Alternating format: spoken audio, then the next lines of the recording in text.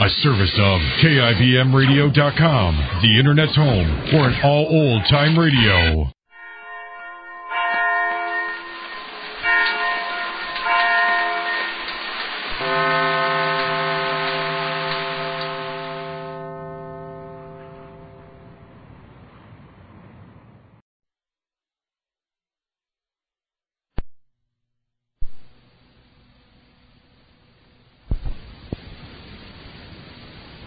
When Sylvia Allison tried to solve the whole tragic tangle of her life by ending her life and Sammy's too, she merely began a new phase of existence for herself.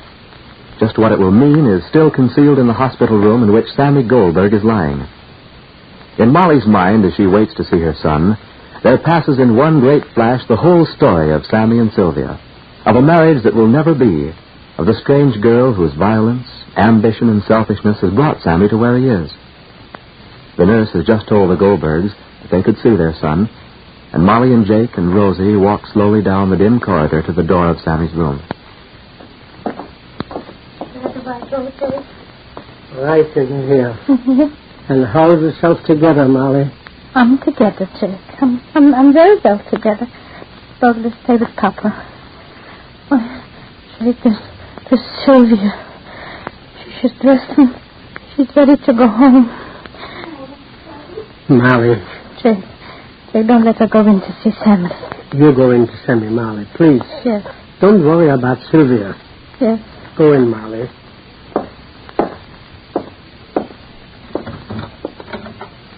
Mom? Yes, Sammy.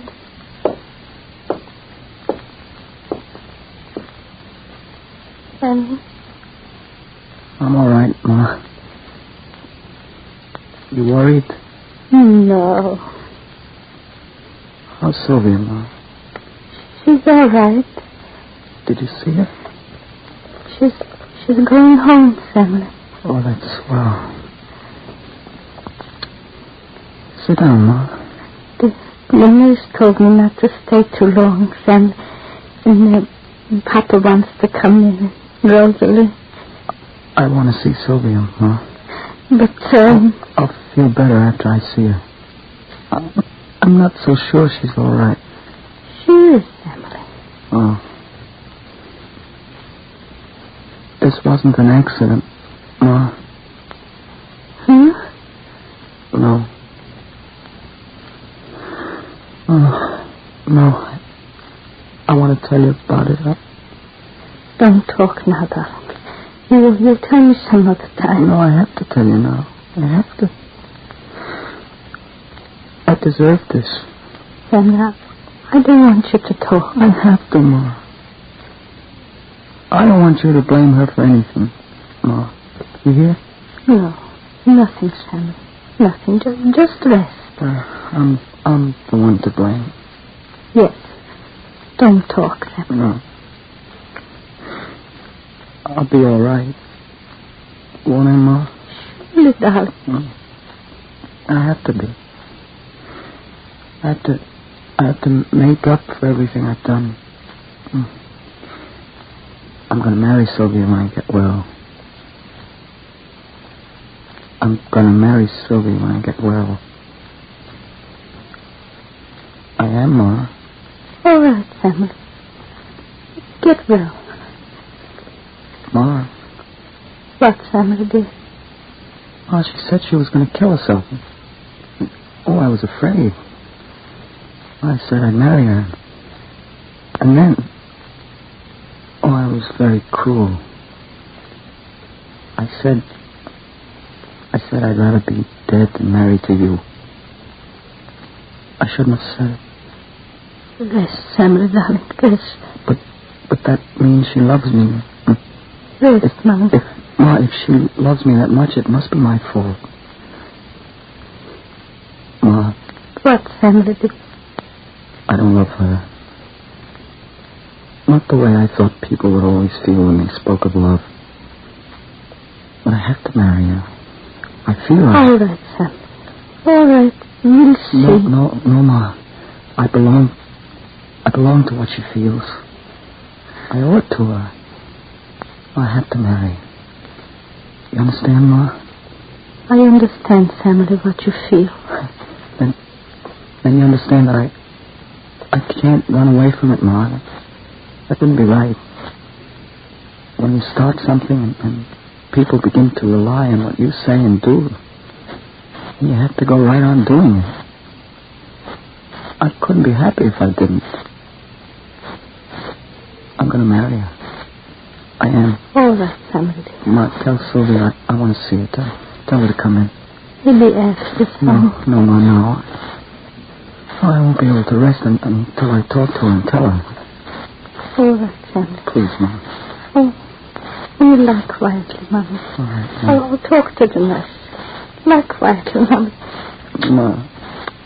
Lie quietly.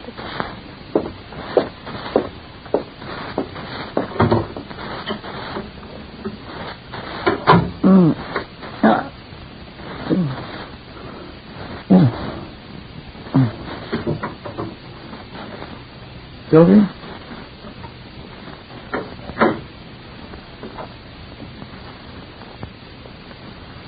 Closer, Sylvia. Your face is scratched. I'm hurt. Lean over, Sylvia. You've got a bruise on your temple. It doesn't hurt. You all right? You'll be all right, Sammy. I don't know what to say. You better not say anything. You know what the last thing was that went through my mind? That you hated me? No.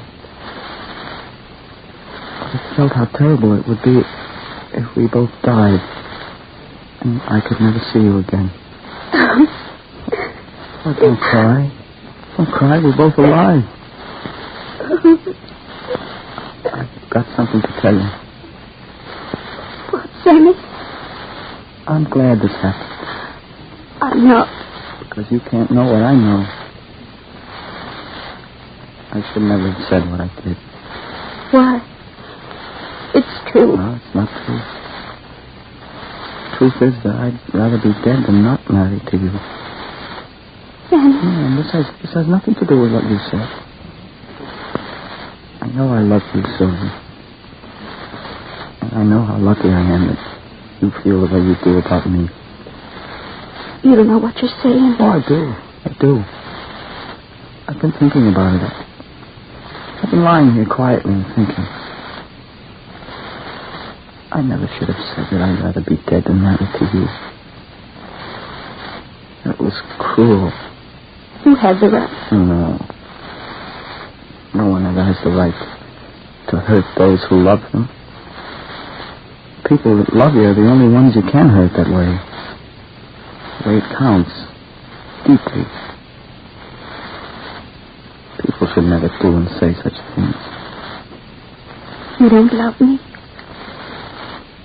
You're good. And you're pitying me. I love you, Sylvia.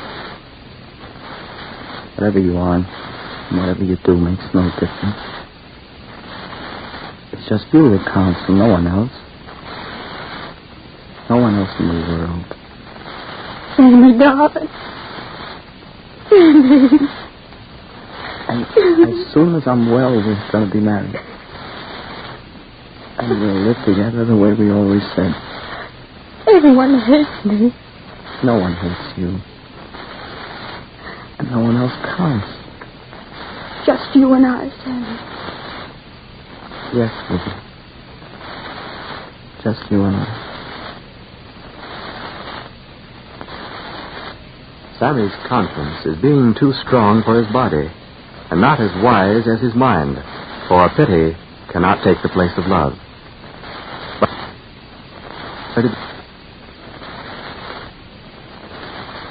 Rochester, I'm sure that golf ball sliced over here to the right.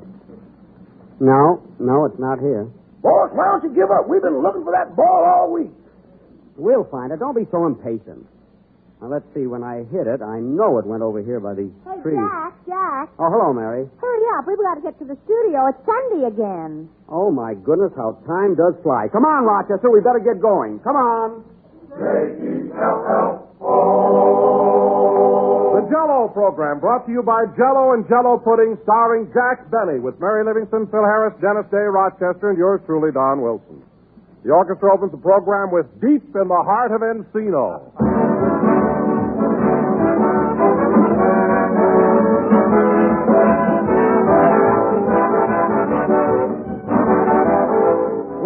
Flavor, and still more flavor. That's what you get in Jell-O, ladies and gentlemen. Thanks to Jell-O's marvelous new process that locks in its delightful goodness. The tang of Jell-O, its swell, intriguing taste, are there for you to enjoy as never before. For today, Jell-O offers you a new high in flavor, a new peak in pleasure. You find that Jell-O is more than ever a glorious dessert, a grand treat that everybody loves. A clear, colorful mold of Jell-O. What an attractive sight it is. And how it glistens with goodness. And never have you tasted anything better than the lively, refreshing flavor of Jell-O. Flavor that makes you think of the juicy, ripe fruit itself. Flavor that is locked in for your added enjoyment. Prove to yourself how much richer Jell-O's locked-in flavor really is. Open a package of Jell-O. Notice that there's no telltale aroma. No sign of escaping fragrance and flavor.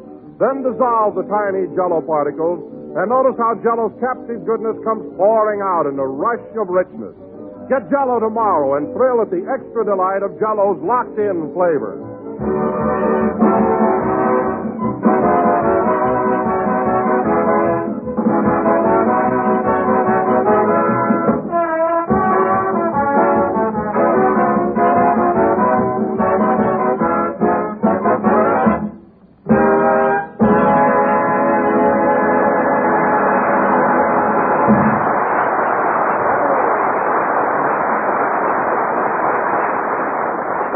For You Alpine at Sunset and Vine, played by the orchestra. And now, ladies and gentlemen, as we announced last week, we're going to present for your entertainment, Doc Benny and his world-renowned minstrel show. That's right, so let's get going. Is everybody here? I think so. Say, Mary, where's Dennis? Dennis? I don't know. I haven't seen him. He must be around here someplace. That's you dodo. Come here, Dennis. We've got a minstrel show to do. I see you've got burnt cork on your face. Where were you? I was over in the corner practicing how to talk like Amos and Andy. Good. Good nothing. It comes out like Lum and Abner. Oh. Wonderful world.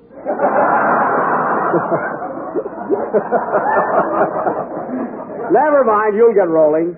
Now, Mary, we have to do this right. So straighten things out and put the chairs in a semicircle. What's a semicircle? Look, put the chairs in a circle and then take half of them away. Now, Phil, we want some real old-time minstrel music tonight. You know, a lot of loud, corny brass. Do you think your band can do it? Well, it ain't our style, but we can try. Oh, brother. Now, let's see. Where's Virgil? We got to have our props. Is the sound man here? No, I'm in a Turkish bath. Want me to steam some clams for you?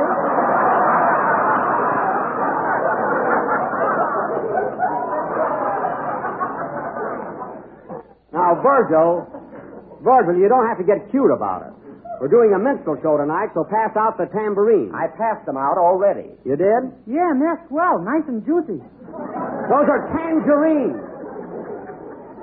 Now, Virgil, there's a whole pile of tambourines right there on your table. Now, pass them out. Okay, here they are. You didn't have to throw them on the floor. He's mad because you won't let him be an in-man in your minstrel show. That's too bad about him. Well, I guess we're all set, so let's get started. Come on, Don, give us an introduction. Okay. And now, ladies and gentlemen, here they are. Doc Benny and his world-renowned minstrels, including the incomparable Mary Sweetstuff Livingston. Mary. That sentimental gentleman from Georgia, Phil Honeyboy Harris. Take it easy, gals. I'll get to you. Also our own silver-voiced tenor, Dennis Sugarfoot Day.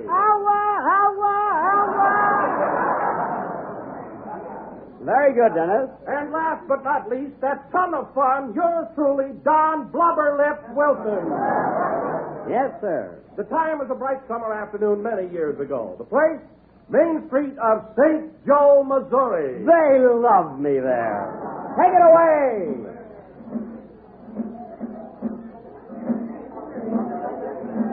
All right, everybody. You'll have to clear the streets. The parade's coming. Keep your little boy up on the sidewalk, Mrs. Farrell. Come here, Charles. Stay right close to your mother. No, I want to see a parade. Here it comes.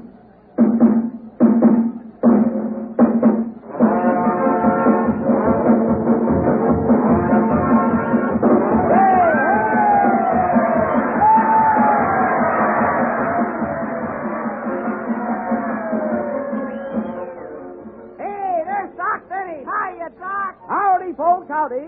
It's sure good to be back in St. Joe. Great to see so many bright and smiling faces here to greet us. Howdy, Doc. Howdy, Constable. I see you got some new traveling salesmen sitting on the porch of the mansion house. They ain't you. We just dusted them all. Well, see you at the Opry House, Constable. Follow the parade, folks. The show starts promptly at 2:30.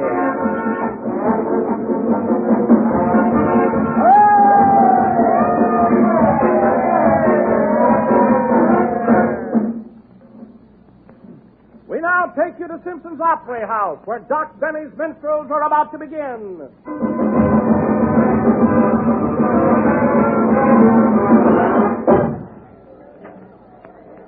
Let me see your tickets, please. B2 and 4. First two on the aisle. Thank you. Candy, popcorn, and sandwiches. You can't enjoy these hams without a sandwich. Sandwiches?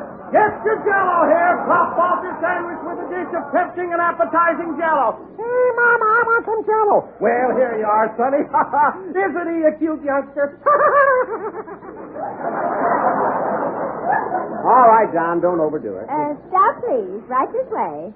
Here you are, sir. B2 on the aisle. There's someone sitting there. Oh, yes. I'm sorry, madam. You've got the wrong seat. I've got the right seat. Well, you've got it in the wrong place.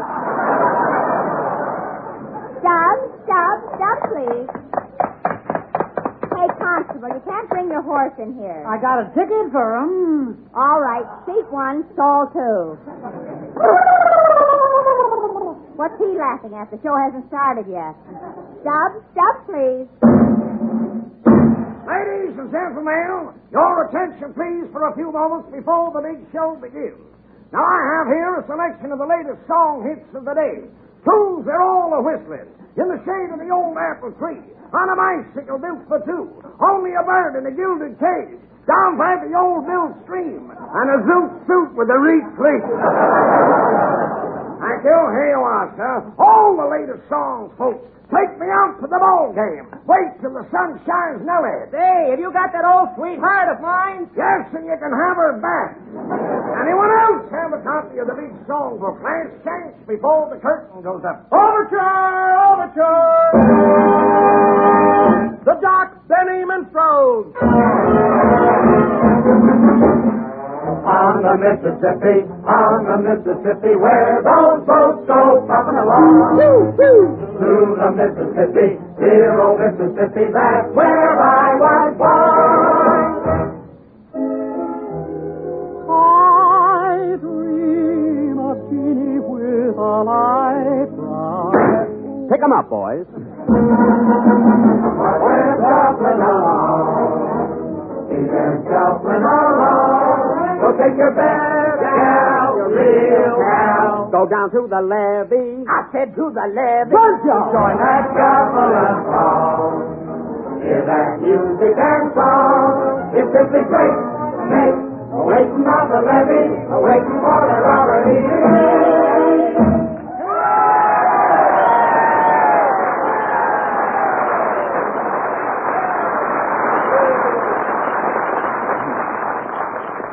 Thank you. Gentlemen, be seated.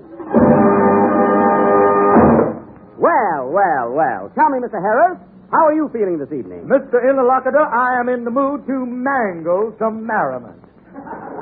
Well, I must say, Mr. Harris, that you do look good. Well, boss, why shouldn't I look good? I just had myself a Kentucky breakfast. A Kentucky breakfast? What's that? A big steak, a bulldog, and a quart of whiskey. Well, what's the bulldog for? Somebody's got to eat that meat.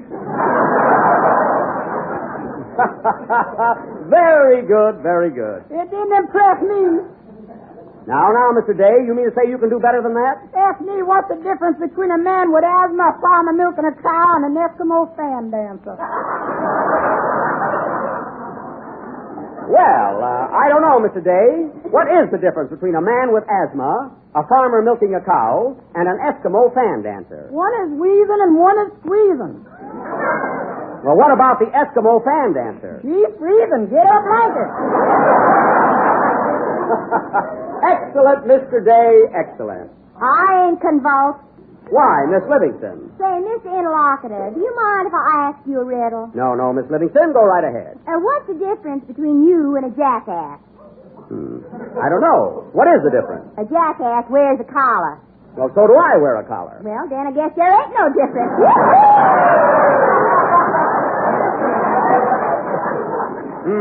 Say, Mr. Interlocutor, when it gets to me, I wish you to convey that I am mentally and physically fastidious. Well, Brother Wilson, what makes you so happy? I got a wife and a cigarette lighter, and they's both working. Very funny, Brother Wilson, very funny. And now, ladies and gentlemen, our silver-voiced tenor, Dennis Sugarfoot Day, will favor us with a song and dance, that ever-popular ballad, Can't You Hear Me Callin' Caroline, and dedicated to Mrs. George Primrose.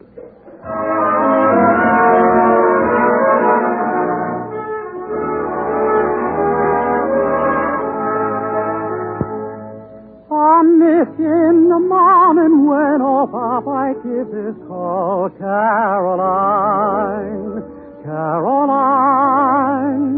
I miss you at the sunset when evening shadows fall, Caroline, Caroline. I miss you when the moonbeams out on the river shine. Oh, can't you hear me calling?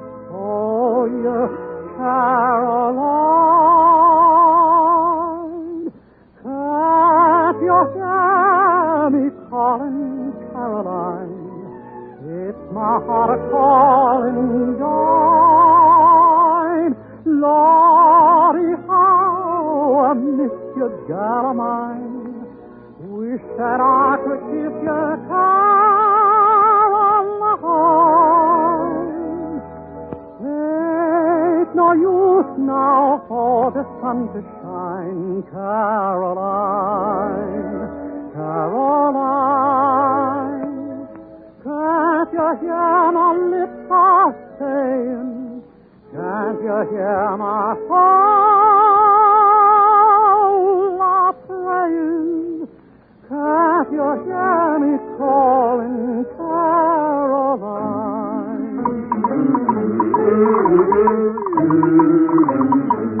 La la la. He's dancing now, folks. Can't you hear my lips are saying? Can't you hear my soul are praying? Can't you hear me calling, Caroline?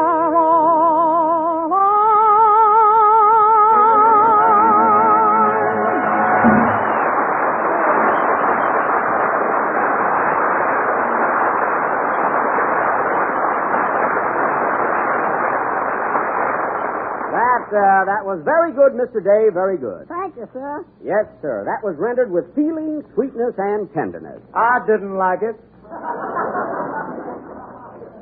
Why, Mr. Harris, I noticed that you and Mr. Day have been quarreling quite a bit of late. What have you got against him? Nothing except he's dishonest, disloyal, and hen-coop conscious.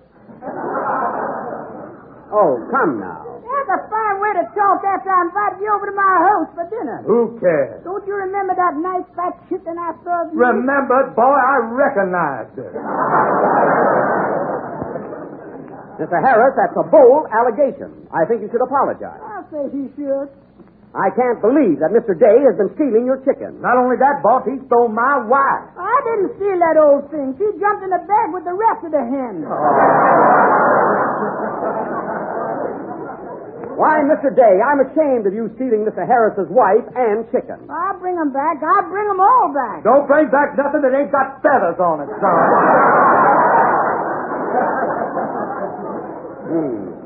Now, you better watch your step, Mr. Day. That Mr. Harris is a bad man when he gets riled up. That don't worry me none. I'm going to walk over there and put him right smack in the mouth. Who is? I is. How you gonna get back? Gentlemen, please, let this bickering cease. And now, ladies and gentlemen, yours truly, Doc Benny, will render that renowned and melodious selection entitled Asleep in the Deep, assisted by the Alabama Four. Music, Professor.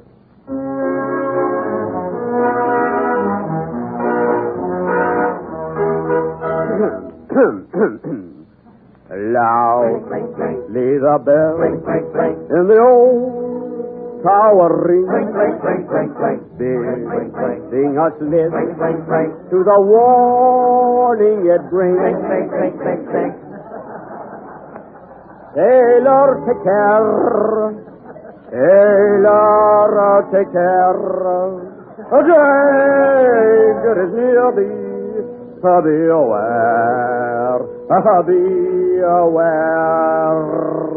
And any brave heart are asleep in the deep. So beware. Be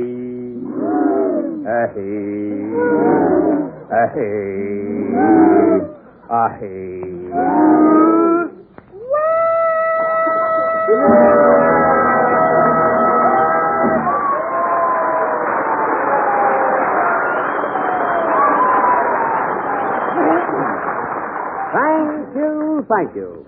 Say, Mr. Interlocutor. Yes, Miss Livingston? I just thought of another riddle. Another one? Well, let's hear it. Why are the Japs nervous like a man on his way to the dentist to get a tooth pulled? I don't know, Miss Livingston. Why are the Japs nervous like a man on his way to the dentist to get a tooth pulled? 'Cause the Yanks are coming. Yahoo!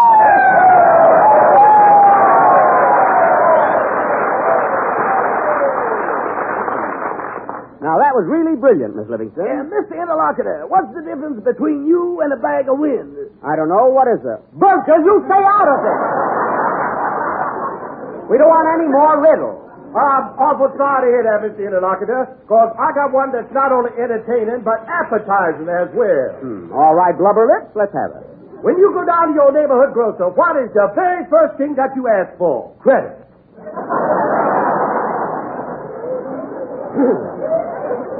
Mr. Harris, please.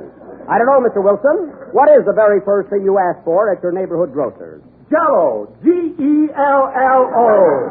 Blubber Lips never went to school, folks. And now, ladies and gentlemen, as a special added attraction, Doc Benny offers for your enjoyment and amusement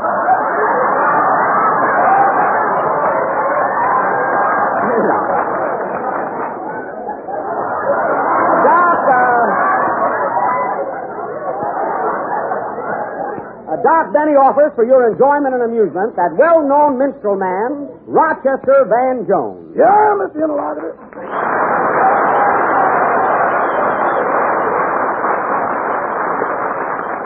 Mr. Van Jones will sing that ever-popular song success made famous by the late Bert Williams, entitled Somebody Else, Not Me.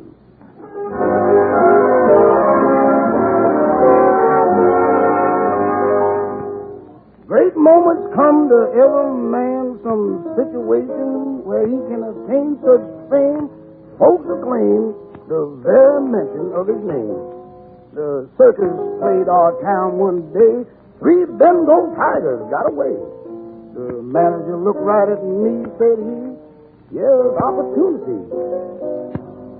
Somebody's got to catch them cats. Somebody's got to go. The tiger man is sick in bed. Put on your hat and coat," he said. "Now the man who catches them alive, a hero's gonna be. It's a wonderful chance for somebody Somebody else, not me. 2 ivory bones with ebony dots, off time's leaves to cemetery lots. A game last night brought on a fight which finished up with pistol shots. I was the furthest from the door. All the others got out before. A body lay on the floor dead, and through the transom somebody said, somebody's got to stay behind. Somebody must remain. And when the officers arrive, explain how came he ain't alive. The man who stays and sees it through gains notoriety. It was a wonderful chance for somebody else, not me.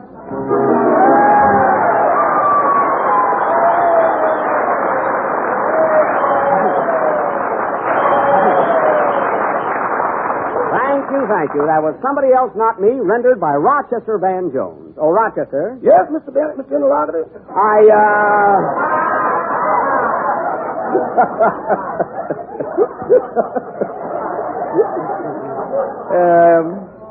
That mistake didn't either hurt or help the program, Rochester. I noticed that in looking over your expense account for your costume and so forth, you put down $1.50 for makeup. Is that correct? Yes, sir. Well, that seems a little unnecessary. Would you mind explaining what you spent that money for? Well, I heard you tell everybody to buy burnt cork for their faces. Uh-huh. And then as much as I didn't need it, I bought a cork with a bottle of gin around it.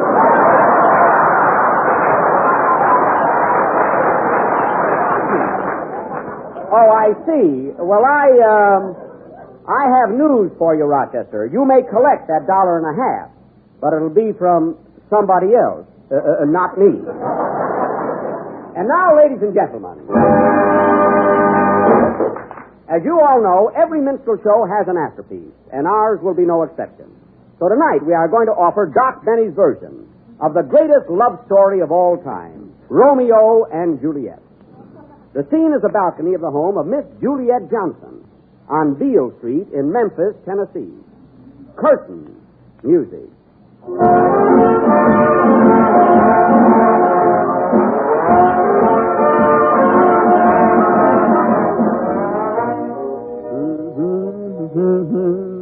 Romeo and Julie were sweethearts, and oh, how that Romeo could love. That's me, folks.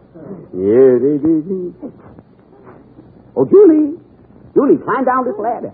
You know, we gonna elope tonight. I can't see you down there. Romeo, wherefore is you, Romeo? Here I is, gal, right below yon balcony. Well, get thee on that ladder, son. 4 sous, honey. I'll be there 4 sous. Welcome. I'll be right up, sugar. Just a minute, Rummy. Get thee down from that ladder. Hush up, son.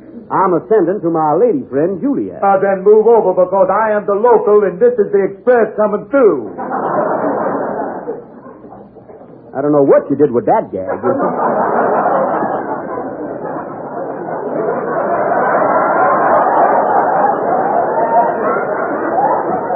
I know you can't be the local and the express. I must be the local. Now, wait a minute.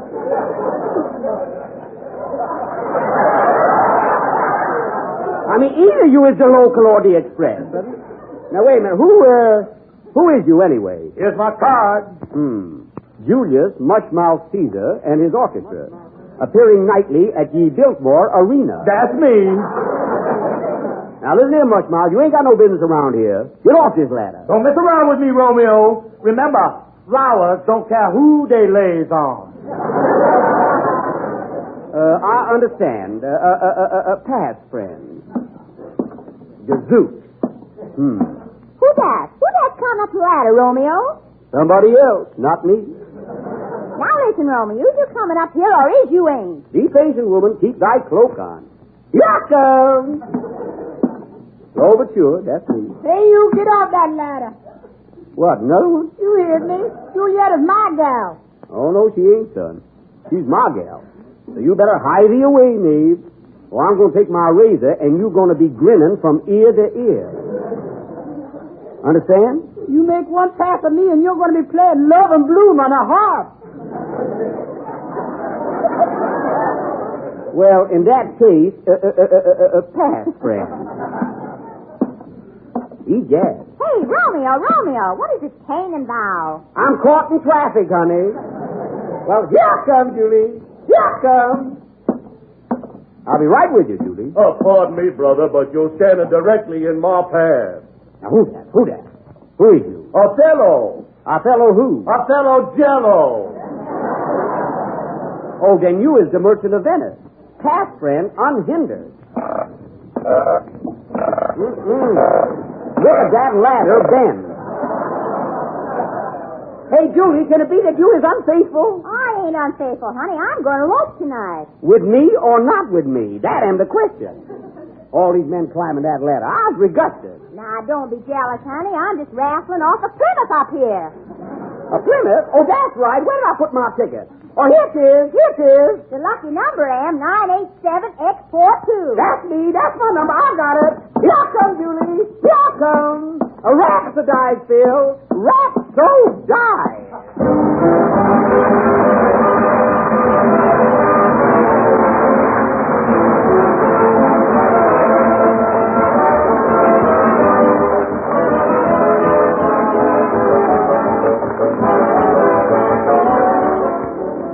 Here's a dessert, friends, that will make a big hit with everyone because it's so good-looking and so downright delicious.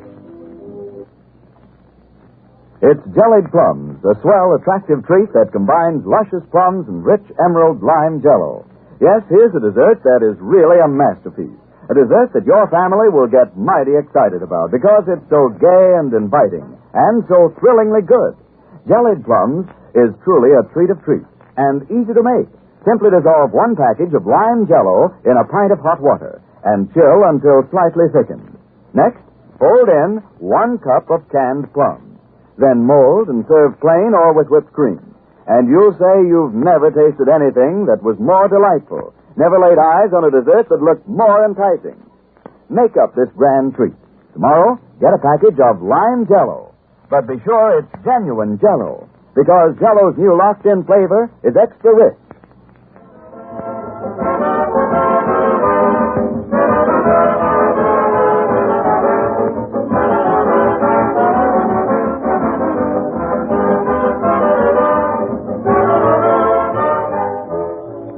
This is the last number of the 26th program in the current Jello series, and we'll be with you again next Sunday night at the same time. Jack had to run away and do a show for the Motion Picture Relief Fund. Good night, folks.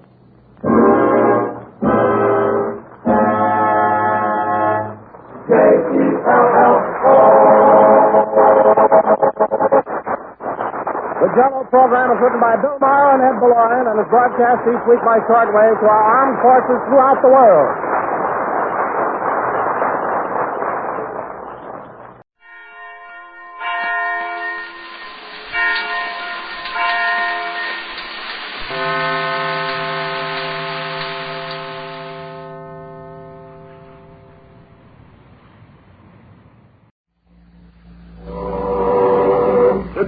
Program brought to you by Jello and Jello Pudding, starring Jack Benny, with Mary Livingston, Phil Harris, Dennis Day, Rochester, and yours truly, Don Wilson.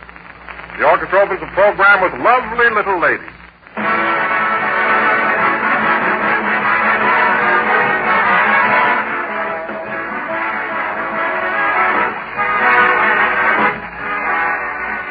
Do you know that old saying, friends, about seeing is believing? Well, even seeing a big, beautiful mold of Jello can't make you believe how wonderfully good it is. No, you have to taste it to know what a marvelous flavor Jello really has to offer. Your first shimmering spoonful of Jello will give you the whole story as nothing else can. You'll taste in it a gloriously rich flavor. Yes, a flavor that calls up the pleasant memory of sunny summer orchards and berry patches. A flavor that's locked right into Jello by Jello's exclusive process. This new process makes Jello better than ever. Gives you extra richness, extra pleasure. Prove it for yourself. Open a package of Jello. Notice that there's no telltale aroma, no sign of escaping fragrance and flavor. Then dissolve the tiny Jello particles. And notice how Jello's captive goodness comes gushing out in a flood of wonderful richness. Get Jello tomorrow. and enjoy the added delight of swell, tempting flavor locked in by Jell-O's new process.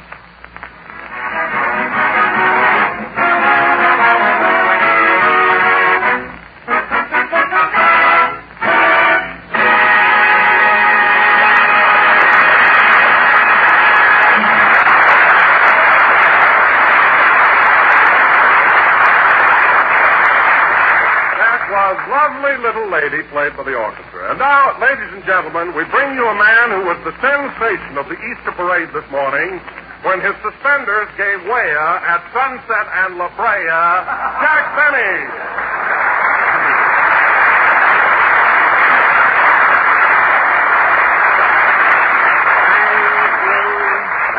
Thank you. Hello again. This is Jack, your little Easter Benny, talking. And, Don, how did you ever find out about that accident I had on Sunset Boulevard this morning? Were you around there? No, but I heard all about it, Jack. Must have been very embarrassing, all dressed up for the Easter parade and your suspenders break. Well, Don, I didn't mind so much when my pants fell down, but my laundry didn't come back, and I had on those bloomers I wore in Charlie's Aunt. I felt like a darn fool, you know. Yeah, I can imagine. You must have looked awful standing there in all that lace and those ruffles. No, Don. Apparently, I was rather attractive. In fact, I heard a little boy ask his mother if I was Scarlett O'Hara. Of course, I had to admit that I wasn't. Incidentally, Don, speaking of Easter, I'm surprised that you're not wearing a new suit today. Well, I ordered one, Jack, but well, you know how big I am. Yeah? Well, to make a long story short, I was turned down by the War Production Board. Oh, well, I don't blame them, Don. I can see 5 sailors sleeping in hammocks made from your vest alone. And incidentally, that shirt you're wearing is the only Army tent I ever saw with a soft collar. But don't worry about it, Don. The thing's well, for Pete's sake. Well, what's the matter, Jack? Get a load of Harris over there. You'd never know it was Easter Sunday the way that guy's dressed. Hiya, Jackson. How's the old Rex today? Oh, fine. As a matter of fact, I just polished the Maxwell this morning. Bill means you. I know who he means. Always has to come in with a wisecrack. You said it. Hey, Jackson, did you hear about that big Turkish bath downtown that's going to close up? Close up? Why? They ain't got no rubber. That's a Lulu.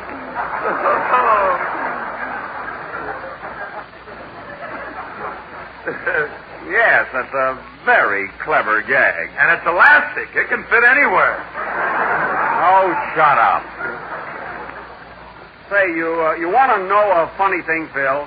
Here I come to work today all shined up with a haircut, shave, new suit, and tie, and you come in wearing an old sport coat, baggy pants, and a polo shirt. Yeah, and you want to know another funny thing, Daddy? What? I still look better than you do. I know. That's so.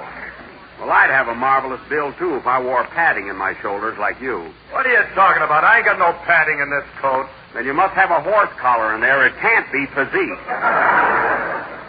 In fact, you don't see me going in for those overstuffed models. I like a nice, simple, dignified cut, you know? Well, you've got one there, Jack. That suit looks swell on you. Really? Yeah, you're a regular Mo Brummel. That's Bo Brummel. Bo. Mo, I know who made us.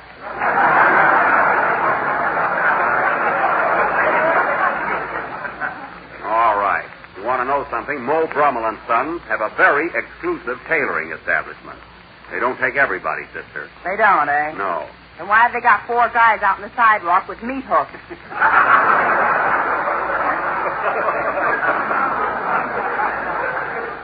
That's only for a gag. If they drag you in there, you don't have to buy. And they have marvelous values. Feel the material, Don. How's that? Excellent. If I'm not too personal, Jack, how much that suit cost you? The price? $29.50.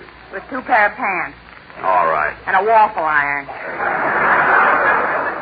All right. And a set of golf clubs. 1 club, not a set.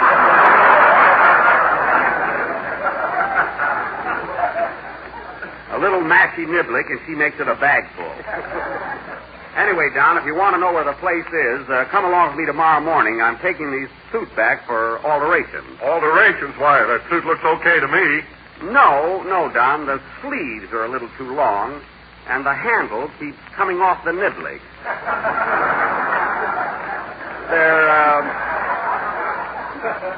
They're good tailors, though. They'll fix it. Oh, Jack, did you tell Phil about the terrible accident you had this morning? What was terrible about it? I went walking down the street, my suspenders broke, my pants went to half-mast, and I was standing there in a pair of bloomers. Wow, and I had to miss it. Boy, I'd give $10 to see that. $10. Well, get your money out, Jazzbo, and down they'll come.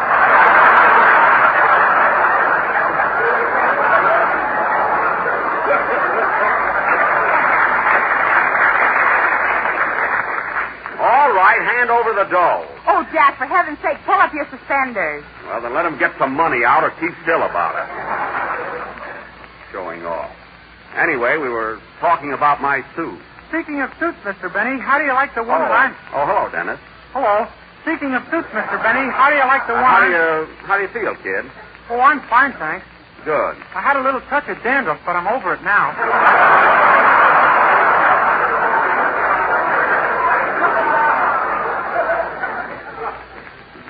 Good. Speaking of suits, Mr. Benny. Yes? How do you like the one I'm wearing? Well, it's all right, Dennis, but I don't think it fits you as well as it should. When did you buy it? I got it yesterday by accident. By accident? Yeah, I was looking in a store window downtown, and all of a sudden I got a hook.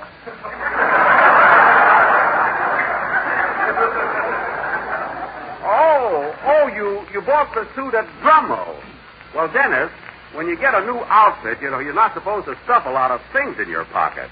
Look at the way your right pocket is bulging. That's the waffle iron. I can't get it out.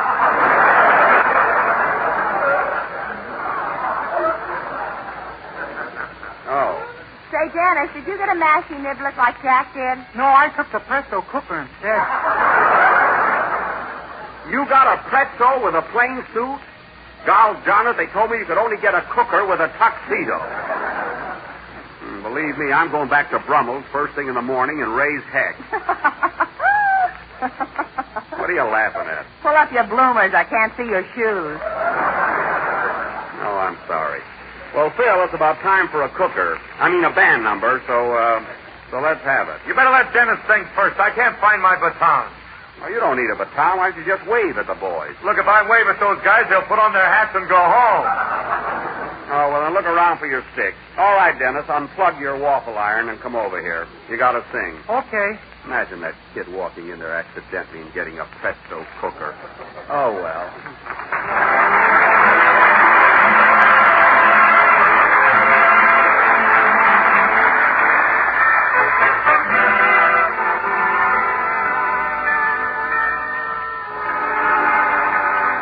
I'd like to tell you, if I may, a simple story of undying love. How it will finish, I can't say. So let us all pretend we know the end.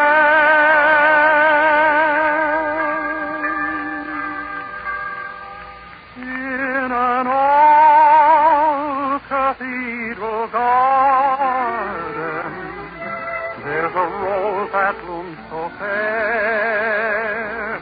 Oh, there's someone in the garden, nursing it with tender care.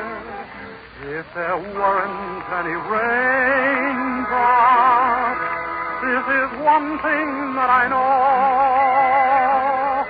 She has shed so many teardrops, they could make this flower grow. In an old cathedral garden, just before they said goodbye, with a kiss she made this promise, that the rose would never die, and she'll keep a flower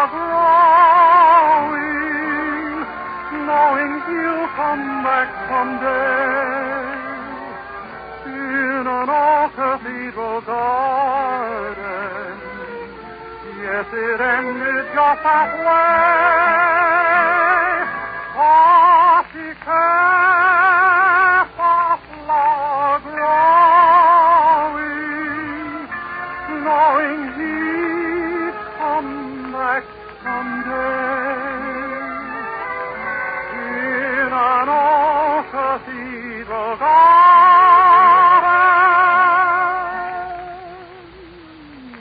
it ended just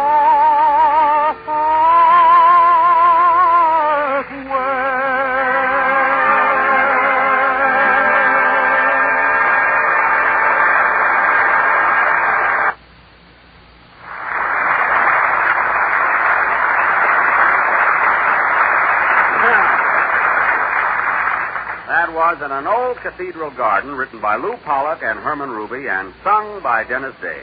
And, Dennis, you sang that beautifully. Thanks, Mr. Benny. Of course, I got a little bit of a cold, you know. A cold?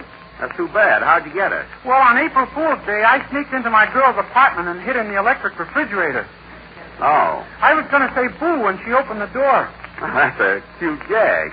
What happened? Well, she didn't come home that night, and they had to rub snow on me for 3 days.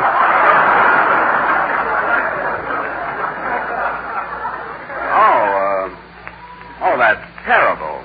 Get ready, Don. I'll tell you what to do for your cold, Dennis. When you get home tonight, try some menthol on your chest. All right, Don. Menthol on your chest. Oh, Jack, please. Please, not this one. Don, I don't want any trouble. Menthol on your chest. But, Jack, I'm a college graduate. You can't do this to me. Don, menthol. Sorry, old boy, nothing doing. Well, I'll be darned. He walked out. I don't blame him. Well, I'll tell you one thing. Don won't be back on this program until he reads that commercial. That's a fine way to treat him. Listen, Jackson, Wilson is the only real friend you got on this show. What?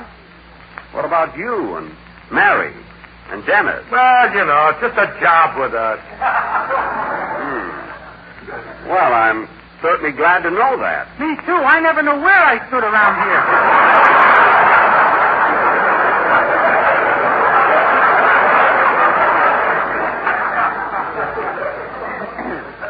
Never mind. We'll discuss that later.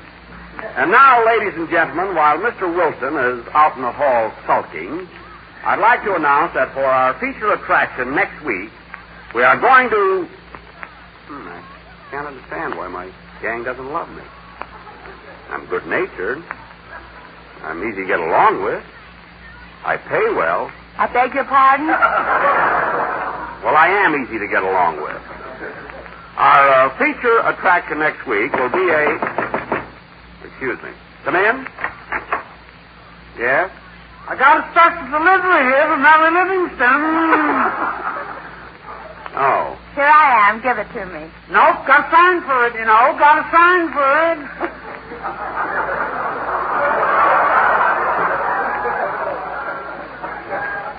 Okay. Postal regulations, don't blame me.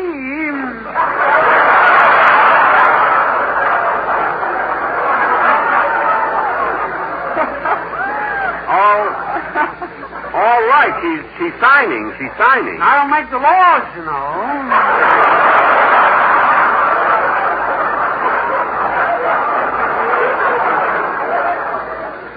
All right, here it's signed. If I broke the laws for you, I'd have to take it for everybody else.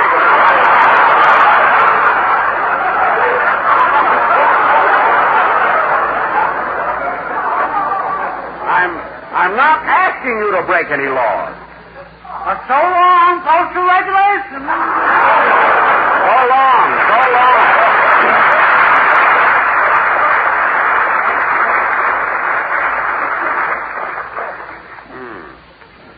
Say, that guy's a little old for a messenger boy. Spring doesn't mean anything to you either, Bub. All right, Mary, who's the letter from? My mama. Oh, fine. What's old Roxy Hart got to say?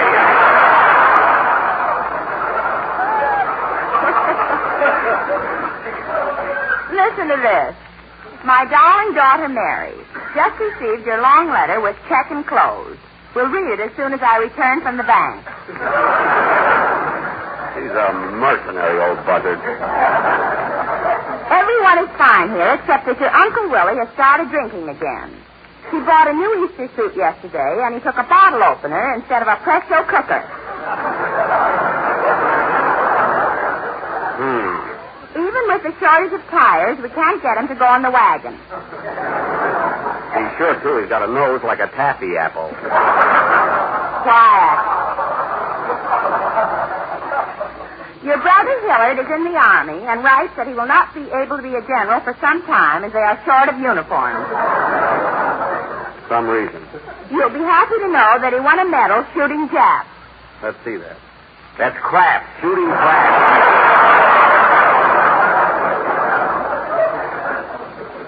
He won the medal in a dice game. Go ahead. I cannot tell you where Hillard is stationed, as it is a military secret. However, this morning I received a big box from him with a kangaroo in it. He's probably in Iceland. I'm not giving away any information. No other news, except that last night we all went to see Jack's latest picture, To Be or Not to Be. Well. Your stupid father thought it was wonderful. I might have known your mother wouldn't like me. We also saw Cecil B. DeMille's new movie, The Wild Wind with a Reap Reap.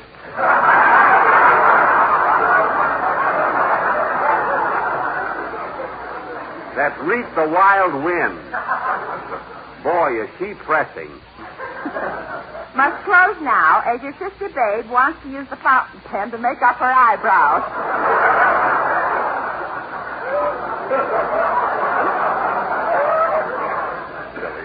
Much love, Mama. Gee, what a corny character. P.S. Always a P.S. If you read this letter to Jack, leave out the part where I ran down his picture. He's so hammy, he's liable to kill himself. There's one woman that gets my goat. Mary, when you answer your mother, tell her if she didn't like me in my picture, I'll be glad to refund the 30 cents it cost her to see it. Oh, she probably sneaked in. She wouldn't pay to see you. Well, I'm going to send her the 30 cents anyway, just to embarrass her. I saw your picture last night, Mr. Benny, and I stayed for 3 shows. Well. It was sure good to get in that warm theater after that refrigerator.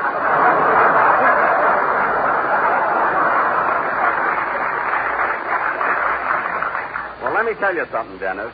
Anytime you want to... Well, so Mr. Wilson has returned. All right, Don, menthol on your chest. Oh, all right. Ladies and gentlemen, the next time you... No, I will not be a big fat dude.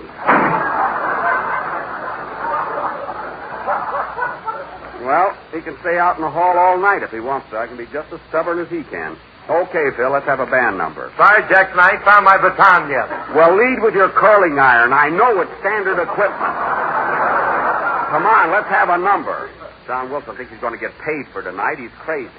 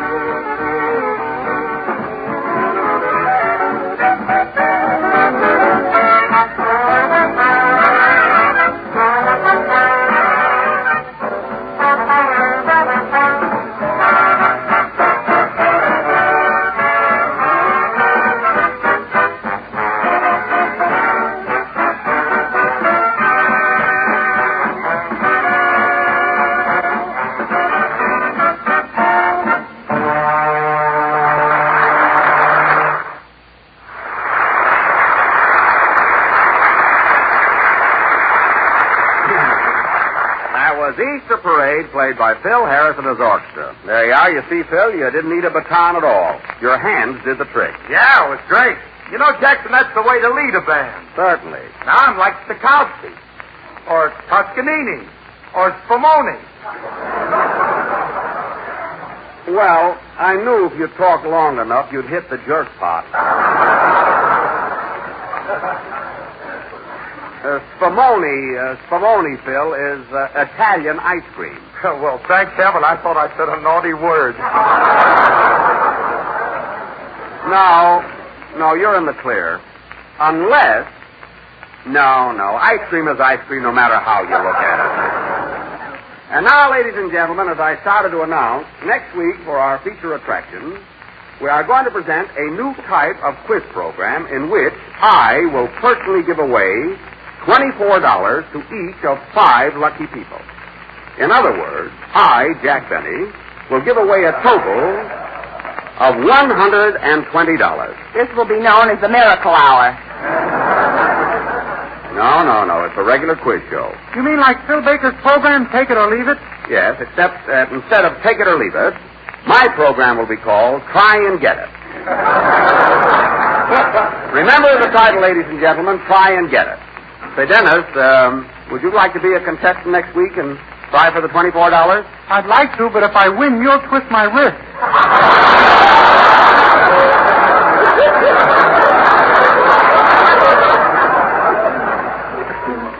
There'll be no violence.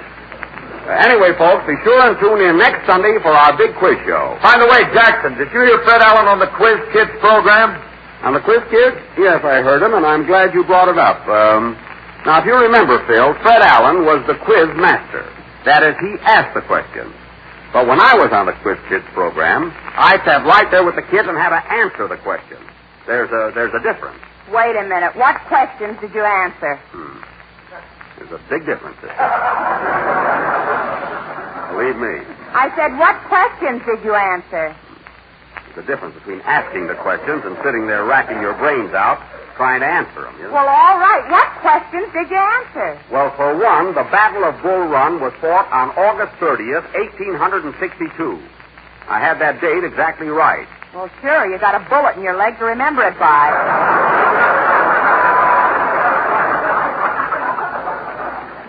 I wasn't even there. Anyway, the point is I answered the questions, and Alan only had to ask them, proving he's afraid to show the world how stupid he is. You weren't afraid, by golly.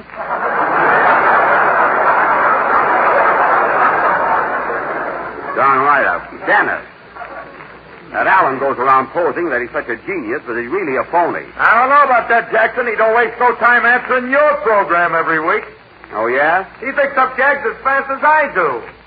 You don't know it, Phil, but you're on my side again. And I'll tell you something else. If he keeps running down my show week after week, I'm going to take a little trip to New York and knock his teeth out. Say, Mr. Benny, how many teeth has Fred Allen got? Thanks, kid. Allen has one tooth, Dennis. And if he doesn't keep up his elk dues, he'll be all gum.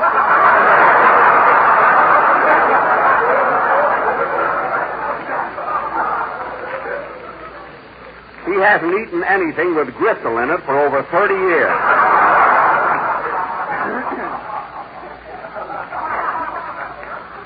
The minute he walks into a restaurant, the waitress hollers, soup. And here's another thing. Every time... Here's John Wilson again. Oh, yes. All right, Don. Menthol on your...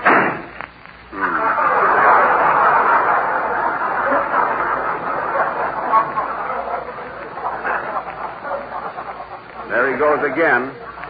Can you imagine such a stubborn guy? Well, at least he's got pride. Mary, I wrote that commercial, and I insist that he read it. I'm running the show, and until we find... I'll take it. Hello? Hello, Mr. Benny. This is Rochester. Hello, Rochester. What do you want? I'm quitting, boss. Effective as off immediately. What do you mean you're quitting? What's the trouble? It's that crazy boy of yours, Mr. Billingsley. He's been chasing me around the house all day with a bow and arrow. What? And he keeps putting apples on my head. He thinks he's William Tell. William Tell? From the overture of the same name. Oh. Well, now listen, Rochester, there's get excited about. Just let him shoot an apple off your head. Are you kidding?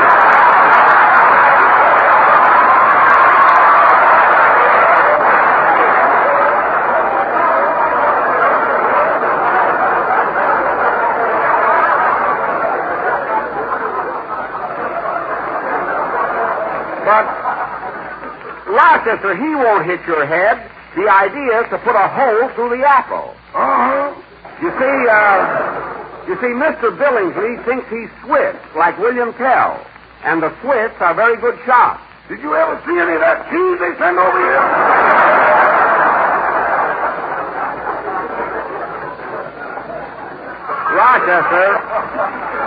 Rochester, you're not going to be shot full of holes. Mr. Billingsley is very good with a bow and arrow. Uh-huh. You know that bullseye he's got painted on the garage door? Uh-huh. He can hit it 4 times out of 5. Well, until it's 5 out of 5, don't fire, because I ain't ready grizzly. Oh, what a scaredy cat. Rochester, when I get home, I'll let Mr. Billingsley do that trick with me and show you up. I'm going to prove you're a coward. Don't bother. I'll take an oath on it. Rochester, don't get hysterical. Mr. Billingsley just likes to have fun. So the minute I get home, I'm going to stand against the wall, put an apple on my head, and let him shoot it off. You better have your toupee on still. Never mind, I'm not afraid. Anyway, I'll be home in a few minutes. Goodbye. Goodbye. Oh, say, boss. Now what? Can I have the evening off? I want to go down to Central Avenue for the Easter parade. You had this morning off for the Easter parade. That was just a rehearsal. Tonight we're going to strut on down. Okay, so long. Mr. Billingsley is such a playful fellow, and Rochester doesn't seem to understand him. Oh, well, maybe if I... He's here again. Yes, I'm here. All right, Don, the program is nearly over. Now, for the last time, menthol on your chest. Oh, very well. Ladies and gentlemen, the next time you go to your neighborhood grocer, be sure to buy a package of Jell-O. The ladies think it's delicious. Here it comes, folks. And the menthol say it's just wonderful. I hope you're satisfied. Well, he'll pay for that door, or my name is Scarlett O'Hara. Play, Phil. For your next salad, friend, try this delightful Jell-O treat. It's a grand combination of sweet cucumber pickles and sunny lemon Jell-O. And it's so easy and simple to make. All you do is dissolve 1 package of lemon Jell-O in a pint of hot water, stir until slightly thickened, and add 6 small sweet cucumber pickles finely cut. Then mold and serve as a salad, or if you wish, as a swell spicy relish. Here's something mighty grand, a really enjoyable treat that will add lots of color and flavor to any meal you serve it with. So make up this heart-tempting blend of delicious sweet pickles and rich golden lemon Jell-O. Get a package of lemon Jell-O tomorrow, and when you do, be sure to get genuine Jell-O, because Jell-O's new process locks in the flavor, makes it extra good. A little late next week at Camp Hahn. Good night, folks.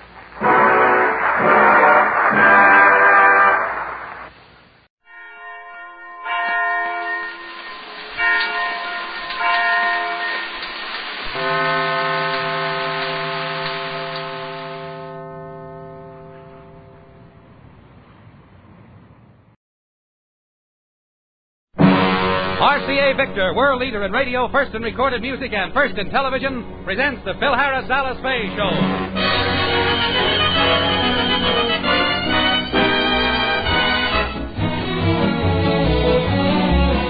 For your enjoyment, here is the Phil Harris Alice Faye Show, written by Ray Singer and Dick Chevrolet, with Elliot Lewis, Walter Tetley, Robert North, Janine Roos, Ann Whitfield, Walter Sharp in his music, and yours truly, Bill Foreman. Like any true son of Dixie, Phil was brought up on stories about the glory of the South during the Civil War. By chance, he becomes an honorary officer of the Confederate Army. And in just a moment, we'll find out what cools off his hot Southern blood. But first, this word from RCA Victor. An RCA Victor superset, the Meredith, sets a new high in television performance. a new high in value. Yes, now you can buy the RCA Victor Meredith at the wonderful low price of only $399.50. And the Meredith is big 21-inch television set in a beautiful contemporary-style console cabinet. It brings you television with picture power. You get clearer pictures, stronger pictures, steadier pictures, even in the most difficult reception areas. And the Meredith's low price of $399.50 is the complete price. It includes federal excise tax, full-year warranty on the 21-inch picture tube, and no extra charge for mahogany finishes. Remember the name, Meredith, RCA Victor's 21-inch console superset. Be sure to see the Meredith tomorrow at your RCA Victor dealers. Get the television that's setting tomorrow's quality standards. RCA Victor. And now the stars of the RCA Victor program, Alice Faye and Phil Harris.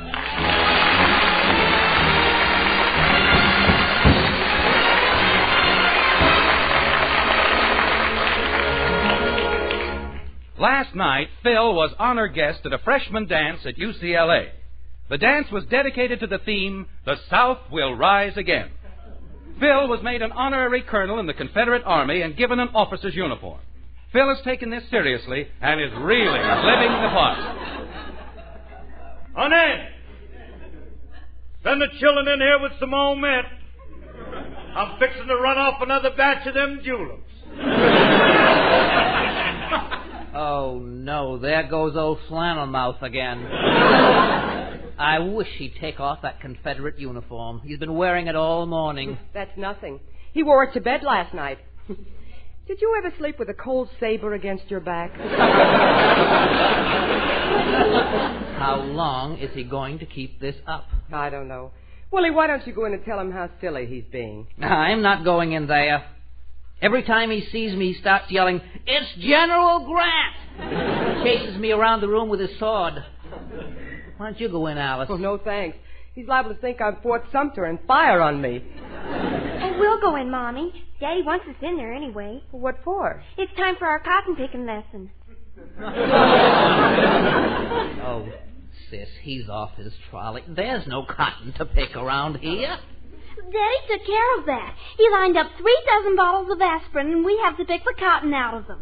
Eddie insists that we talk with a southern accent all the time. Oh, with a southern accent, huh?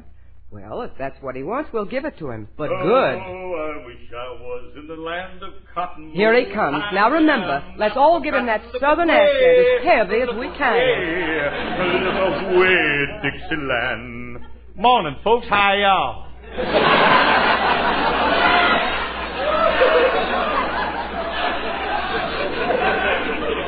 Well, shut my mouth if it ain't my little old pappy. It's old man Rib himself. Sure nothing. Yuck, yuck. Well, if it ain't for 2 little daughters, Harmony and Grits. Is my breakfast ready? Why, sure enough it is. You just shuffle your little old feet into the little old kitchen and I'll fix your little old breakfast, you little old you. Don't get hokey, Magnolia. All right, what do you want for breakfast? Well, I'll tell you, ma'am. I'd like some chitlins, turnip greens, black-eyed peas, lox, and hush puppies. What are hush puppies? You don't know what I'll thank you to pack your carpet bag and leave. Bill, why don't you stop acting like a child? Take off that silly uniform. Silly uniform? Magnolia? Stop calling me Magnolia. Very well. Lily Bells. Bill, that's enough. I'm not going to stand for any more of this. Now take the uniform off and forget the whole thing. I will not. I'm proud of this uniform. Hey, I'll get that. You got to admit that I look very romantic in it. Hiya, Curly. Well, if it ain't Gaylord Ravenel, the riverboat gambler. Alice, has he been shampooing his hair with sour mash again? Curly, what's that outfit you got? Oh, this? Oh, this is just my Confederate Army uniform. Let's see. Got tired of wearing your Buck Rogers spacesuit, eh? Please, Ravenel. This uniform is sacred. All right, Curly. And another thing. In the future, I want you to address me by my military title. Colonel Beauregard Harris. Yes, sir. Anything you say, sir. I await your orders, Hildegard.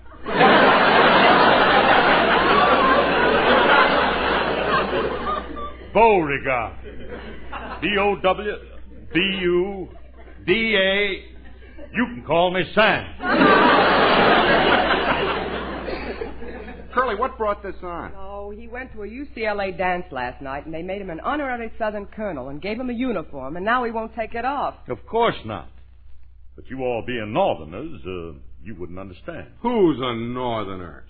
I'll have you know I'm from the South, too. Yeah, but I'm from the deep South. I'm from the deepest part. The South.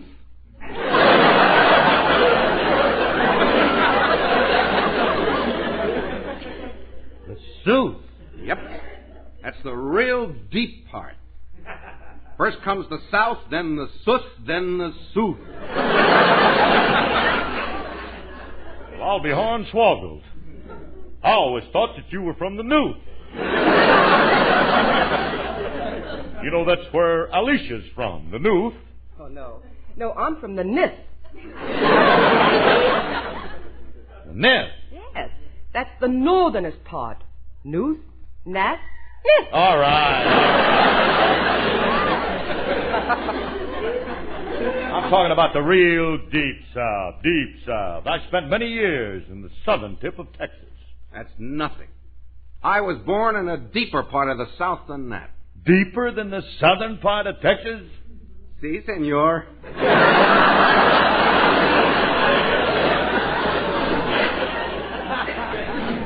Buenos dias, you all. Yeah. Let's see you get further south than that. All right, boys. Phil, you promised to go to the market for me. Will you please go? All right, honey. All right, I'll go. Come on, Remley. I want you to go with me. Yeah, all right, Curly. Wait a minute. You ain't going in that uniform, are you? And why not? This uniform is a badge of valor. I want everybody to see me in it. Now, come on, Remley. You can ride with me. I got my horse outside. Oh, Phil. All right, I'll take the car. And you're taking that uniform off as soon as you get home. Why? Because we're going to the sponsor's house for dinner tonight. Mr. Scott ain't going to mind if I wear my uniform, but if it'll make you happy, I'll call him later and ask him if he minds if I wear my uniform to dinner. Okay? Okay. Goodbye, Lily Bell. Come on, Remley. Hey, Curly, what is this Southern Revival binge you're on? Well, I'm wearing this uniform because, well, gee whiz, it brings back memories of my childhood. Mm-hmm. All the things that I liked about the South. You going to tell me about it? You can bet your banjo I am.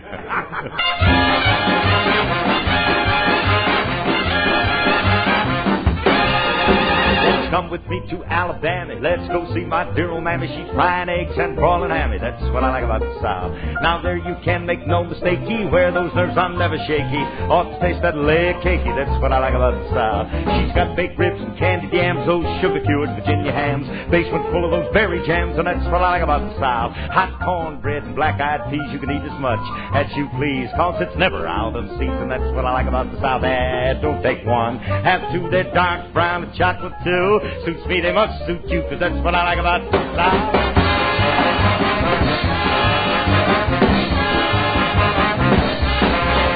Well, way down where the game grows tall, down where they say you all walk on in with that southern drawl, 'cause that's what I like about the South. It's down where they have those pretty queens keep you dreaming, those dreamy dreams. Let's sip that absinthe in New Orleans. That's what I like about the South.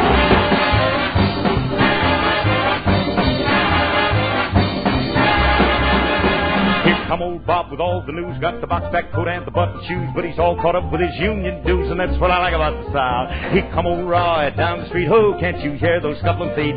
He would rather sleep than eat, and that's what I like about this South.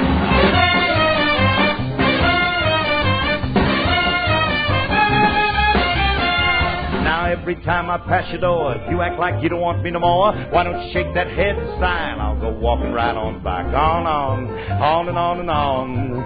Honey, when you tell me that you love me, then how come you close your eyes? Did I tell you about the place called Do-I-Diddy? It ain't no town, it ain't no city, it's awful small, but oh so pretty will do. What?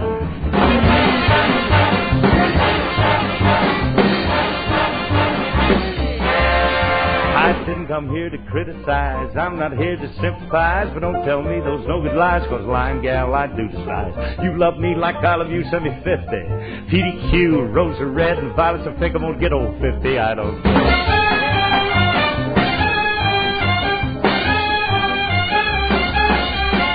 She's got backbones and butter beans, ham hocks and turnip greens. You and me in New Orleans, and that's what I like about the South.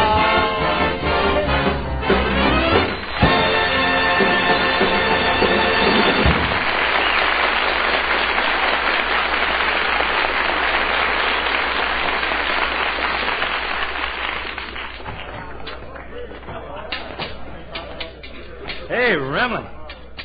There's quite a crowd in this market. I never... Hey, Rem.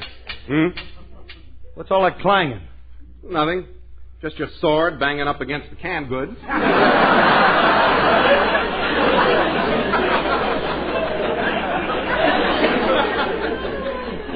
Curly, did you have to wear your uniform? It looks ridiculous. Don't be silly. I look resplendent in my uniform. Morning, miss. Hey, Remley.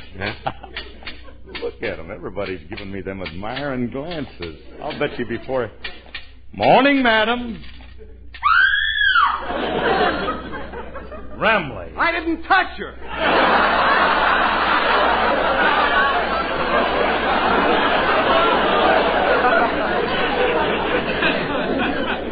Your uniform scared her.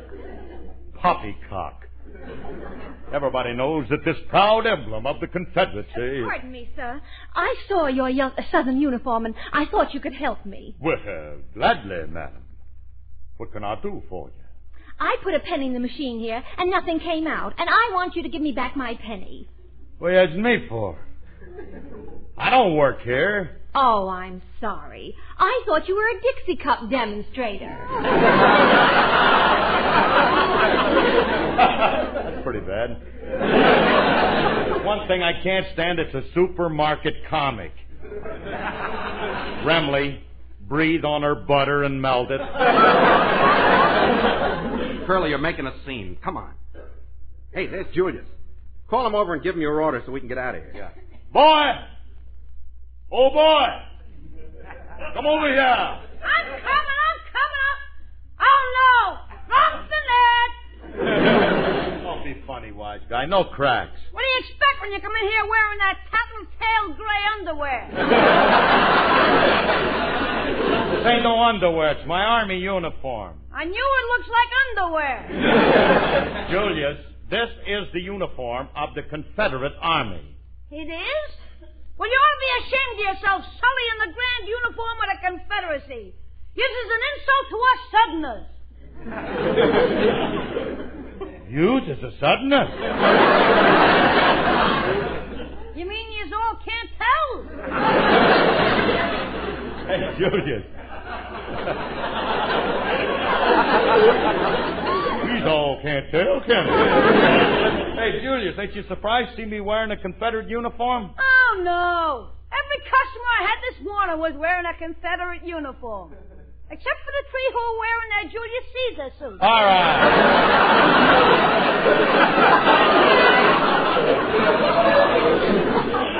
Well, don't you all want to know why I'm wearing it? I know I'm going to get some kind of a cockamamie answer, but I'll ask you.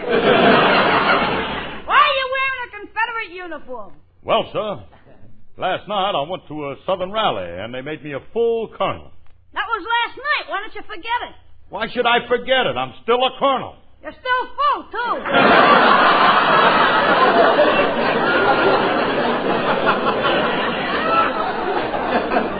Mr. Harris, why don't you lie down in the lettuce bin and sleep it off?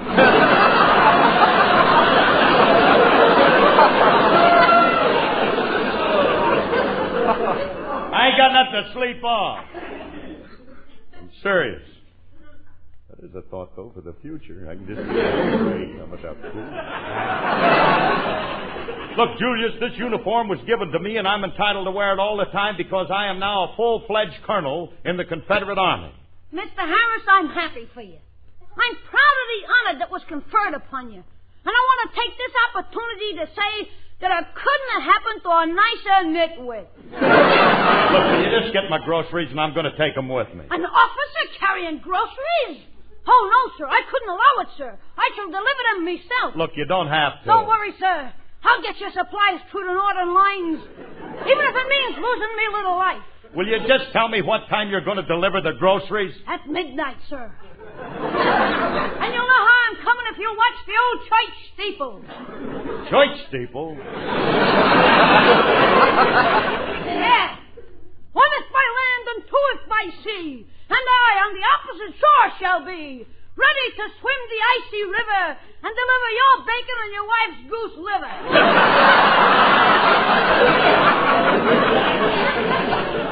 Well, this is all I'm going to take. I'm not going no further. Listen, you deliver them groceries. Why couldn't I have gotten the goose liver? You deliver them groceries this afternoon, kid. Come on, Remley, let's get out of here. Nice boy, huh, Curly? Oh, lovely child, lovely. Got all the charm of a charwoman's knee. Come on, let's get home. Hey, Remley, when we get home, remind me. I'm going to have to call Scott and find out if it's all right for me to wear this uniform. Hey, Curly, that woman just leaving the market, isn't that Mrs. Scott? Where? Hey, yeah, that's her. Hey, as long as she's here, I'll ask her. Oh, Mrs. Scott, yoo-hoo! Mrs. Scott, yoo-hoo! Mrs. Scott! Well, I guess she didn't see me. I think she did. She's starting to run. Well, then she must be in a hurry. Let's catch her. Come on. Mrs. Scott! Mrs. Scott, wait for me. Yoo-hoo! Mrs. Scott, Well, Frankie, she disappeared. Where'd she go? She dived into that open manhole. She did not. She must have jumped on that brewery truck that was passing. I wonder what her hurry was. Oh, well, I'll call the Scotts when I get home. All right.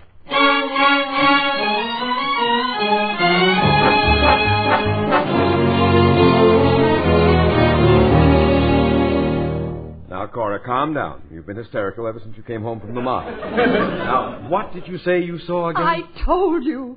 I was just leaving the market when this wild man in a Confederate uniform gave a rebel yell and started to chase me. He was waving his sword and screaming. He had a Confederate uniform and he... Cora, have you been nipping the cooking sherry? You know I don't drink. Maybe you've got a rusty bobby pin sticking in your head. Or perhaps your garter belt is too tight.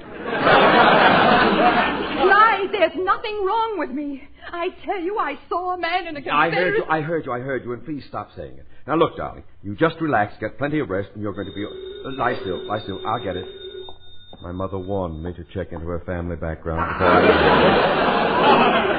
Maybe I'd better give her the ink blot test. Hello? Hello, Mr. Scott. This is Phil Harris. I guess this is just one of those days. What do you want, Harris? Mr. Scott, I wanted to ask you something. When I come to dinner tonight, is it okay if I wear my Confederate uniform? Oh, is that all you... Your... what? My Confederate uniform. I should have known. Harris, were you at the market today? Oh, yeah, I saw your wife there, and I chased her all over, but I couldn't catch her. She gets pretty fast on her feet. Harris, do you mind telling me one thing? Why are you wearing a Confederate uniform? Because yesterday, Mr. Scott, I was made a colonel in the Army of the Confederate States of America. Oh, brother. Old brittle brain has finally snapped. You don't mind if I wear my uniform, do you? No. Anything that'll make you happy. Good, then we'll be over around 7 o'clock. Splendid. I'll be watching for your steamboat coming round the bend. Bye. Toot, toot. Who was that, Clyde? Phil Harris. And Cora, I owe you an apology. There's nothing wrong with you. It's Harris who's flipped his lid. You mean... He's ripe for the Happy Academy. He's the Confederate soldier you saw today. Oh, I should have known. Who else could it have been? Clyde. He's coming to dinner tonight. And he's wearing his uniform. He's liable to be dangerous. Call him and tell him not to come. No. In his condition, we have to humor him. If he wants to play Civil War, I'll play Civil War with him. He's going to wear a Confederate uniform. I'll wear a Union Army uniform. I'll go out and rent one. Well, why go to all that trouble? Because RCA Victor has a lot of money tied up in this screwball. He has a contract with us. We've got to keep him from going completely overboard until the end of the radio season. After that, he can be Hiawatha if he wants to. Well, I'm not going to take any chances. If he gets dangerous, I'll be prepared. I'm going to call the psychiatric ward at the hospital and tell them to send a couple of men over, just in case. That might be an idea. Tell them not to do anything, but to keep their eye on a man in a Confederate uniform.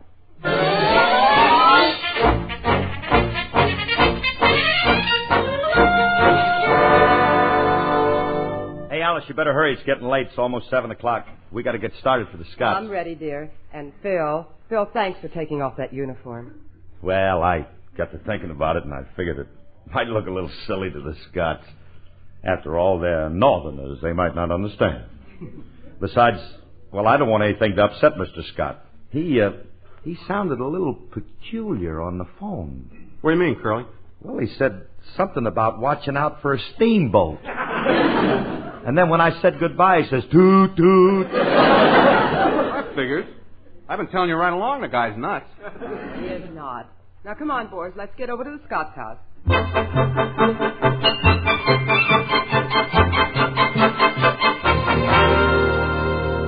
Well, Cora, how do I look in my Union officer's uniform? Rather dashing, don't you think? Oh, Clyde, do you have to go this far? You're being silly. Now, please, Cora, I know how to handle Harris. When you're dealing with a childish mind, you must do childish things. But do you have to wear that awful beard? Well, they sent it along with the uniform, so I might as well wear it and play the part to the hilt. And, Cora, help me out. No matter what Harris does, let's humor him. Just play along with me. All right, I'll humor him. At my age, I have to play games with it. Oh, that must be the Showboat now. I'll answer it. How do you do, sir? Hello, mister. Hey, Remley, we must have taken the wrong turn someplace. We're in Grant's tomb. Don't you remember me, Colonel Harris? I'm Major Scott. We clashed in battle at Bull Run. Remley, he's got a snoot full. No, it isn't that, Curly. His trouble is up here. His picture power is out of focus. Oh, he's getting a weak signal in the fringe area. That's it. Mr. Scott, do you feel all right? Yes, but I'm a little disappointed. Colonel Harris, you told me you were going to wear your uniform. Why didn't you? Well, if I'd have known that you were going to wear yours, I would have worn mine. And I'd have brought McCannon with me, and we could have bombarded each other. We got to keep them happy. Who's at the door, Clyde? It's Colonel Harris of the Confederate Army, dear. Evening, ma'am. Kitchy-coo! Kitchy-kitchy-kitchy-coo! Kitchy-coo. Hey, Remley, here's another squirrel job. A real cashew, shell and all. Hey, maybe we ought to go home and come back some other time. No. Do come in. After all, your husband and I have to discuss the surrender terms. Scotty, maybe we better go home and... What's the matter? You a sore loser?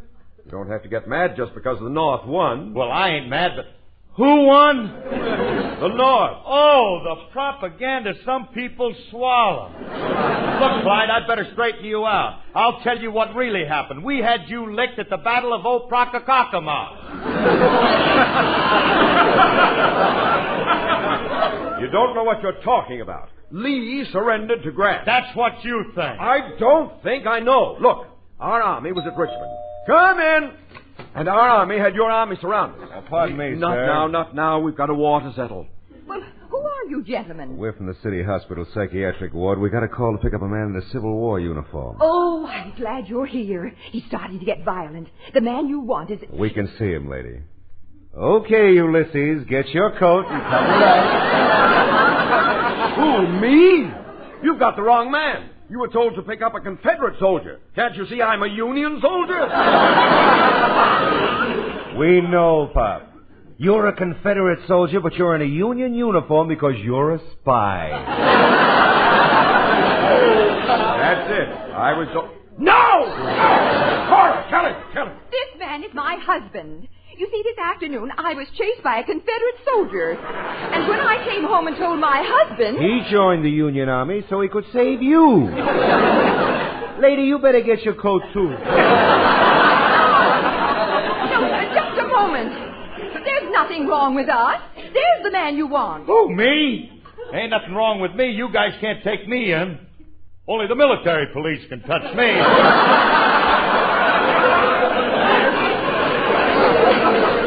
And why can't we take you? Because I'm a full colonel in the Confederate Army.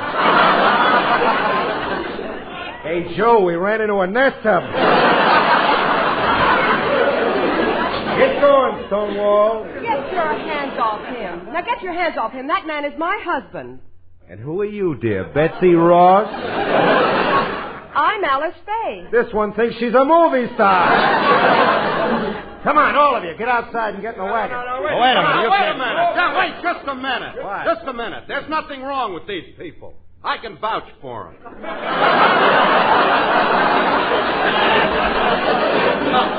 Well, you seem to be the only sane one here. What's your name, sir? Frank Remley. That does it. Won't you join us? What for? I only said my name was Frank Remley. I know. Nobody in his right mind would admit that.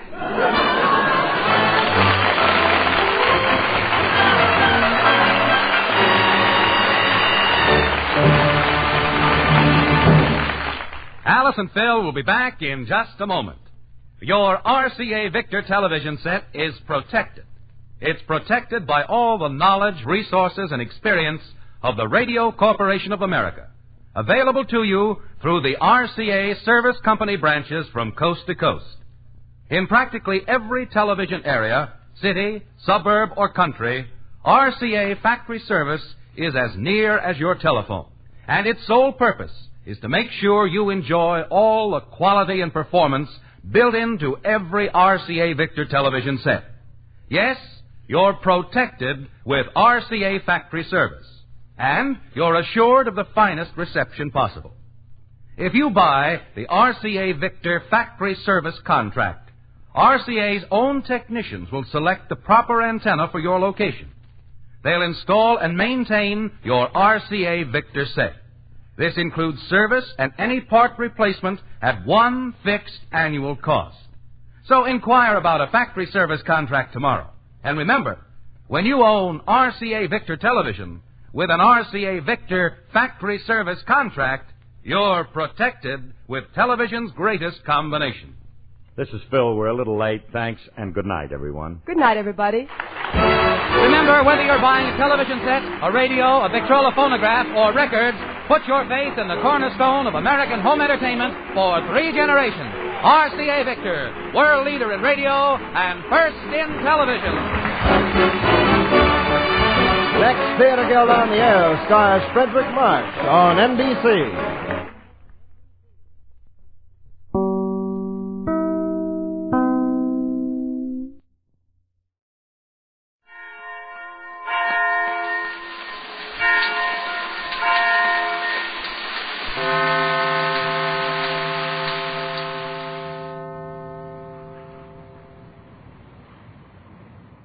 Jack Benny.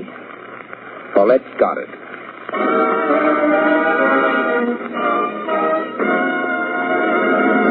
The Gulf Screen Guild Theater.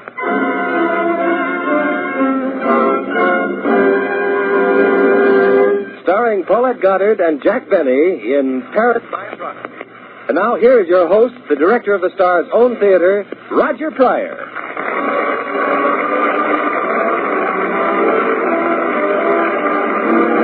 Good evening, everyone. Tonight, the Gulf Oil Companies and your neighborhood good Gulf dealer bring you radio's #1 comedian, Jack Benny. And with him, one of moviedom's most glamorous stars, Paulette Goddard, in a hilarious comedy, Parent by Proxy. In just a moment, our play will begin. But meanwhile, we'd like to say, Friends, these days, most of us feel that even a car that's apparently running in tip-top shape rates extra attention just to be sure that no little routine protection has been neglected. Well, when you get to wondering about that, why not take your car to a man whose business it is to know about such things? To your good Gulf dealer. He'll help you save your car with his Gulflex Car Saver Services that assures you of planned car-saving service by men who know how to do the job and who have the specialized equipment necessary. That way, you get a combination of a number of seasonal car-saver services. Some of these car-saver services are draining and flushing your crankcase and refilling with the proper seasonal Gulf motor oil, changing to summer gear lubricants, a complete Gulflex lubrication job, cleaning your air filter, cross-switching your tires, plus traditional Gulf courtesy services. So when you get your good Gulf dealer's car-saver services, you're sure to get done many of those jobs which are vitally important and which are so easy to forget. Stop at your neighborhood Good Gulf dealers tomorrow and start to care for your car for your country.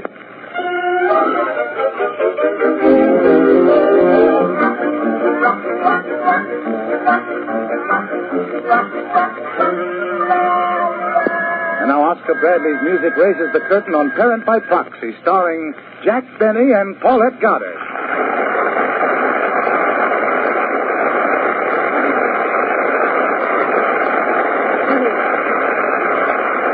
As our story opens, Jim Sloan, alias Jack Benny, who is a big splash in the American plumbing business, has just strolled into his office and taken his place at his desk. Good morning, Miss Humphrey. Good morning, Mr. Sloan. You're in early today. Well, a businessman has to be on his toes, Miss Humphrey. I expect this to be a busy day. A very busy day. In fact, I hardly know what to do first. What time is it now? 12:30, sir. Oh. Then in that case, open the files under L. Under L? Yes, my lunch is in there. And, by the way, is there a copy of the Morning Times around? On your desk, Mr. Sloan. Good, good. There's a little item I'd like to show you, Miss Humphrey. Your boss attended the charity ball last night. No. Oh, yes. Society is opening its doors to Jane Sloan. Even if I did make my money in plumbing fixtures. Here's the story right on the front page. I'll show you my name. Among those present were Biddle, Bowles, Carey, Fletcher, Morrow, Graves. Continued on page 12. Sharon, Burns, Riley, Jackson, Boulogne, Goldblatt. Continued on page 33. Can't seem to find the rest of the list. Oh, there it is, Mr. Sloan. Next to the obituary column. Oh, yes. I'm glad it wasn't under it. Larson, O'Neill, Hickey. Aha! Harry Baldwin, James Sloan, and Austin Peterson. Poor old Austin. Imagine being last on the list. I'll bet he feels like a nobody. I'll bet he does. It was really a gala evening, Miss Humphrey, and there I was in the middle of it, drinking and dancing. Of course, I would have looked better if I'd had a partner. And, oh, yes, I took a chance on a raffle. What kind of a raffle? Oh, I don't know. I never win anyway. But Miss Palmer said it was a thing to do. Miss Palmer, huh? Oh, don't use that tone of voice, Miss Humphrey. Clara Palmer is a lovely girl. Of course, her hair is a little stringy. That's what gave me the idea for my new drizzle shower. Now, run along to our office and call the Edgemere Stables. I want to find out how much a ponopoly costs. A what? A ponopoly. I mean a polypono. A polo ponus. You know, one of those things you sit on when you play pono. I mean poli. A polo.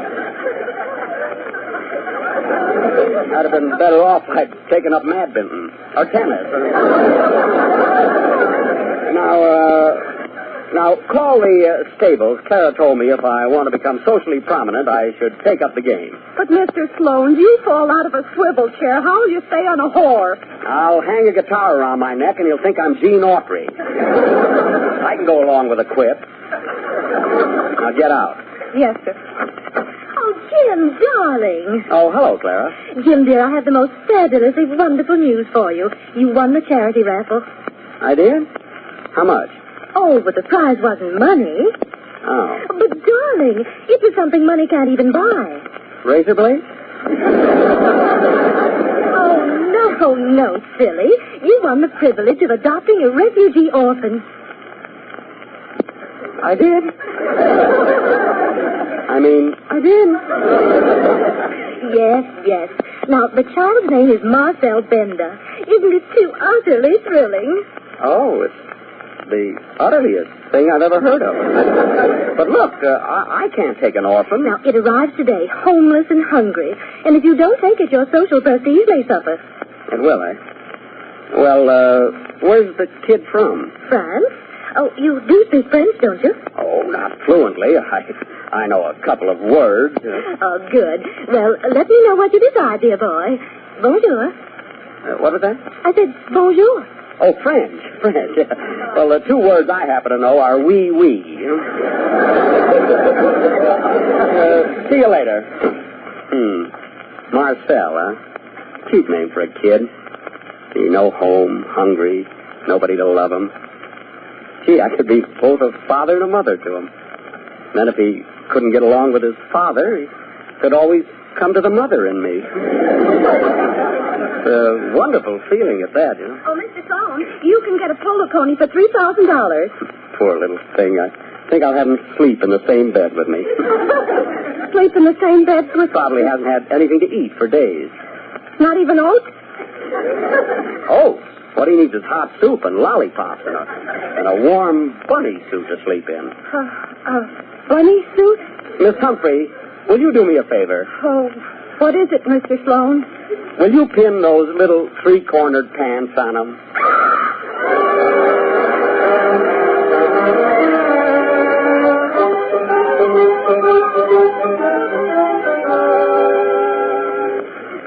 Now, what else do I need? Oh, yes, I want to look at a crib. Yes, sir, for a little boy.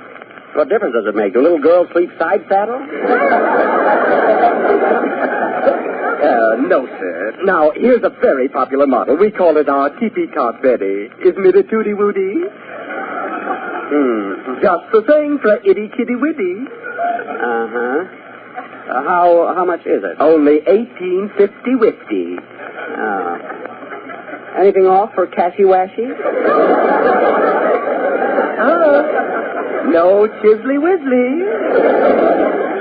All right. I'll takey it. Let's see. What have I bought so far? A crib, a velocipede, alphabet blocks, Indian suit, an electric train, and a Buck Rogers disintegrator gun. Well, I guess that's enough for my kid. Oh, you must be a proud father. You know, I have 8 children of my own. Hey, you don't sound like it. As many as that? Well, Oh, by the way, if I don't like my kid, will you take back these toys? If you don't like your child? Yes.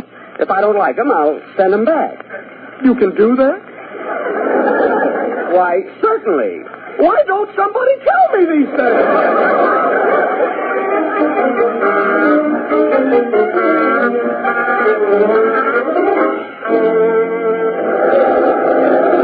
Mister, will you kindly get back in line? But look, I'm expecting a baby today. I mean, an orphan. He's arriving on this boat. These other folks are here for the same purpose. Just wait until I call the name of your kid and then yell. Oh, okay. Gee, I'm excited. Louis Carbone, Pierre Renoir, Cecile Degas, Marcel Bender. Nice going, brother. All right, take your orphan. But which one is it? I mean, which is Marcel Bender? I am Marcel Bender. Oh, my little baby. I mean, oh, baby. Look, there must be some mistake. You can't be Marcel. I really expected a baby. But I am Marcel. My goodness, how long did that trip take? There's something wrong. You do not feel well? Oh, no, I feel fine, just fine. But, monsieur, you are trembling. Well, it's just that I had a different picture of how you would look. The construction, you know. I thought you'd be a little younger. You know? But I am young. I am only 19. No, but I expected a little itty-kitty-witty. You're a beautiful, gorgeous young girl. They can't do that to me. Or can they? Hello? Oh, nothing. What about me, Marcel? Do I look the way you expected me to look? Oh, no, monsieur. I thought you would be an old man with a beard. An old man with a beard. Fooled you that time, huh? Yes, you have no beard at all. Glad you like me. I was so afraid you'd be ashamed of me in this poor little dress I wear. The dress? Yes, it is all I have and very small for me. Look, see how tight it fits me. Uh-huh. And the dress is very short, too, because I've worn it many years. See, it is above my knees. Uh-huh. But you're only looking at my feet. Don't rush me. Oh, no, monsieur. But if I am to leave at your home, I cannot call you monsieur. What shall I call you? Well, let's see. Would you mind holding my pulse for a minute? Like these? That's right. Now call me Daddy. Daddy? What about the pulse? Oh, she jumps up and down very fast. She does. Well, then call me Uncle Jim. Uncle Jim. The pulse? Oh, she jumps very quick. She does, eh? And you better call me Mr. Sloan, I think, huh? Mr. Sloan? Yes, until we get home. Then I'll take a vitamin pill and you can try Daddy again. Let's go.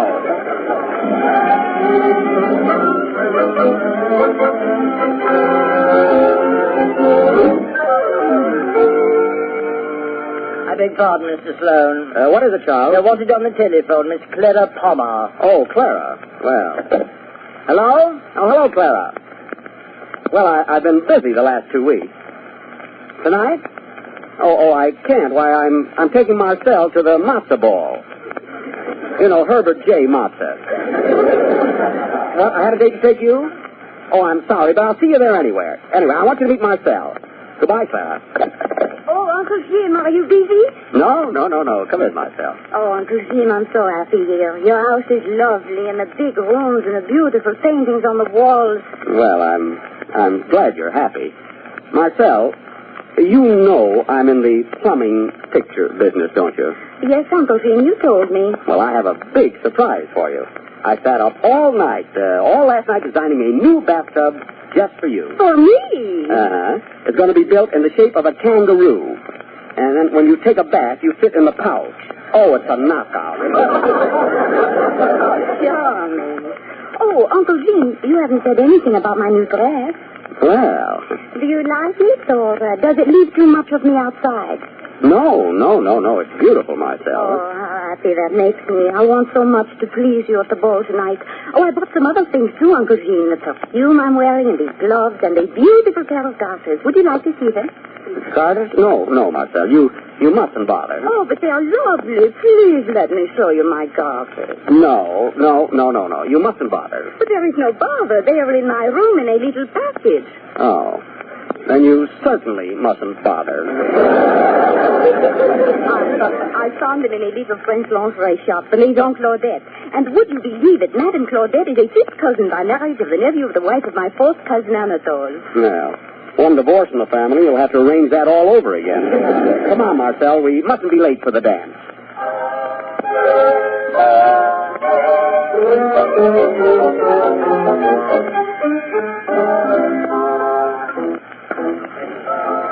Clara, this is my orphan, Marcel Bender. Marcel, this is Clara Palmer. How do you do? Oh, I've been simply dying to meet you. How kind. Oh, well, you go on into the ballroom, Jim. I want to be alone with Marcel. Are you unarmed? You silly boy. Well, I'll be back, Marcel. Oh, my, Jim is so charming, isn't he?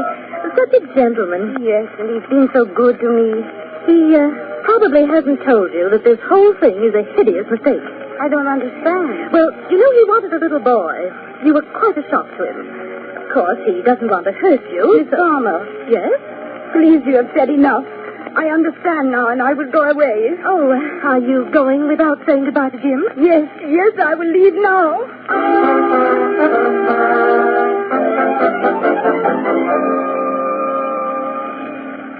Now, pull yourself together, Charles. I mean, what did she do? What did she say? Well, she took her bag, sir, and said goodbye, sir. To be exact, sir, she said goodbye, Charles, sir. Never mind, sir. I mean, never mind. This is terrible. I've got to find her. I beg your pardon, sir, but are you in love with the young lady, sir? In love? Yes, sir. Certainly not. I just happen to like orphans. Gee, I read Orphan Annie all the time. Anyway, I'm a lot older than Marcel. Very good, sir. It is not. I can't understand it, Charles. I simply can't understand why she left. Gee, maybe she didn't like me. Oh, that's impossible. Isn't it, Charles? Isn't it, Charles? Good night, sir. You coward.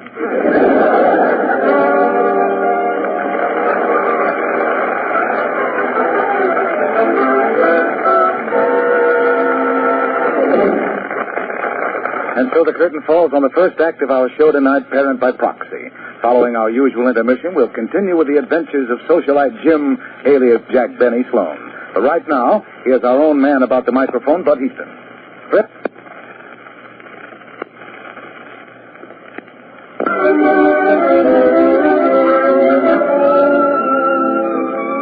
And now the second act of Parent by Proxy, starring Jack Benny and Paulette Goddard, and adapted for us by Keith Fowler, Frank Galen, and Sam Perrin, from an original by Charles B. N., Collier Young, and John McClane. I haven't got that many writers.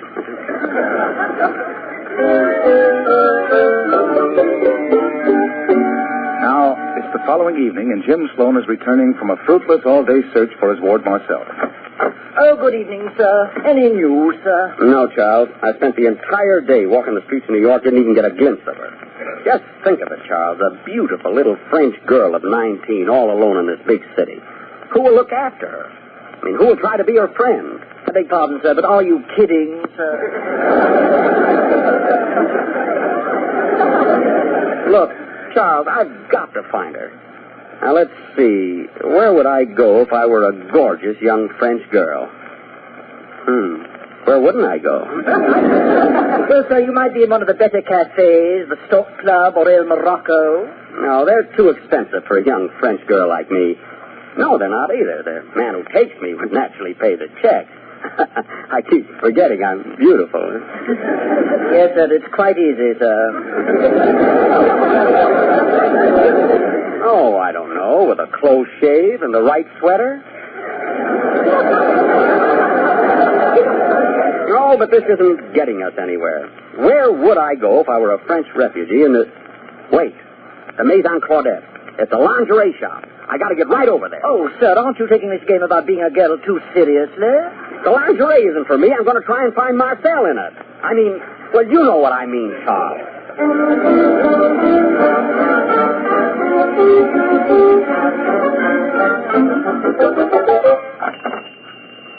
Pardon me. Are you Madame Claudette? Yes, monsieur. Can I help you? I hope so. You see, I'm interested in a girl. And I thought... I understand, monsieur. Do you think you can help me? I will try, monsieur. Now, if the young lady prefers panties of black lace, these are lace. Panties? Huh? Monsieur does not like them? Oh, yes, of course. It was just the shock of seeing them. What did you expect to see in a lingerie shop? Bicycles? No, you don't understand. I came in here for something else entirely. Indeed, monsieur. Unfortunately, I happen to be a very busy woman. Perhaps my clerk will be able to help you. I'll send her right out. But, Madame Claudette, all I... Say, these are kind of cute at that. Black lace. And so soft and fluffy. I wonder if... No, they probably only make them for women.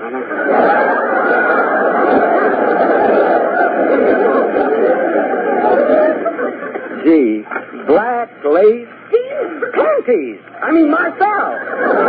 Mrs. Sloan, how did you know I was here? Never mind that. Imagine going away without leaving a note. That isn't nice, you know. Why, once when I suddenly went away, I left a note for the milkman, and I don't even like him. Oh, please, Mr. Sloan. Miss Palmer has explained everything to me. I cannot leave at her home anymore. Miss Palmer, eh? So that's it. Look, Marcel, I want you to come back. Please, won't you come back? Well, all right. Come on, dear.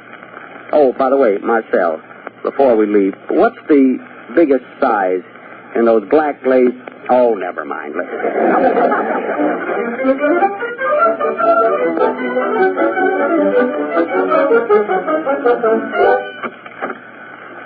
Hello, Charles. Look what I've got. Why, you found her, sir. Welcome home, Miss Bender. Thank you, Charles. Oh, I beg pardon, sir, but the refugee committee is waiting to see you in the drawing room. To see me? You wait right here, Marcel. All right. Good evening, gentlemen. Did you want to see me? Yes, Mr. Sloan. We are from the refugee committee. It has come to our attention that you, a single man, have accepted as your ward a 19-year-old girl. We cannot permit it. Now, wait a minute. I'm only one of thousands who offer a helping hand to refugees. Someone gets a freckle-faced boy, someone gets a pug-nosed kid, someone else gets a little girl in pigtails. Can I help it if I hit the jackpot? I'm sorry, Mr. Sloan. All right, give her to someone else. I only did what any generous man would have done. I pitied that poor homeless refugee. I felt sorry for her. I didn't feel that I want you to pity me, Mr. Sloan. Marcel, you shouldn't have listened. I didn't mean that... I know what you meant. I want to go away again. Look, was your mother frightened by a commutation ticket? Miss Bender, we've arranged for you to be taken to another home, Mrs. Hortense Van Martin's. Marcel, you don't want to stay with Mrs. Van Martin. She's an eccentric old... she's an old eccentric. I will pack my things. But Marcel... That's the thanks I get for being a nice guy. I wanted a boy in the first place. I've been better off that way. We can still get you a boy. Why these things happen to me, I don't know. All the trouble I went through with that girl. We can still get you a boy. Boy would have been much simpler, believe me. We can still get you a boy. Oh, stop mumbling. For heaven's sake.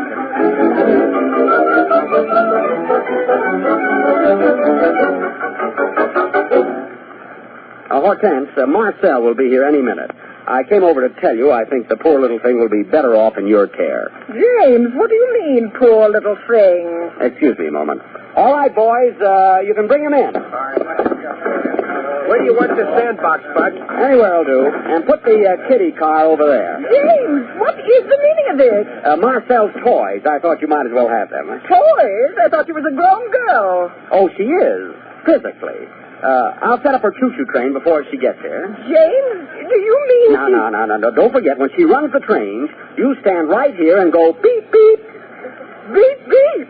Yes, you see, you're supposed to be a station wagon at the railroad crossing. It's not hard. As a matter of fact, in that dress, you look a little like a station wagon. James, I thought she was a perfectly normal girl. Well, she's practically normal, Hortense. Look. This is her little Indian suit. You see, sometimes she thinks she's Pocahontas. Oh. And if you want to keep her quiet, just give her a telephone directory.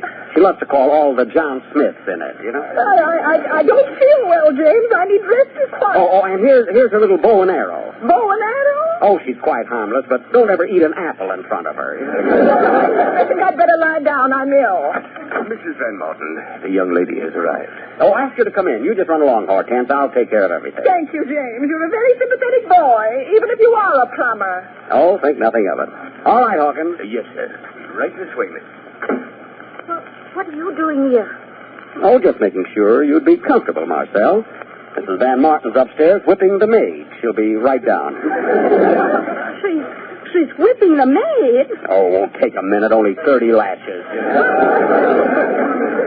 What did the maid do? She put noodles in the chicken soup.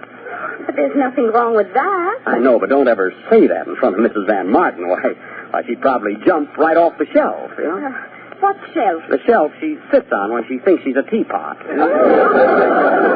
sounds crazy. Oh, she's not so bad now, Marcel. Why, when she cooks a roast beef, she doesn't even crawl into the oven to watch it anymore. You know? I don't want to stay here. I wish I'd never come here, and I wish I'd never seen you. But, Marcel... Go away. You never wanted me, and now I am trying to forget your face. You can't, Marcel. It's on half the bathtubs in this country. Please go away. You only took me in out of pity. No, I didn't. I heard you say it yourself. I only said that so these men wouldn't take you away. I didn't want you to go. But I do not understand. What are you trying to tell me? Look, Marcel, it's as simple as ABC on these blocks. I'll show you. We'll start with the letter I. Here's an I. No, it's a J. Well, here's an I.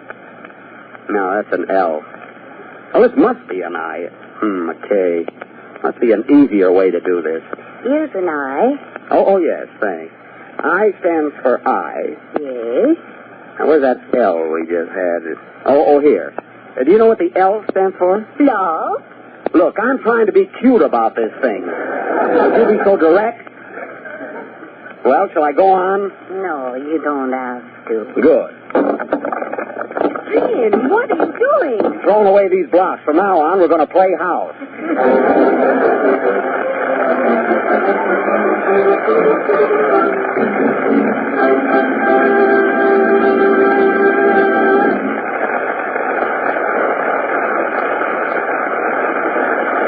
Thanks to Jack Benny and Paulette Goddard for a swell show and a grand cause. And thanks to Oscar Bradley for his excellent score. You know, ladies and gentlemen, this is the Star's own theater. And the money they would ordinarily receive, Gulf gives instead to the Motion Picture Relief Fund. So, Jack, thanks again to both you and Paulette Goddard. Now, ladies and gentlemen, we'd like to tell you about next week's show. Next week, your Gulf Screen Guild Theater presents 4 great stars: Greer Garson, Henry Fonda, Fred McMurray, and Virginia Weidler in the first radio presentation of one of the year's greatest box office smashes, The Philadelphia Story. Here's a show I know you won't want to miss, so note it on your calendar. Until next Sunday, then, this is Roger Pryor speaking for your neighborhood good Gulf dealer and saying, good night, everyone.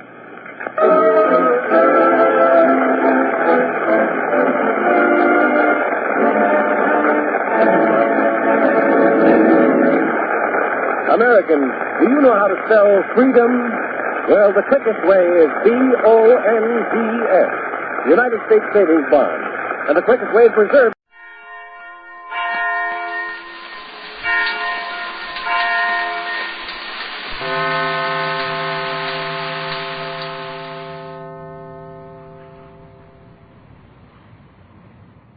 Theater.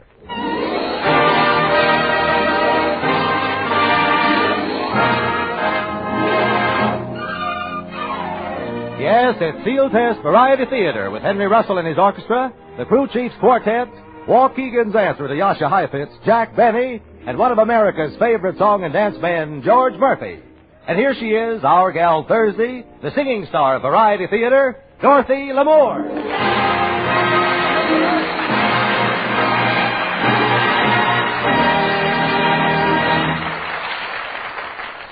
Thank you and hello, everyone. Like the man says, there's good news tonight.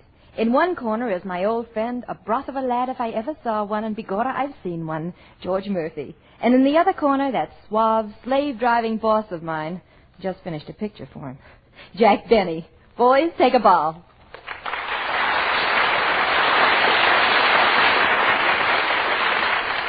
Say, Dottie, did you two really just finish a picture together? Together? I worked for him. Brother, what a boss. You should have seen that picture contract he drew up. Wow. I didn't think it was so bad. It was a standard contract. That was a standard contract? What about Clause 42C? What is wrong with that clause? Whoever heard of the star doing the producer's laundry? Well, I did it when I worked for the Warner Brothers. There are 2 of them. By the way, Dottie, how did you like working for Jack? I don't know. I worked for Benny. You mean, Yes, no Jack. Hey, that's pretty good, Dorothy. You're a good comedian. Have you ever done any comedy? Well, I worked with Bob Hope. That's a pretty good start, yeah. Oh, George, I wanted to talk to you, too. You know, I'm thinking of making a musical picture, and I'd like to use you and Dorothy. I can just see the name up in lights now. Jack Benny Presents. Now, wait a minute. What about Lamour and Murphy in lights? Look, kid, let's not go crazy working for the electric company, you know. It's enough.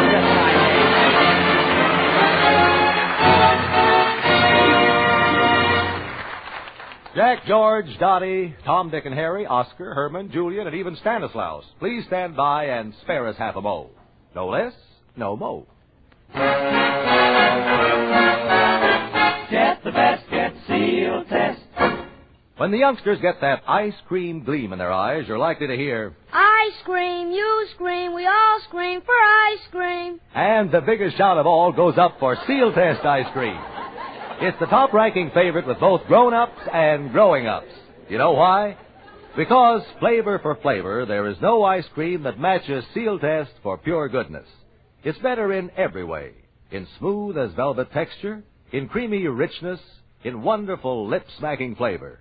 Next time you crave ice cream, make it Sealtest, the outstanding quality ice cream of America. Always get the best, get Sealtest.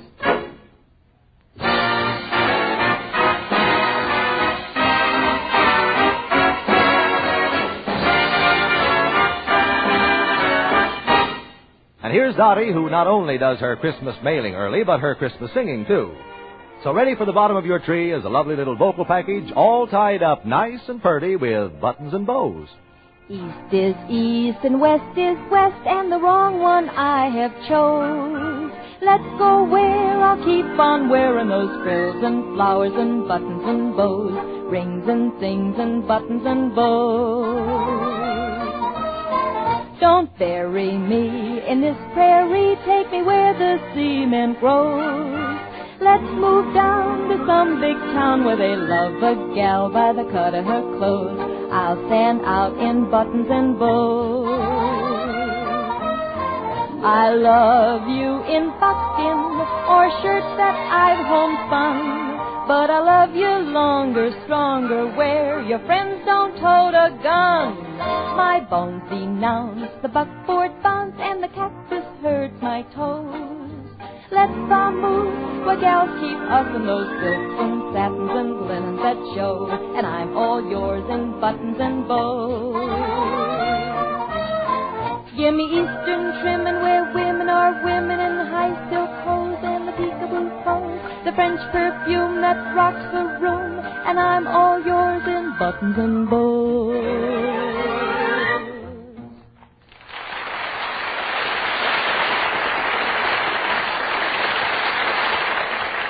As far as the man standing next to me is concerned, and as far as introducing him is concerned, I'm what you might call stuck. There's so much to say, especially when the guy in question happens to be a very close friend. So I'll put it this way. If you were introducing George Murphy, what would you say?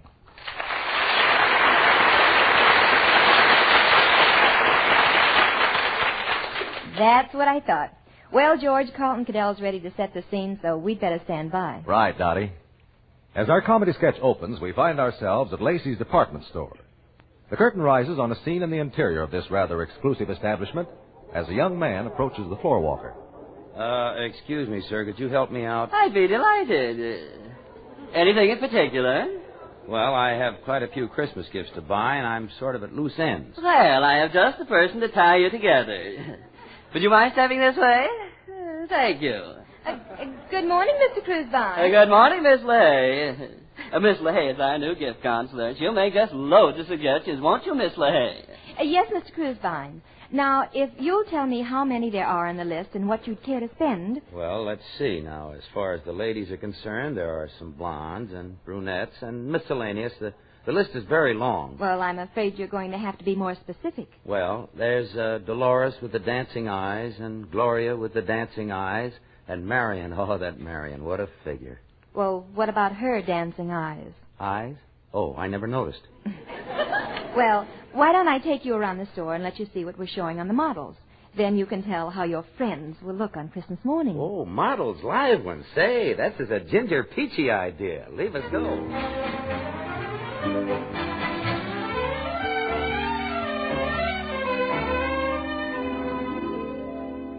Sorry, this elevator's all full. I have a good mind to take one of these elevators and run it myself. Now, what makes you think you could run an elevator? Are you kidding? The ones at Marshall Fields didn't run sideways, you know. Now, this is the fur department. We have silver foxes, blue foxes, IJ foxes, sheared beaver, cleared beaver, seared beaver, and sable. Oh, model, how much is that sable you're wearing? $15,000. One of your girlfriends would look awfully smart in that $15,000 coat. She might look awfully smart, but I'd look awfully silly walking beside her in a $4 barrel. Now, this is the bathing suit department. Perhaps you'll find something you like in here. Oh, I'm sure I will, sure. Now, this Parisienne number is only $27.50. Where is it? Right here in my hand. Oh, I didn't see it. Say, there's not much to it, is there? Well, frankly, if they make the bathing suits much skimpier, I don't know what's going to happen. Neither do I, but I want to be there when it does.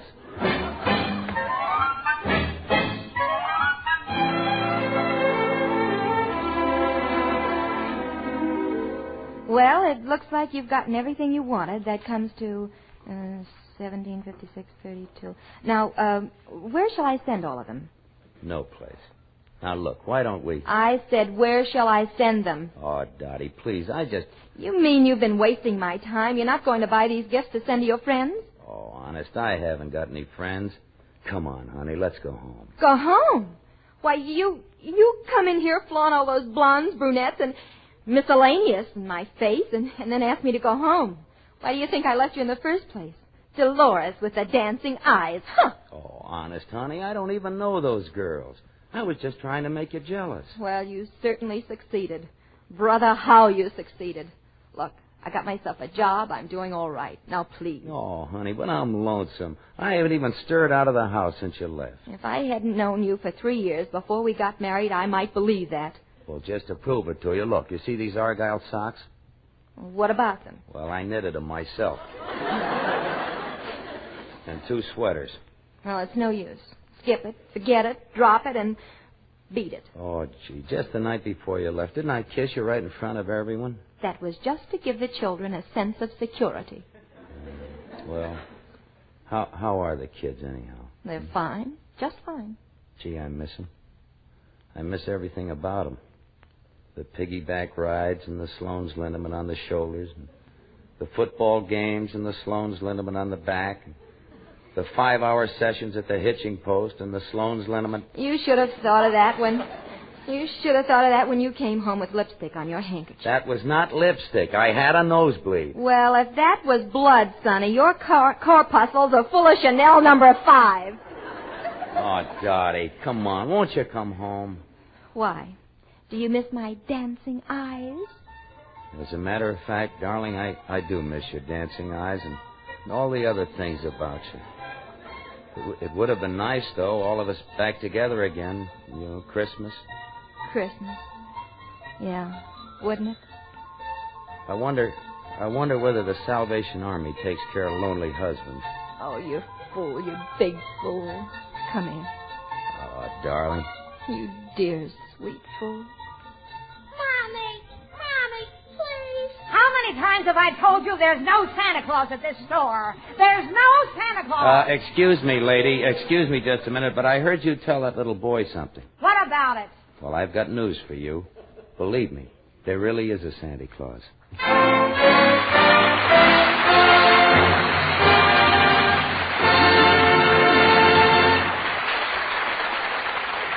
Now the seaworthy crew chief, Captain Henry Russell, the orchestra, and a bottle of soy sauce set sail for the Orient on a slow boat to China.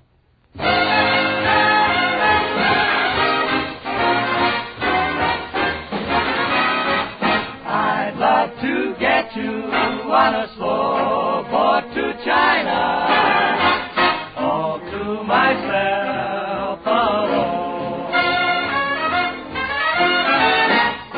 Get you and keep you in my arms evermore. Because your lovers weeping on the faraway shore, out on the briny with a moon big and shiny, melting your heart of stone. I'd love to get you on a slow boat to China, all to myself alone.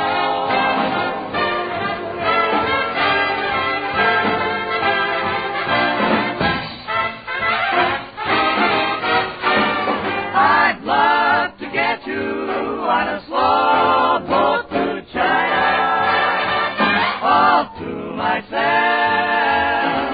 rockin' not nobody else, all to myself alone.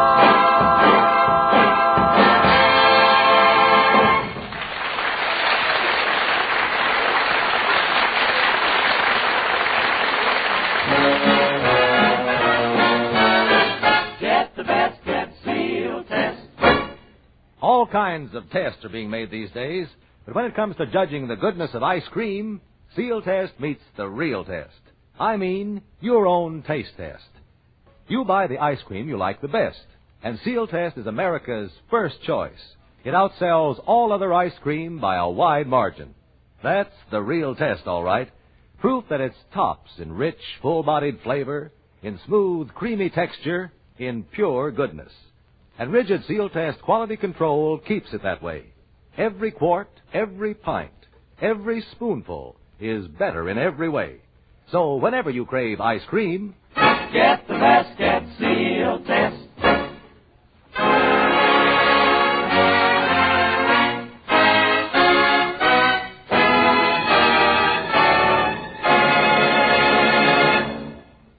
Say, Dottie, before you tell the people about the new Jack Benny, Jack Benny, the movie producer, what are you going to sing? Jack, it's a song first published on January 15th, 1930 by the Whitmark Publishing Company, 1256 Avenue, New York City, written by Al Dubin and Joe Burke, and first sung at the Silver Slipper Cafe at 1133 Broadway, New York City on May 30th, 1930, and the title is For You.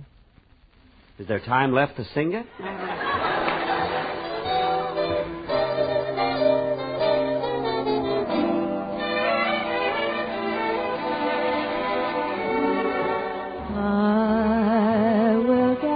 Stars out of the blue for you,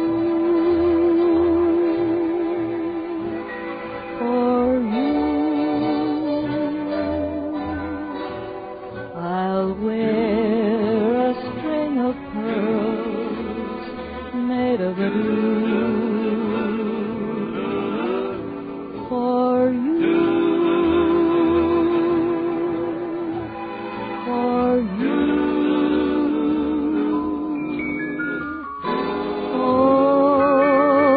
The highway and over the street,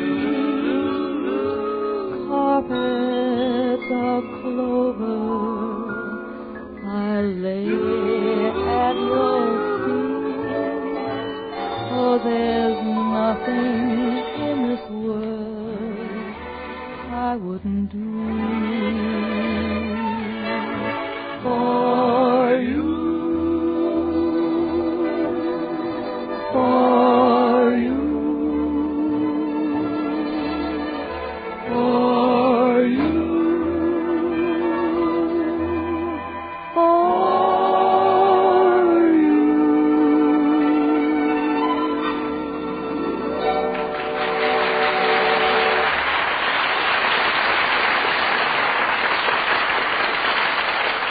Ladies and gentlemen, you're all familiar with our next guest, Jack Benny.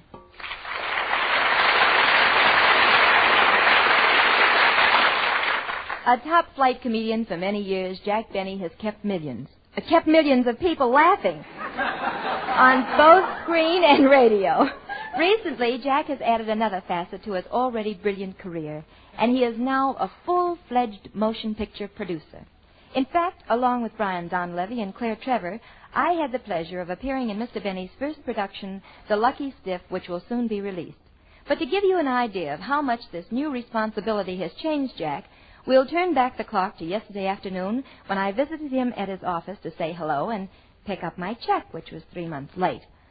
When I walked in, Jack was dictating a letter to his very pretty secretary. Now let's see.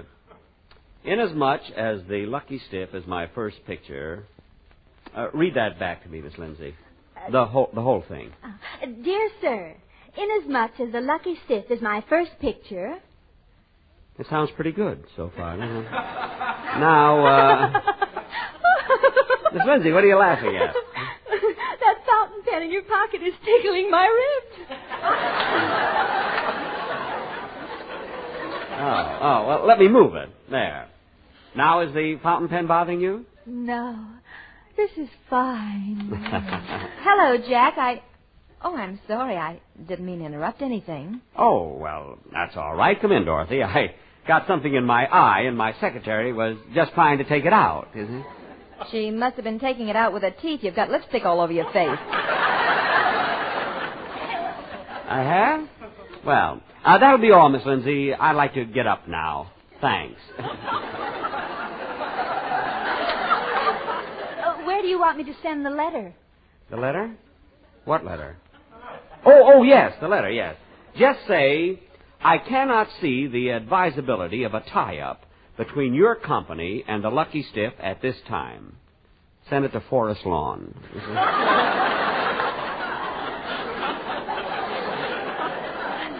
Use a 1.5 cent stamp. You see, don't seal the envelope. Just tuck in the flap, and it'll get there, you know. Yes, honey. Yes, sir, Mr. Benny. That's a very attractive secretary you have, Jack. Yeah, she's very efficient, too. She was recommended to me by Georgie Jessel.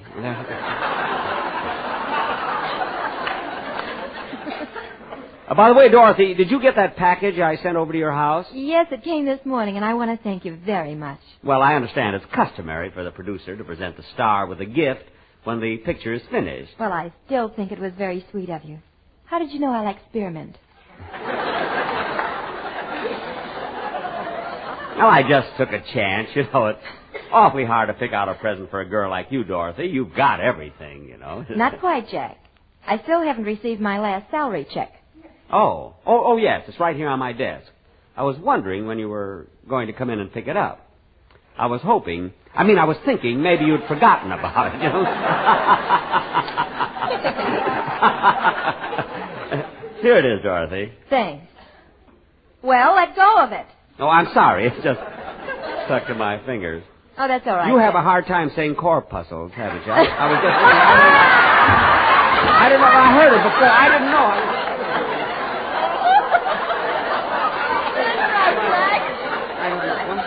That's right, Jack. Say. What? Nothing hard, you know, just corpuscles, just like blood. It doesn't mean it. Go ahead. I got no blood left. That's all right, Jack.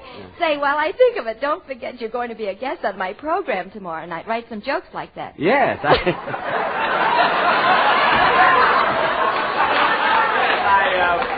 I almost forgot it. I've been so busy. Look, when I come on your program, what'll I talk about? Well, you can mention that you're a producer now and how different it is. Well, I don't know whether I ought to do that, Dorothy. You see, if I talk about the Lucky Stiff, I'll have to say it's a Jack Benny production, produced by Jack Benny, a Jack Benny presentation, you know. It might sound like I'm plugging myself too much. You know. Well, maybe you'll think of something else. I doubt it.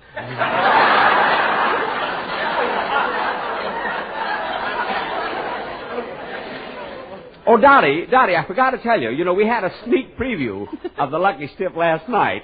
And after come back here. We're over, you know, in about 3 minutes. And after the picture was over, I went out in the lobby and mingled with the people to get their reaction of the picture, and they loved it. Well, didn't they recognize you? No. You see, I wore a white cap and apron, and I pretended I was selling popcorn, you know. I sold over 100 bags in 5 minutes. Isn't that remarkable? Gee, it sounds like we've got a hit. Sure, and you can't even say corpuscles, and you can remember everything. Oh, the picture, Dottie, the picture can't miss.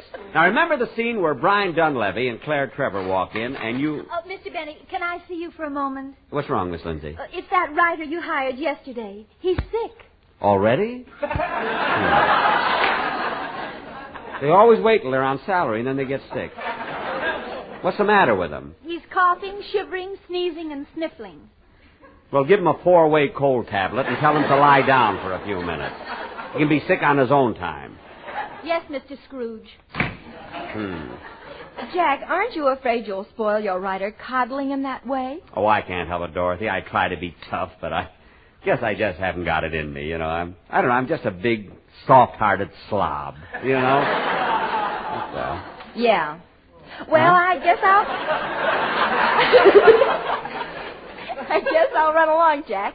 Thanks for the check. Oh, wait a minute. Don't go yet, Dorothy. There's something I want to talk to you about. A new story that I Mr. Benny, Lou Foster, your director's here. He wants to see you. Oh, yes. Send him in, by all means. Dorothy, isn't Lou Foster a wonderful director? Oh, yes. A great guy, isn't he? he? And he's a great director, ttoo. Oh, pardon me.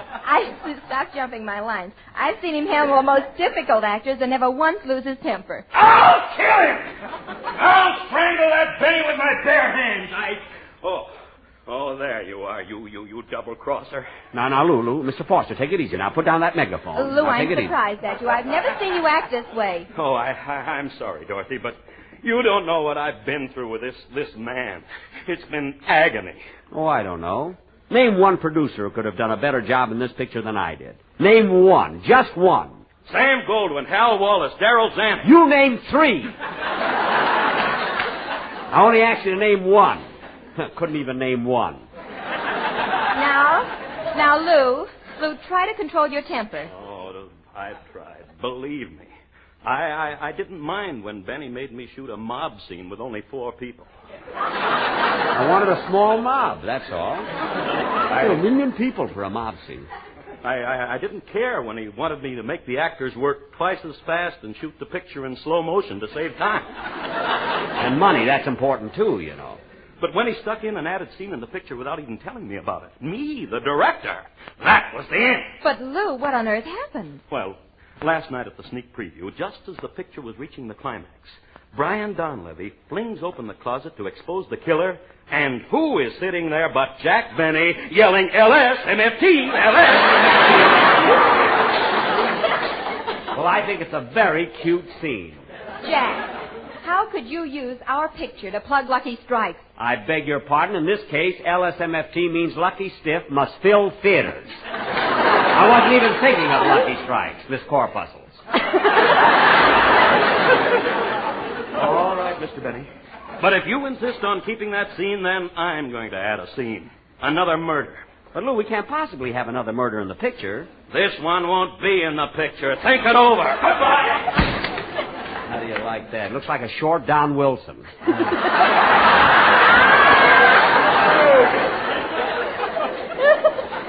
Now, where were we, Dorothy?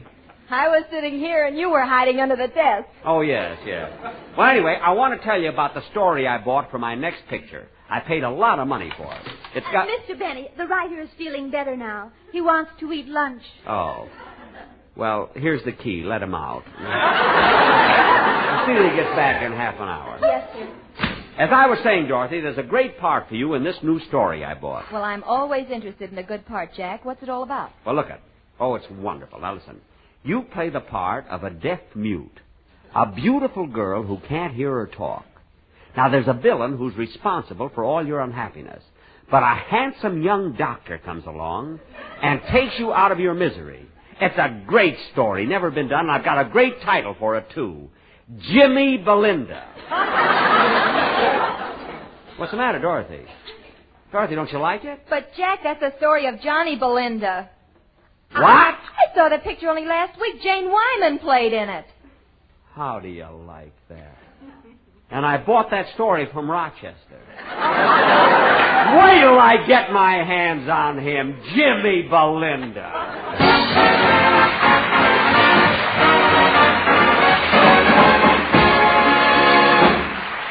Jack Benny, that was wonderful. I know your millions of friends will be all listening to you on your own Lucky Strike cigarette show next Sunday on this same network.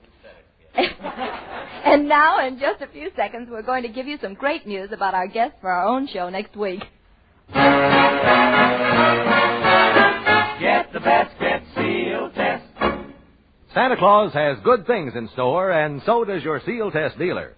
Just wait till you taste Sealtest chocolate chip ice cream, the flavor of the month for December. It's something special. Creamy, rich vanilla ice cream chock full of real bittersweet chip chocolate. And say, here's another festive treat. Red raspberry tarts, the Sealtest dessert of the month. You'll find them an eyeful and a mouthful of the finest ice cream eating ever. Individual shells filled with wonderful Sealtest vanilla ice cream, topped with plenty of red ripe raspberries and honest-to-goodness whipped cream. A holiday green halo of it for a heavenly dish. Try both Sealtest red raspberry tarts and Sealtest chocolate chip ice cream. When you treat the family to ice cream, get the best, get Sealtest.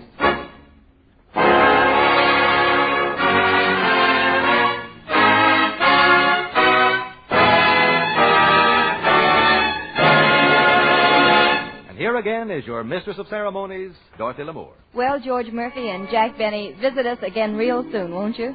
And along with the fun your appearance tonight contributes, to a fine cause, the establishment of the American Federation of Radio Artists Welfare Insurance Fund. Next Thursday, our guests will be a pair of visitors from Wistful Vista, Fibber McGee and Molly, together with another great screen star, Edward Arnold. So until then, this is Dorothy Lamour saying keep well, keep happy, and keep listening.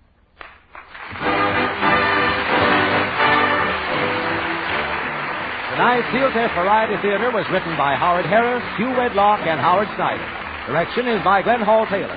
George Murphy appeared through arrangement with Metro-Goldwyn-Mayer, producers of the Technicolor motion picture Three Musketeers, starring Lana Turner, Gene Kelly, and June Allison. Tune in next Thursday at this same time when Sealtest Milk and Ice Cream again presents Sealtest Variety Theater, starring Dorothy Lamour, and as our guests, Edward Arnold and Fibber McGee and Molly. Sealtest Incorporated and associate companies are divisions of National Dairy Products Corporation. This is Carlton Cadell speaking. This is NBC, the national broadcasting company.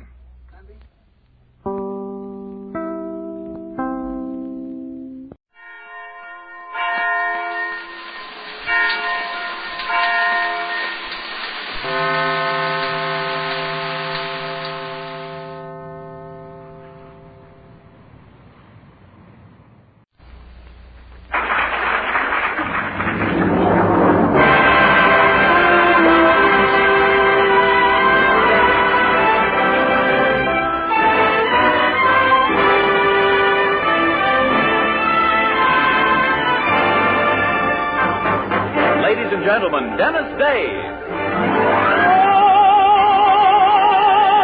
That makes life seem worthwhile. Dwells in your eyes and the spell of your smile.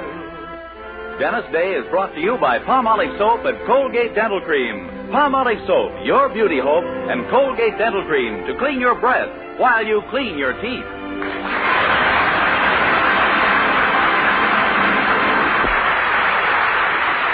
The Dennis Day Show with Barbara Eiler, B. Benaderet, Dink Trout, George Dooning in the orchestra, and yours truly, Vern Smith, is written by Frank Galen and stars our popular young singer in A Day in the Life of Dennis Day. Here's Dennis to sing the new hit song, The Matador. Once a matador was in the ring, pra-da-boom-chick, boom-pra-da-boom-chick. When a frightened bull came out of that door to face the matador and slaughter ring, pra-da-boom-boom, boom-pra-da-boom-boom, dressed in a new vermilion cape and traditional regalia. He hadn't let a bull escape, so the bull was facing failure. He moved in at an angle, and the two began to tangle as the crowd let out a roar. And to this day, no one has seen the matador. Pra-da-boom-chick, boom-pra-da-boom-chick. No, they cheer the bull in wild acclaim. Pra-da-boom-boom, boom-pra-da-boom-boom. No, he's standing in his pen and taking bows, and all the gorgeous cows are all aflame. Pra-da-boom-chick, boom-pra-da-boom-boom. This 700 pounds of fake is reputed to be some steer. This is a very big mistake, for the people got a bond steer. He may be celebrated, but he actually was slated for Pepito's butcher store to be a beefsteak for the famous matador. Pra-da-boom-boom, boom-pra-da-boom-boom, boom-pra-da-boom-boom-boom. Ole!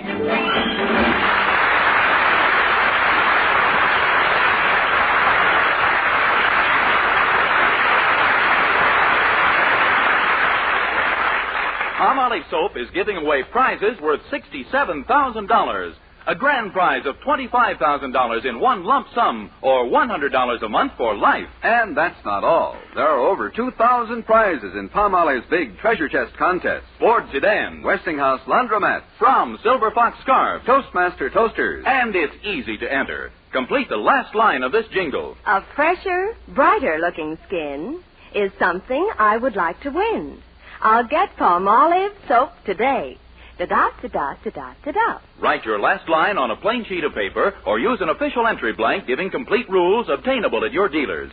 Include your own and dealer's name and address and mail with the big word Palmolive from the front of the wrapper of one regular and one bath-size cake of Palmolive soap to Palmolive, Box 92, New York 8, New York. Now, here's the jingle once more. A fresher, brighter-looking skin is something I would like to win. I'll get Palmolive soap today. Da-da-da-da-da-da-da. Mail your entry to Palmolive, Box 92, New York 8, New York. But hurry, contest closes soon. Get Palmolive soap for a lovelier complexion. Remember, doctors prove Palmolive's beauty results.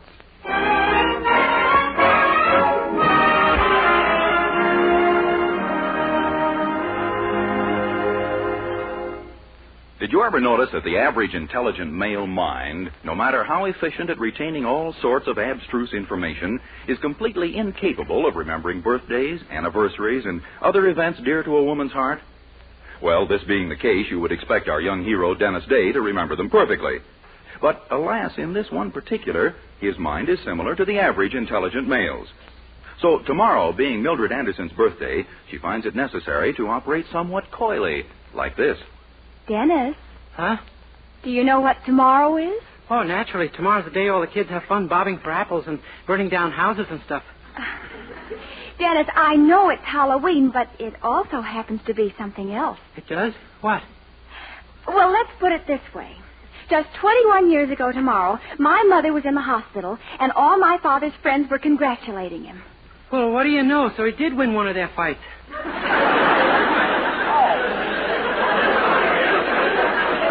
Dennis, that's the day I was born. Oh, I knew he couldn't have done it if she hadn't been concentrating on something else. Dennis, don't you realize what I'm trying to tell you? Tomorrow's my birthday. Your birthday? Oh, my gosh, that's right, it is. How could you ever have forgotten? Don't you remember how you surprised me on my birthday last year? Yeah, I didn't give you anything. Yes, and I'll bet you were going to do the same thing this year. Oh, Dennis. Oh, Mildred, don't get excited. All you have to do is tell me what you want. No. It's up to you to pick out my gift with no help from me. Oh. Do you think I tell you that a new shop called Mademoiselle Yvette of Paris just opened at 128 Elm Street with the loveliest bed jackets and negligees and things I've ever seen? Do you think I bet you know I didn't trust your judgment by hinting that's what I wanted? Looks like.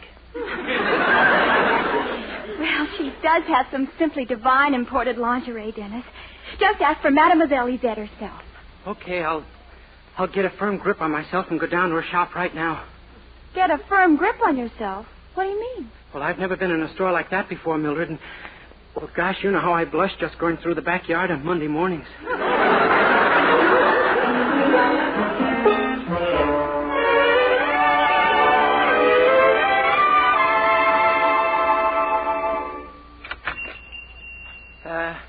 Good morning, miss. Banjo Monsieur. You have a desire? Oh, yes, ma'am. Could I speak to Mademoiselle Yvette of Paris, please? You're speaking to La Mademoiselle in person, dearie.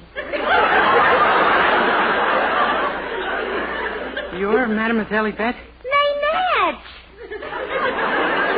Gee, you have the most peculiar accent. What part of France are you from? Oh, a little place outside Paris called Green Turns.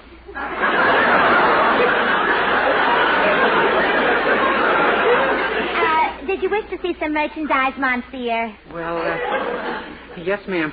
It's for my girlfriend, but what's the matter, bashful? Yes, ma'am. I understand. Well, how about a pair of these? Oh, put him down! Put him down! So what are you getting excited? There's nobody in them.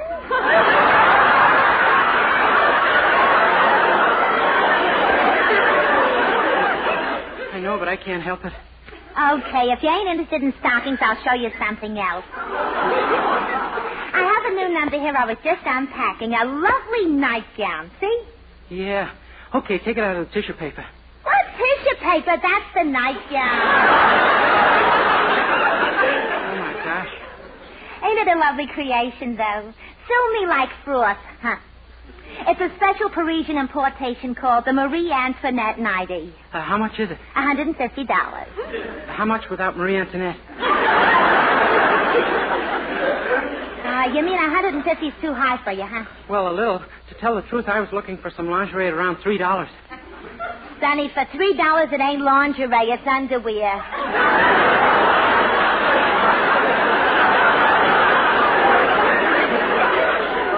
I'm sorry, mademoiselle, but that's all the money I have. How about a pair of these black lace things? They look kind of inexpensive. Well, that's an import too, dearie. Don't you see those French words embroidered on one leg? Oh, yeah. L'amour, toujours l'amour. I wonder what that means in English. Well, I'm not sure, but I think it's do not use a hot iron.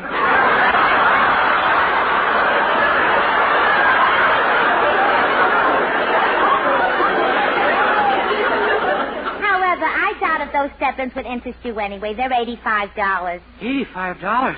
Gosh, in that case... Well, wait, don't give up. I think I have something in the back in the stock at just your price. I'll be with you in just a sec. Gee, $85 for just one little pair. They are kind of cute, though, with that black lace. I wonder if... Nah, still they might. Oh, no, it's ridiculous. I'm sure they don't make them for men.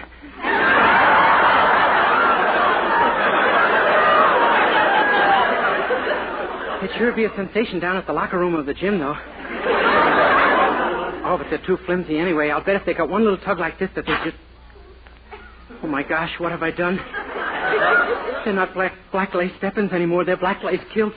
What'll I do? $85. She'll have me locked up. I think I have something for you, Sonny. Holy smoke, here she comes. I gotta get out of here. I can't go to jail. Hey, wait, where are you then? Oh, my $85 pants I paid $9 wholesale for. Oh, gee, thank goodness. It's only along the seam. 2 minutes with the sewing machine and they'll be as good as new.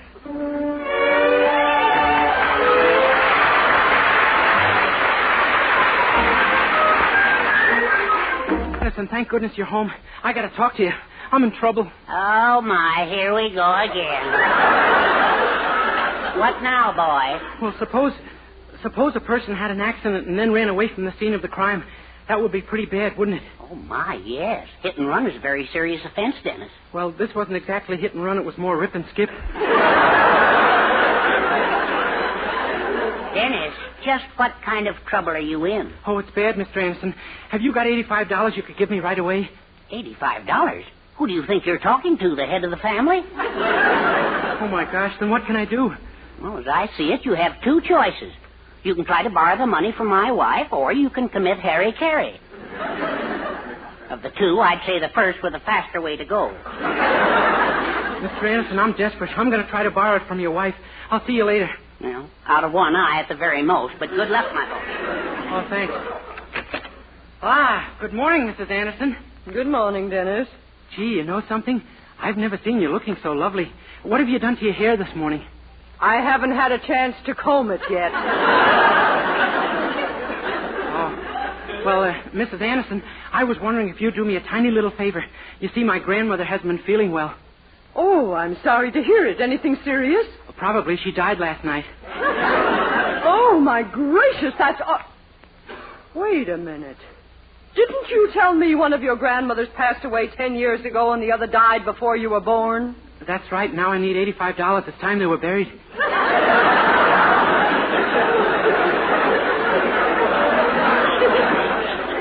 Dennis, do you by any chance happen to be out of that vacuum-packed head of yours? Oh, no, ma'am. Look, Mrs. Anderson, I'm desperate. I just got to get my hands on some money. And you want it from me? Would you please, ma'am? Would you please? Don't be fantastic. Not a red cent will you get. But, Mrs. Anderson... That's final, Dennis. Now get your hat. I want you to run an errand for me. Yes, ma'am. I want you to take these diamond earrings down to the jeweler on Main Street and have them cleaned and the stones reset. Do you think you can handle such an errand? Well, sure. What gives you the idea I can't do a simple thing like that? We haven't time to go into that now. Just get them there and don't breathe a word to Mildred about it. I'm giving them to her as a surprise for her birthday. Oh, yes, ma'am. Now hurry. And remember, Mildred mustn't know a thing about this. Oh, no, ma'am. She won't. Oh, hi, Dennis. Where are you going in such a hurry? Oh, someplace. Yes, but what have you got there? My goodness, Mother's earring. Oh, my gosh, I didn't mean for you to find... Mildred, you got to forget you saw them. Please, will you? Well, sure, but where are you taking them? Well, I can't tell you, but believe me, you're going to get a nice birthday present. Goodbye. Now, what in the world? Was that Dennis who rushed out of here like that, Mildred? Yes. Daddy, have you any idea why he's rushing off with Mother's valuable diamond earrings? Her diamond ear... Oh, my sacred Aunt Petunia's little lace camisole. Daddy, what is it? Well, he told me he was in a bad jam and needed money desperately. Mildred, you don't Oh, my suppose... goodness. And he just told me I was going to get a nice birthday present. But, Daddy, you can't think he stole those earrings. Of course not. Only a dope would do a thing like that. Oh, then you do think so. Well, I'm afraid our Dennis is in trouble and has done something very foolish, Mildred. Oh, Daddy, I always wanted to take an ocean trip for my honeymoon, but not to Alcatraz.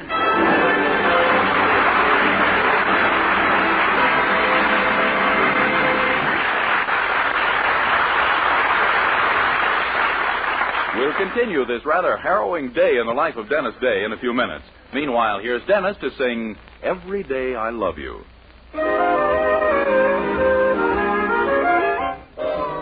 Every day I love you just a little bit more, just a little bit more, just a little bit more.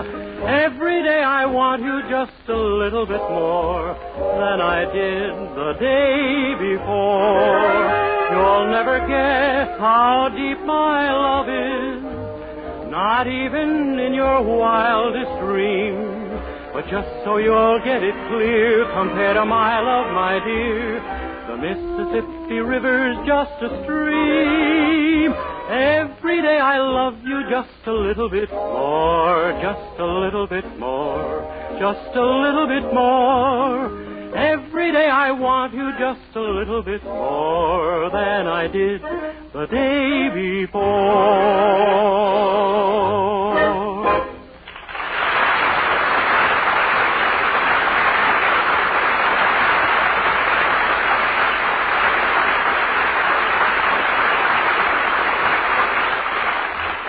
Well, our Dennis is in a jam. He expects to be arrested any moment for accidentally tearing a pair of black lace step-ins in a lingerie shop. But what he doesn't know is that his guilty actions have caused Mildred and Mr. Anderson to believe he's stolen Mrs. Anderson's diamond earrings and intends to sell them. They've just confided their suspicions to Mrs. Anderson, who takes the news of her loss like a trooper. A stormtrooper, that is. Why, that low-down snake in the grass. I'll break every bone in his empty skull. Easy now, Bunny Fluff. Easy. Oh, that thief. And to think I handed him those earrings myself. Mother, Dennis isn't a criminal. He's just temporarily out of his mind. 22 years is not temporary. That's what he is. No, Mother, there must be some mistake. He can't be a crook. I tell you he is.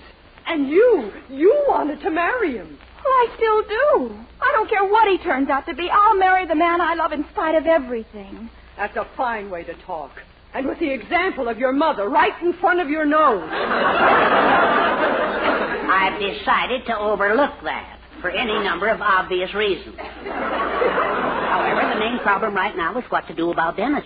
Problem? What problem? I'm going to call the police and have him locked up. The police? Oh, Mother, you can't. No, lover girl, I won't let you. Oh, you won't let me, huh? No, Poopsie. You make one move toward that phone and you have me to deal with. You understand?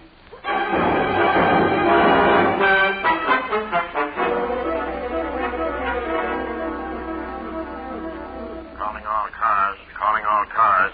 Be on the lookout for Dennis Day, wanted for jewel robbery. Description as follows. Age 22, height 5 feet 9. When last seen was wearing brown trousers, tennis shoes, and a Mickey Mouse sweatshirt. Both of Mickey Mouse's eyes are bloodshot due to ketchup stains. Arrest this man on sight. That is all. Rosencrantz.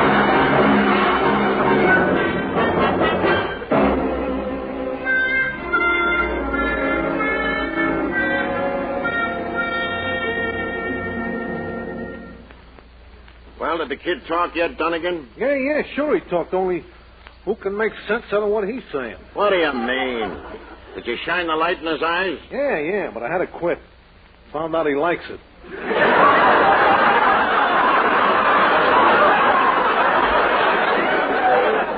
Or did you threaten him with the hose? Yeah, 3 times. Kept saying, no thanks, he just had a shower.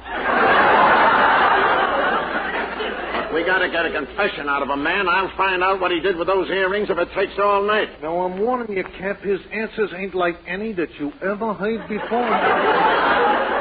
Baloney, wait till I work on him a while. Come on. All right, Day. Sit down. Oh, that's all right. I've been sitting all evening. Here, you sit down. Shut up. Yes, sir. Didn't I tell you, Kevin? You keep quiet, too. Day, have you got a record? Oh, no, sir. I don't even have a phonograph.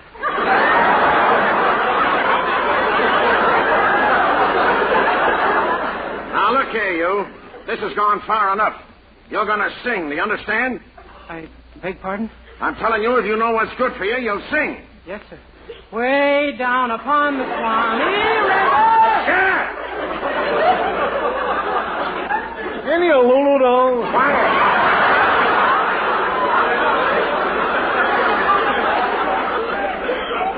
Once and for all, Day, are you guilty or aren't you? Oh, yes, sir, I did it. But they were such flimsy things that I couldn't help. Never mind the excuses. What I want to know is, have you got them on you? Oh, no, sir.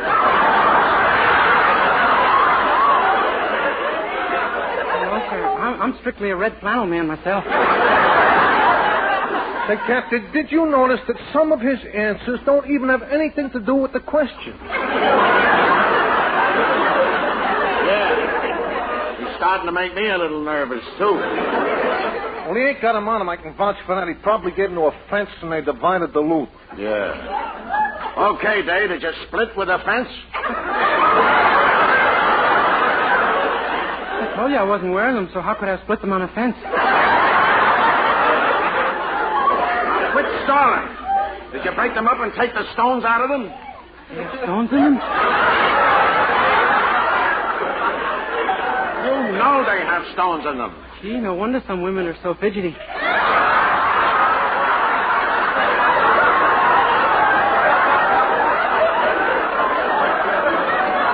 What? Now I know why you hear so much screaming on the radio when you tune in Ladies Be Seated. Well, let's get him both and let him go before we're nuts too, ain't we? Now, Day, I'm warning you for the last time. Are you going to tell us what you did with those earrings, or aren't you?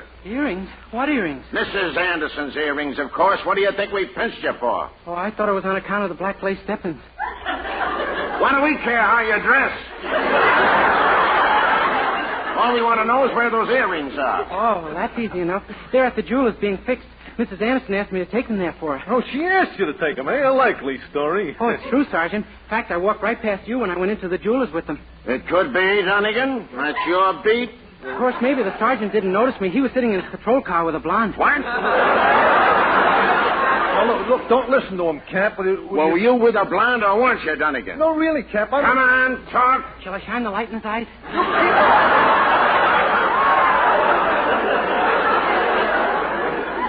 Look, you got my reports every half hour, didn't you, Cap? What are you worrying about? I want my men to do their jobs, Dunnigan. Yeah? All right. Where were you when I phoned in at 11:45 this morning? Answer me that. None of your business. I thought so. Out guzzling beer again, eh? Now, see here. Where were you or weren't you? Shall I give him the hose? Dunnigan, go get that jeweler on the phone and check the kid's story. Okay, Cap. But I'll tell you one thing, Dave. If you're lying to us, I'm sorry for you. You're going up the river for so long that you... So you finally caught the scoundrel, huh? Oh, hi, Mrs. Anderson. Well, I must say this is a very inefficient police force. There isn't a mark on him. Mrs. Anderson, how can you talk like that? Lady, the boy says you gave him those earrings yourself. Well, of course I did. But this thief planned to... Hey, look, it's like the kid says, all right, Cap. The earrings are at the jeweler's and they're under Mrs. Anderson's name. What? See? Yeah. Why, I don't understand. I thought that he... I don't care what you thought, lady. This boy is innocent. Well, yes, I guess he is. And And I'm sorry about what happened. Sorry? Do you realize he could sue you for false arrest and defamation of character and get every nickel you own? I could? Gosh. But he wouldn't do that, Captain. Why, we're such very dear friends. Why, we love each other, don't we, Dennis? Faye.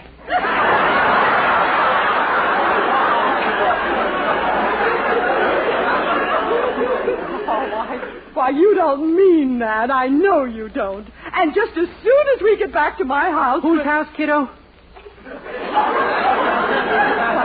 I mean, our house, naturally. I'll get my car right away and... Whose car? Our car, of course. What am I saying? You stay right here and I'll get my husband. That is, I mean... Oh, no, you can have him all to yourself. Oh, thank you, Dennis. Thank you, who? I mean, thank you, Mr. Day. Who? Very well, Proxy.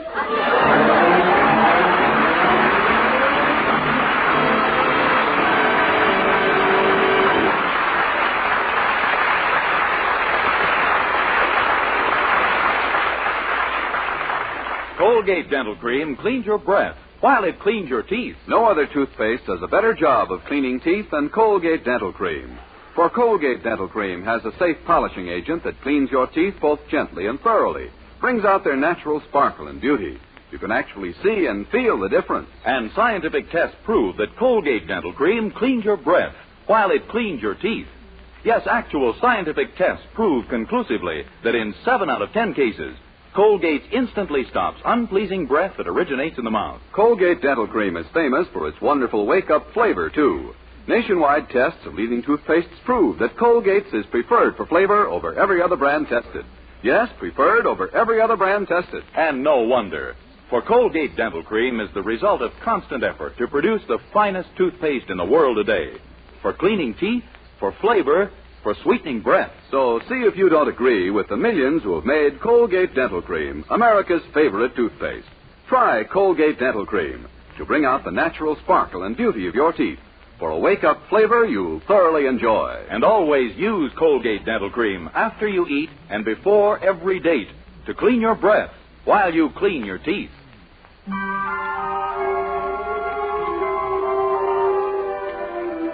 With George Dooning and the orchestra, here now is Dennis to sing The Night Has 1,000 Eyes.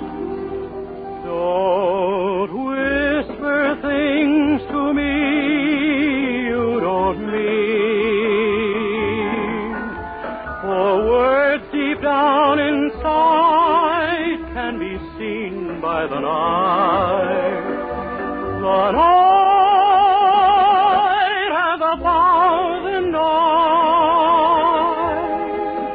and it knows a truthful heart from one that lies.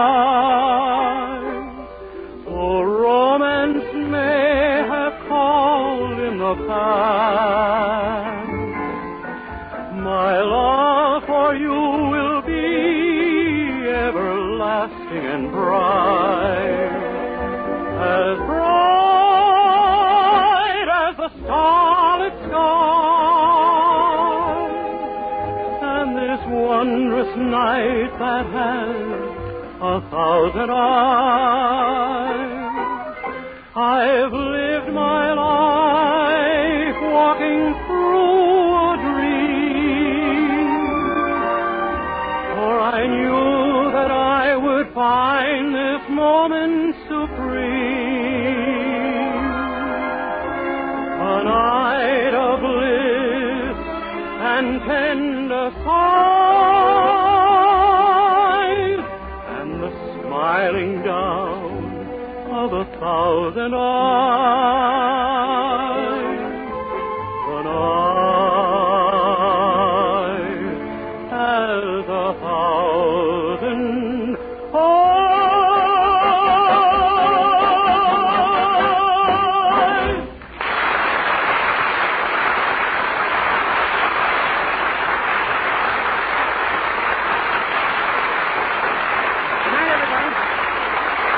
Next Next week, tune into another Dennis Day Show brought to you by Palmolive Soap, your beauty hope, and Colgate Dental Cream to clean your breath while you clean your teeth.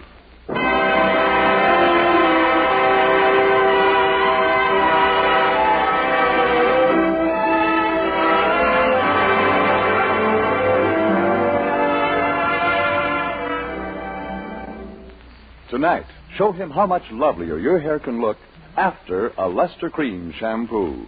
Only Luster Cream brings you Kay Dumet's Magic Blend. Glamorizes your hair as you wash it. Yes, tonight, you can be a dream girl, beautiful Luster Cream girl. You owe your crowning glory to a Luster Cream shampoo.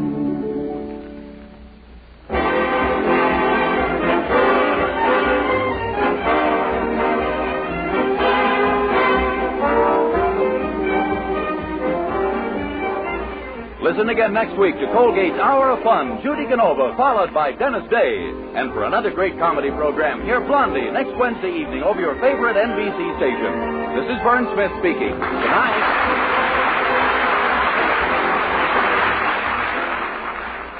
This is NBC, the National Broadcasting Company.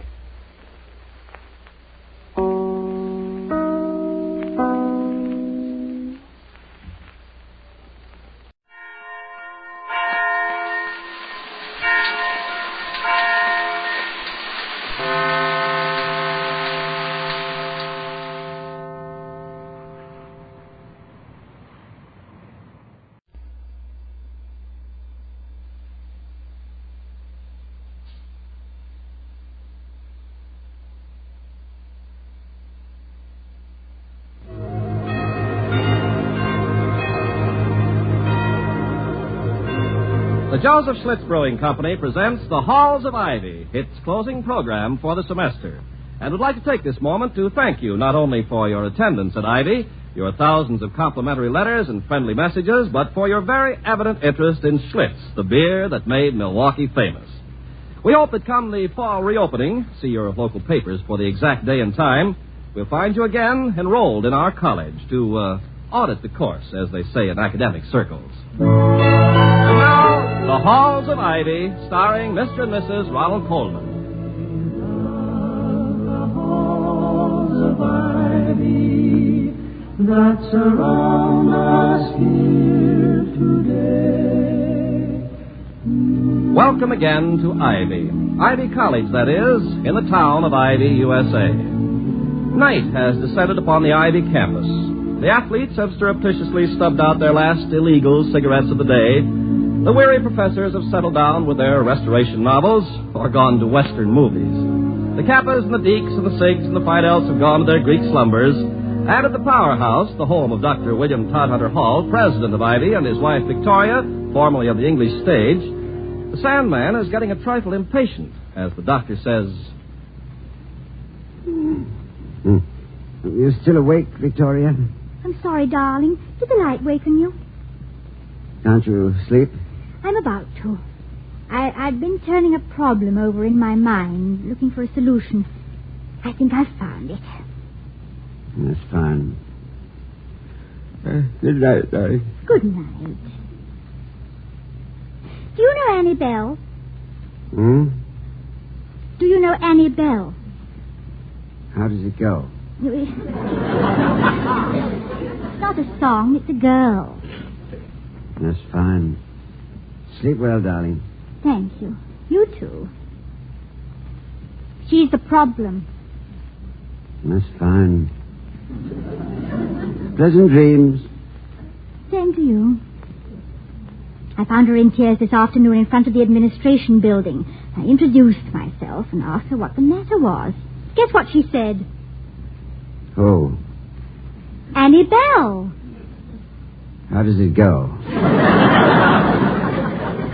She said she was graduating from Ivy High this summer and that she'd applied for admission to Ivy College and been accepted. And now her father won't let her attend. Well, why not? Well, he doesn't seem to believe in higher education. She's heartbroken, but he refuses to budge. That is a problem. You say you have a solution? An excellent solution. What is it? I'm putting the entire matter in your hands. Good night.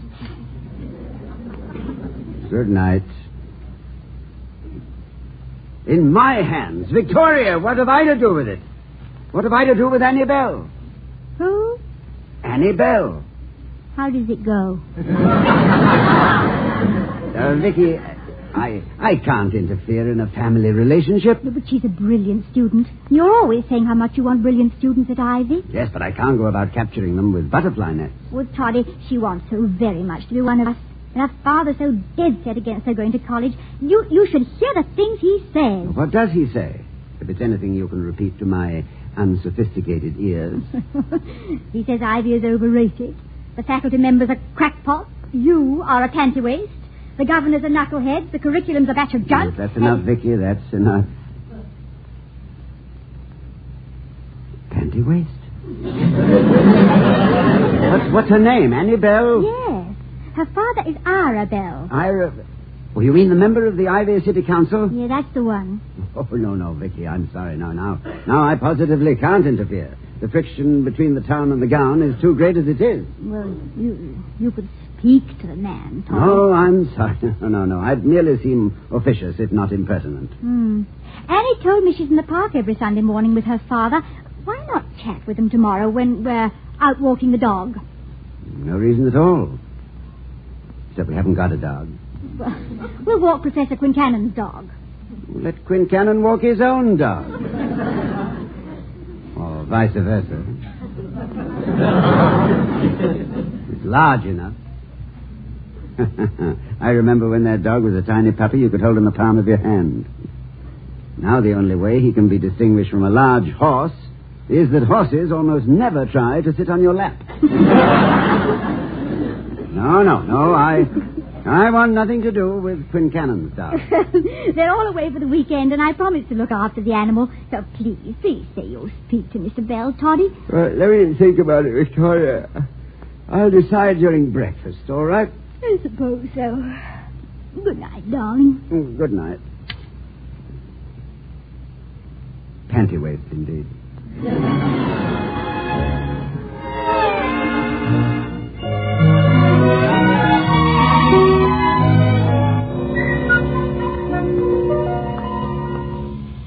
Toddy, what a heavenly day. Smell the grass. Yes, lovely. Now, where is that animal? Oh, chasing butterflies, I suppose. The last... Oh, there's Annie. Well? No, over there, on the bench. Is that her father? Yes, that's Councilman Bell. Vesuvius Bell. I thought it was Ira. Now, Vesuvius is his nickname. See, he's the Mauna Loa of the Ivy Council. Constantly in eruption. Well, wish me luck. I'm about to take the bell by the horns. Yeah, indeed. Good morning, Mr. Bell. Morning. Victoria, may I introduce Mr. Mr. Bell? Mr. Bell is on the Ivy City Council. How do you do, Mr. Bell? Yeah. Meet my daughter, Annie, Dr. and Mrs. Hall. He's president of Ivy. How do you do, Doctor? Mrs. Hall. How do you do? How do you do? I didn't know you had a daughter this age. Why, she must be ready for college. Oh, I am. Yes. What she's ready for is to go to work until such time as she meets someone who can provide for her. Oh, I'm sorry. I didn't know things were going that badly for you. Bad? For me? I could send her to college for the next 50 years if I wanted. Then why don't you? What for? She can cook, sew, and take care of a house. What could she get at college? An education. Look, I know what you're going to say, Mrs. Hall. Let the girl go to college if she wants. I ain't blaming you. It's your husband's bread and butter. But I see it as a waste of time. Not worth a buffalo nickel. Well, I'm sorry you think so, Mr. Bell. Let's change the subject. That's your dog? What kind is it? His parentage is obscure. But he could probably take a prize for best of all breeds, because I'm sure he is all breeds. Good-looking hound. Here, boy. Oh, Papa, don't. You know dogs don't like you. This one does, don't you, boy? He snapped at me. I am so sorry. Why ain't that dog kept on a lead? Oh, he's a gentle animal as a rule. You should have had him on a lead. Well, there's no sign in the park that says he has to be. There's going to be a lot of signs all over the park, you hear me? I'll see to that. It'll be the first business before the council in the morning. Only a fathead would let a bad-tempered mutt like that run loose. A lot of good your education has done you.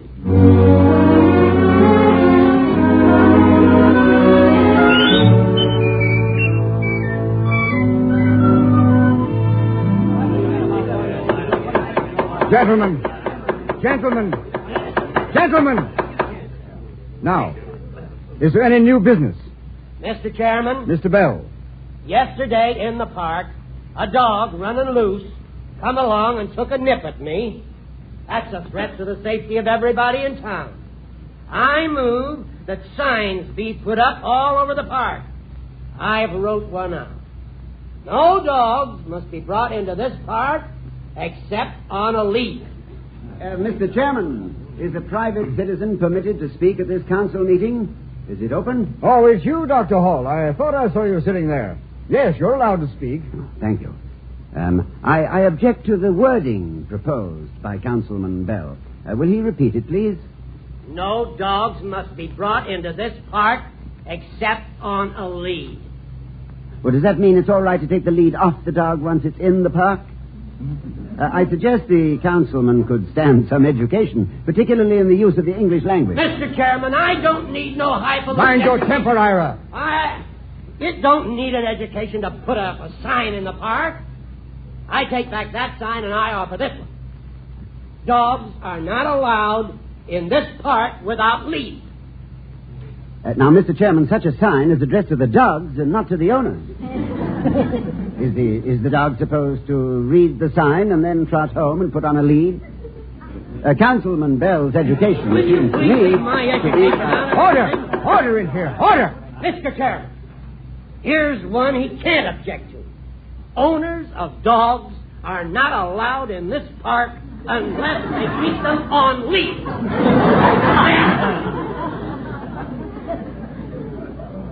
Oh, that means that if I want to walk in the park without my dog, I must first put a lead on it, even if the dog stays at home. If that's what Councilman Bell had in mind, I think he stated it remarkably well, because when we come to... Order! Dr. Hall, are you trying to hold this council up to ridicule? Oh, certainly not, Mr. Chairman. Possibly you wouldn't mind framing this simple order. Well, it should read... dogs who... people whose dogs... that is... dogs owned by people... I ain't got a dog. Anyhow, I'm chairman here. With the greatest respect, sir, it appears to me that Councilman Bell's education has been neglected, and that this matter should be referred to someone with enough knowledge of English... I don't need no long-haired pantywaist to tell me what... Order!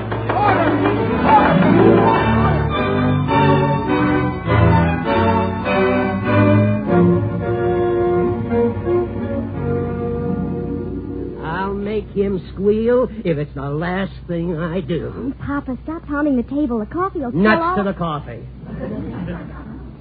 Would you like me to make up a sign for you? Oh, so you're on Hall's side. You don't think your old man can do it? Well, I don't need no help. Well, you better get it right this time. Did you see what the Evening Times says? What'd it say? If a city councilman cannot concoct a simple sign, he should retire. If he refuses to retire, he should be recalled. Councilman Bell demonstrated ignorance... Never bring that paper into this house again. It's communistic. Trying to undermine the city government. This is giving me a headache. I'm going out.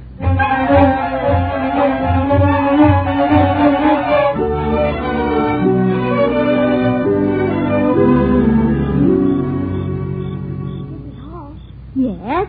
Who is it? Annie Bell. May I see you for a moment? Oh, of course, my dear. Come up on the porch. Hello, Dr. Hall. Hello, Annie. I'm glad you came by. We were thinking about you. Oh? You know, it occurred to us during dinner that you might have to bear the brunt of the strong feelings unleashed at the council meeting this morning. Are you all right? Yes, thank you. I'm all right. You're quite sure? Oh, yes. But Papa isn't so good. His pride's awful hurt. Well, I had no idea when I started all this that it would have such consequences. I'd like to speak to your father, Annie, and ask him if we couldn't settle this matter without any... Speak to him, all right. What's cooking around here, anyway? I figured you'd come here, Annie.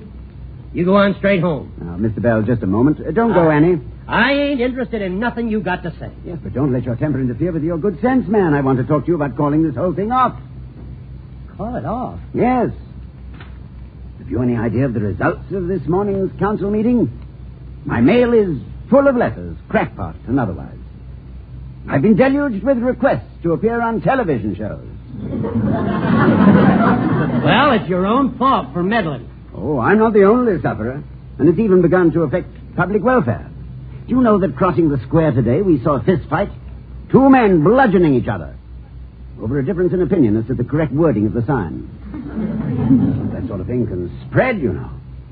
I'm sincerely sorry, Bell, that I permitted a slight annoyance to get the better of my judgment. Well, maybe I went off kind of half-cocked myself.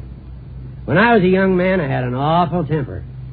My old man said I ought to take treatments for it. I asked him what kind of treatments, and he said I needed shots.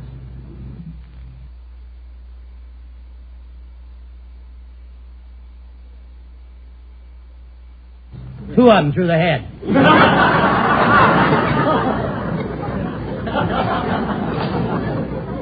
Well, what do you suggest?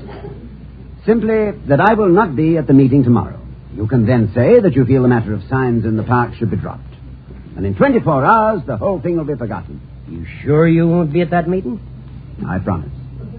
You know, all of this started through a sincere desire on my part to point out the advantages of a good education for your daughter.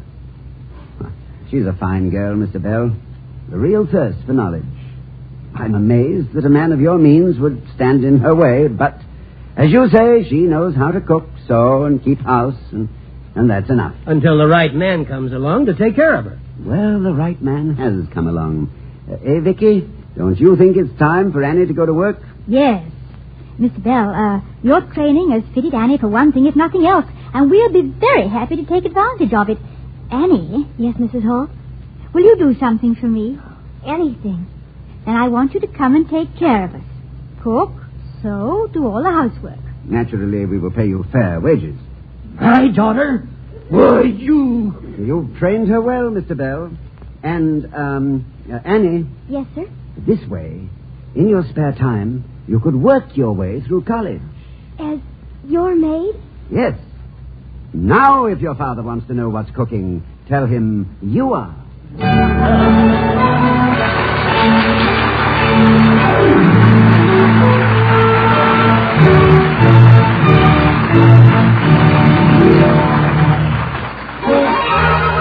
I was curious. I tasted it. Now I know why Schlitz is the largest selling beer in America. No wonder it's the beer that made Milwaukee famous.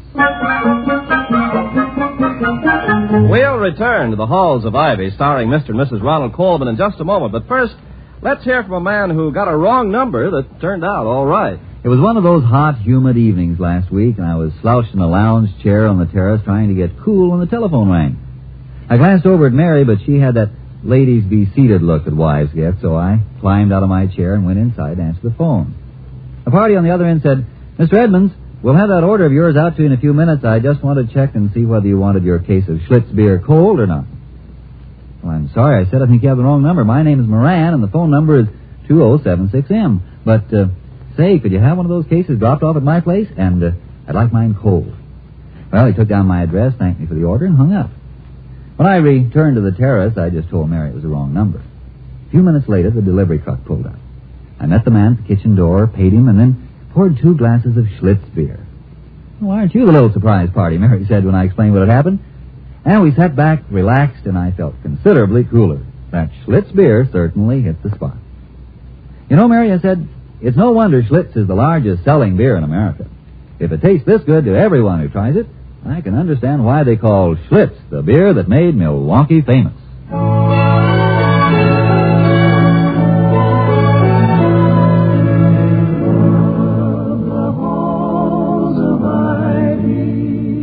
That surround us here today.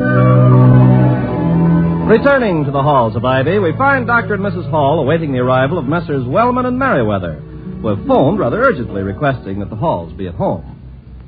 Are you going to be accused of kidnapping Annabelle, Toddy? What do you think it's about the council meeting? Well, we'll soon find out when our two friends arrive.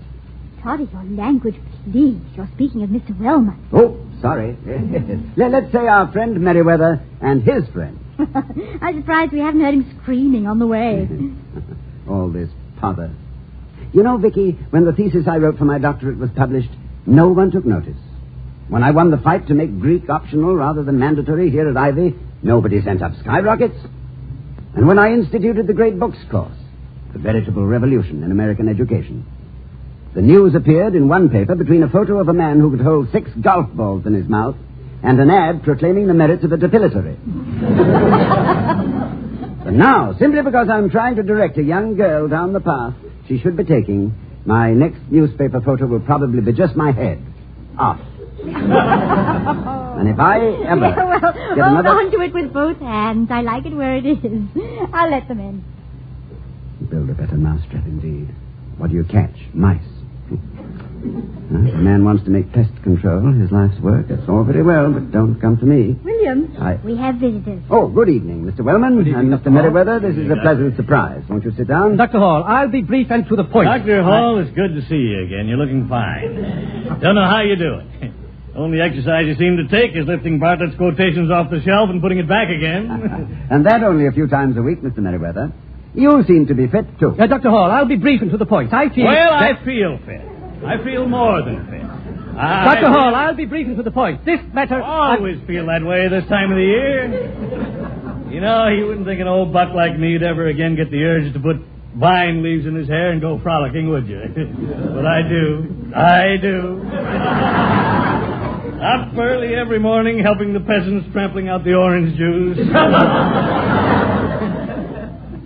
Well, Clarence, you're just going to sit there like a mummy. We're supposed to be here on business. Start talking. Dr. Hall... And Clarence, keep it brief and to the point.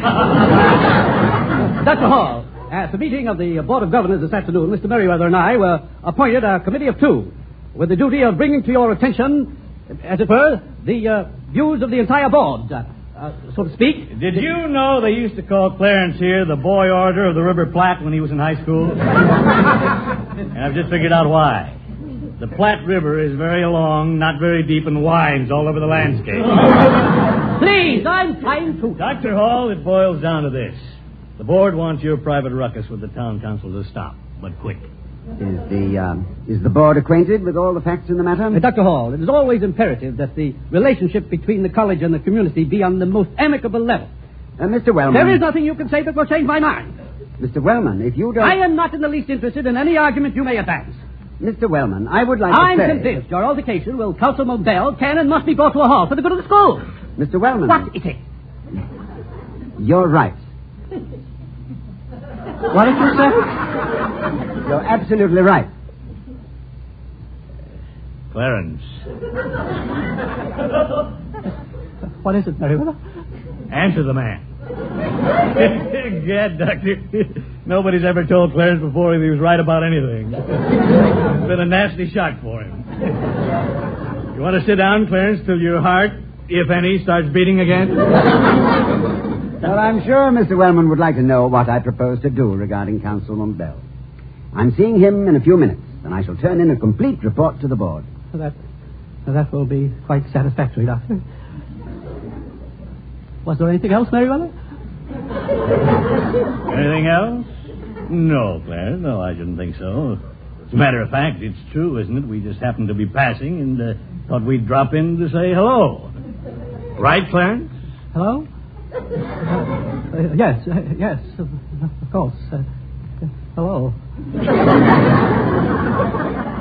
Hello, Clarence. Good day, Doctor and Mrs. Hall.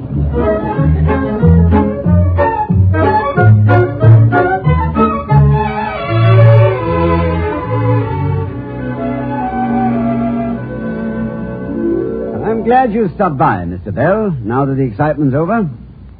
Dr. Hall, you think that exhibition in the council meeting proved that I'm just an ignorant farmer? Oh, not necessarily. I think, however, it did prove that you were not equipped to meet me or anyone at Ivy in a contest which called for educational ground rules.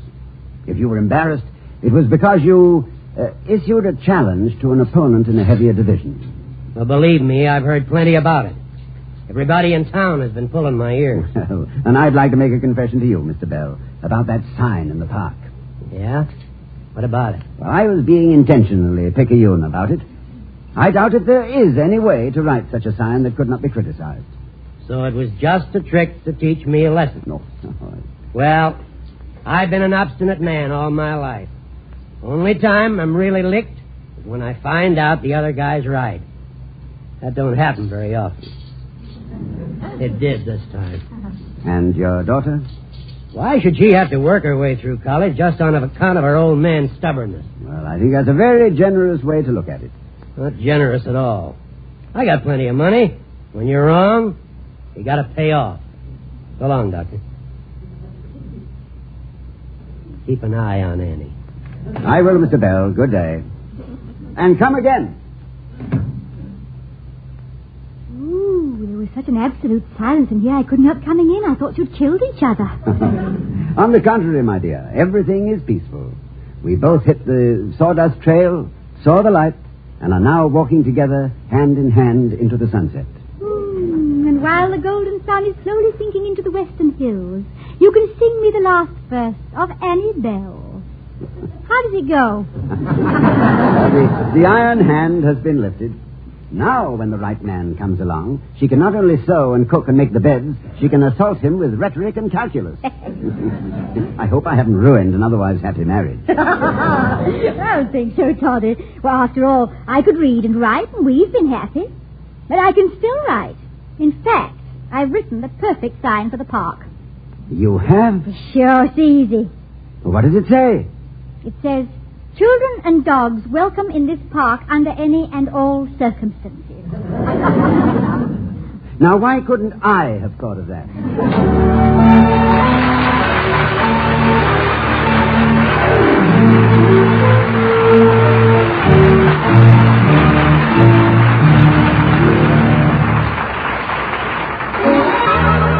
I was curious. I tasted it. Now I know why Schlitz is the largest selling beer in America. No wonder it's the beer that made Milwaukee famous. And here again are Mr. and Mrs. Ronald Colton. Ladies and gentlemen, Vicky and I would like to add our own deep appreciation for your gratifying response to the Halls of Ivy.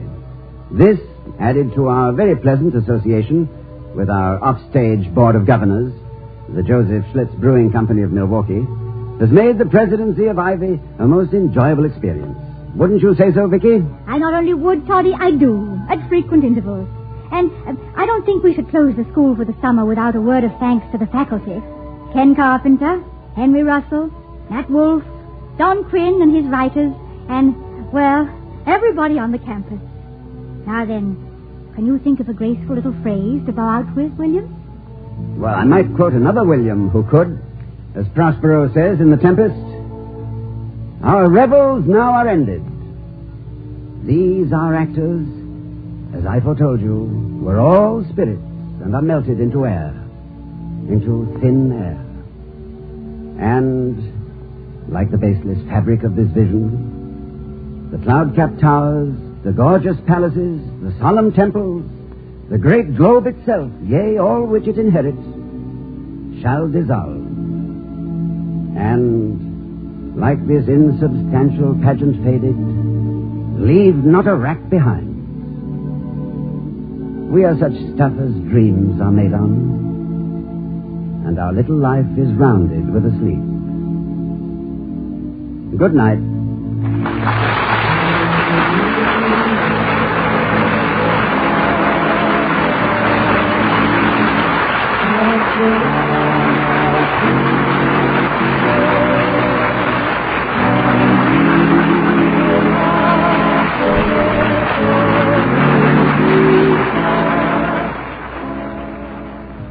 The preceding program was transcribed. Next.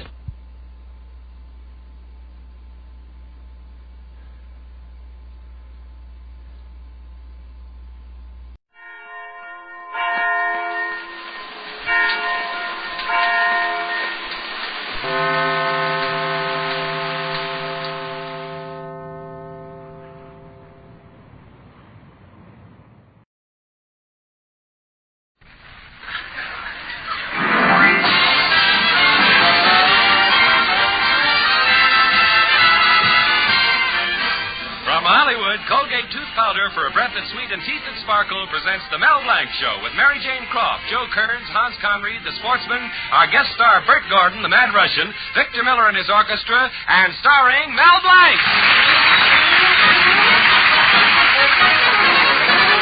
There's no business like show business like no business I know. Everything about it is appealing. Everything the traffic will allow. Nowhere could you get that happy feeling when you are stealing that extra bar. There's no people like show people. They smile when they are low. Yesterday they told you you would not go far. That night you open and there you are. Next day on your dressing room they've hung a star. Let's go on with the show.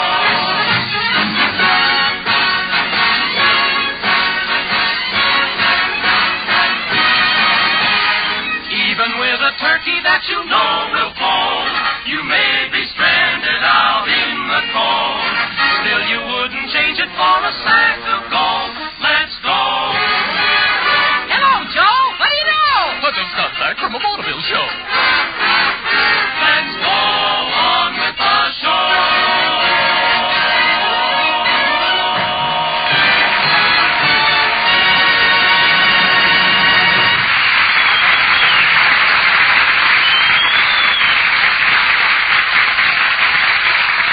Well, there's plenty of excitement today in Mel Blanc's Fix-It Shop. Mel's running the local community chest drive, which is having a big affair tonight in the local auditorium. Right now, he's being interviewed by Willie Murdoch, a reporter for the town newspaper. Gee, Willie, it sure is nice of you to write a story about me. Well, that's all right, Mel. Now, let me take some notes. Tell me something about yourself, Mel. Oh, nothing ever happens to me. Led a very interesting life. Then what happened to you, Mel? Well, when I was 16, I went to work in a candy factory. I was in the chocolate-covered nougats department. I put in the nougs. You see, somebody poured the chocolate, I put in the nougs. Somebody poured the chocolate, I put in the nougs. Then I was promoted. Oh, yeah? Somebody else put in the nougs, and I poured the chocolate. Well, 1 year of that, and I developed a sweet tooth. Her name was Sadie, and I almost married her. You almost married her? Yes. Had narrow escape from disaster. And then became a big executive in an oil company. Hey, look, Willie, you're not taking down anything I say. Mel, if I put the story in your way, who would buy the paper? I would. You would. Mel, who else is helping you on the community chest affair? Well, there's my helper, Zuki. Zuki? Yeah, he's at Mr. Colby's house right now trying to round up some refreshment. Well,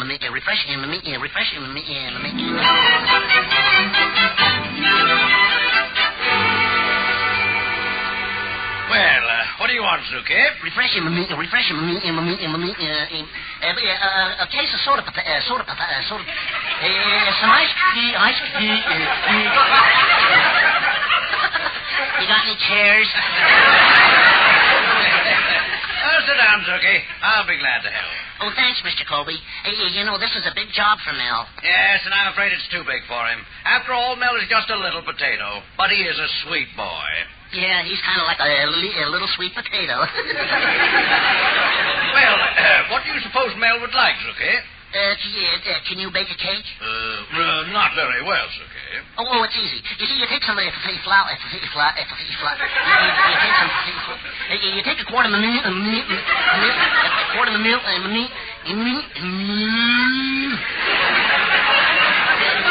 You take it to two eggs. You buy one in the bakery. How would you like it if I brought some assorted pies? I could go for that. Oh, wait, here comes my daughter Betty. I could go for that. I mean, I like pies. Hello, Zuki.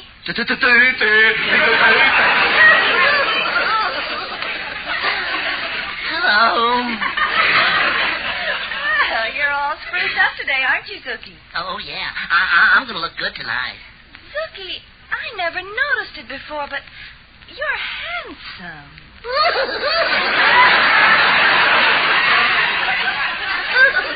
Hey, you know, Betty, you have a nice... Well, I love you. You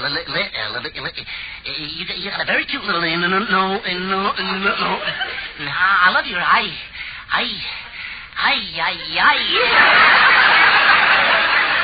Oh, South America, don't take it away.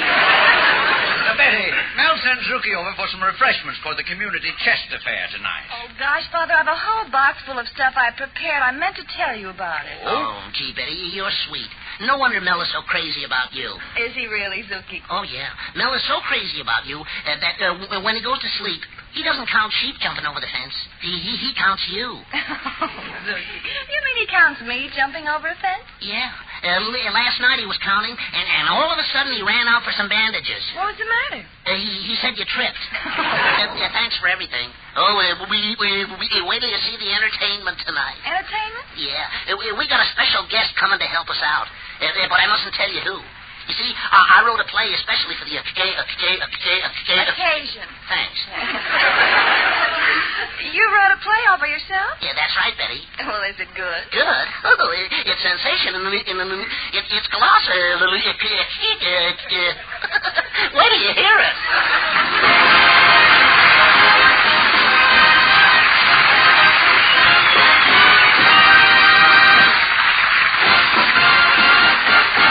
Colgate tooth powder, keep smiling just right. Use it each morning and use it each night. Don't take a chance with your romance. Use Colgate tooth powder. Your romance will be a bursted bubble if you have that breath of trouble. Do you think you could be a victim of this breath of trouble? I mean, unpleasing breath? Why not be on your guard? Just do this. Brush your teeth night and morning and before every date with Colgate tooth powder. For Colgate tooth powder cleans your breath as it cleans your teeth. Yes, scientific tests have definitely proved that in 7 cases out of 10, Colgate tooth powder instantly stops unpleasing breath that originates in the mouth. What's more, no dentifrice at any price cleans your teeth more quickly and thoroughly than Colgate tooth powder. Remember to buy it first thing. And remember the name, Colgate tooth powder, with the accent on powder. Don't take a chance with your romance. Use Colgate tooth powder. Well, a full moon has brought a lovely evening to Mel Blanc's little town. Perfect weather for the community chest benefit, and everybody has turned out. Right now, Mel is milling through the crowd, greeting all his friends. Well, there he is now, talking to Mr. Cushing, the president of Mel's local lodge, the Ancient Order of Benevolent Zebras. Hello, Mel. Ugga, ugga, boo, ugga, boo, boo, ugga. Oh, greetings, mighty potentate. Ugga, ugga, boo, boo, ugga. It's a wonderful party, Mel. Wonderful. Oh, thank you. I want you to meet my wife. Ugga, ugga, boo, ugga.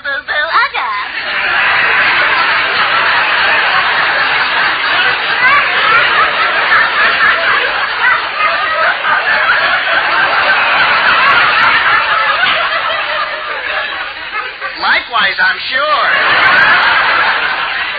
Say, Mel, the refreshments are wonderful. Good. All except that chocolate layer cake. That's terrible. Oh, but Mr. Cushing... It's almost impossible nowadays to get cement, and a woman has to use it to fill a cake. Oh, but Mr. Cushing... You know, I pity the poor guy that has to stand for that cooking day in and day out.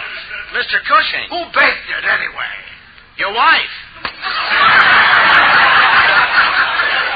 Well, I gotta be going now. Ugga, boo, ugga, boo, boo, ugga. Ugga, ugga, boo, ugga, boo, boo. Hello, Mel. Ugga. Hello, Mr. Brown. I'm glad you're here. How are you feeling? Oh, not so good. I can't sleep tonight. Drinking too much coffee? No, I can't sleep on account of milk.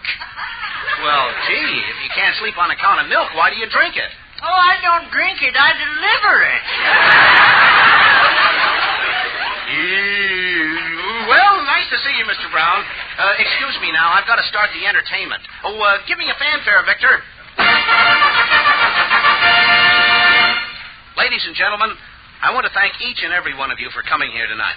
We're ready to start our show with Victor Miller and the Sportsmen playing and singing the hit songs from Annie, Get Your Gun.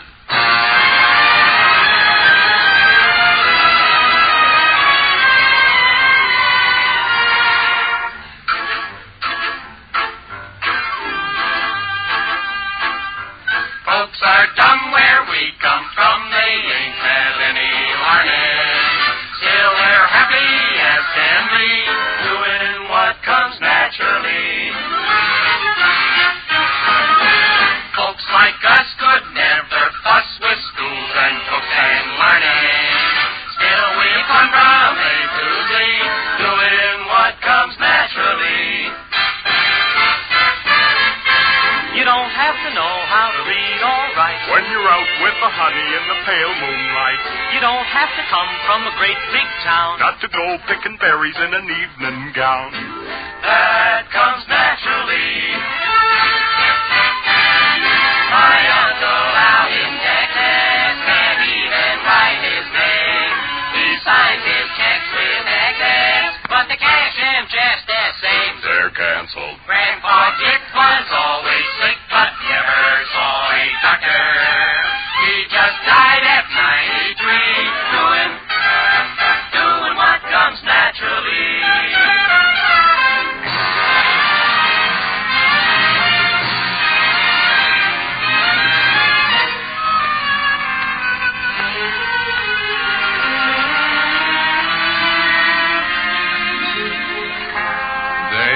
Say that falling in love is wonderful.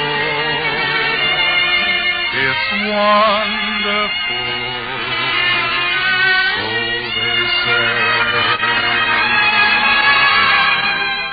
And with the moon up above, it's wonderful. It's wonderful, so they tell me. I can't recall who said it. I know I never read it. I only know they tell me that love is grand. The thing that's known as romance is wonderful, wonderful in every way. So they say.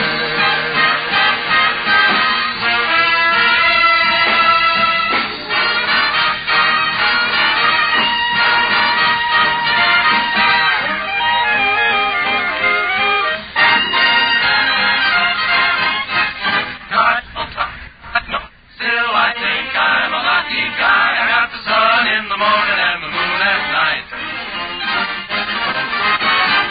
No mansion, got no yacht.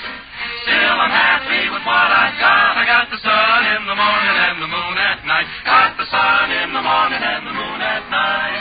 Sunshine gives me a lovely day. Furthermore, a mess of moonlight gives me the Milky Way. I got the sun, I got the moon, I got the sun in the morning and the moon at night. Yeah, with the sun in the morning and the moon in the evening, I'm quite all right.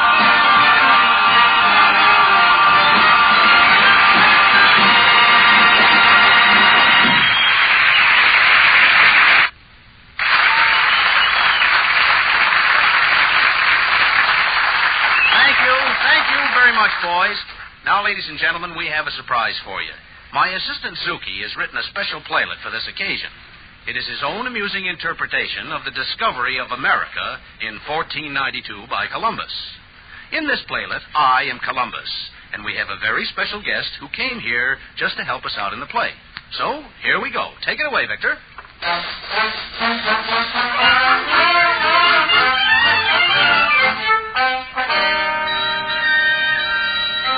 It is the year 1492. Our hero Columbus and his weary men are approaching the shores of America. History is in the making. Columbus, look, it's land.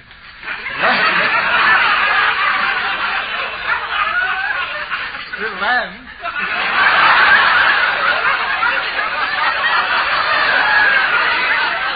Pardon me, I thought you said ham.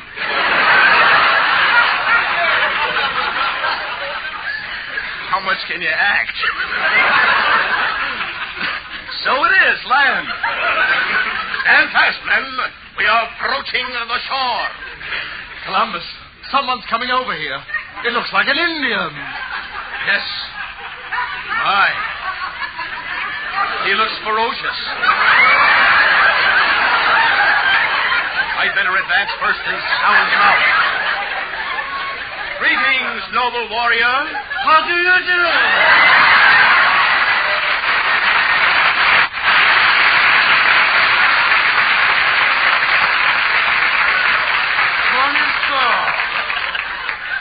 You are an Indian?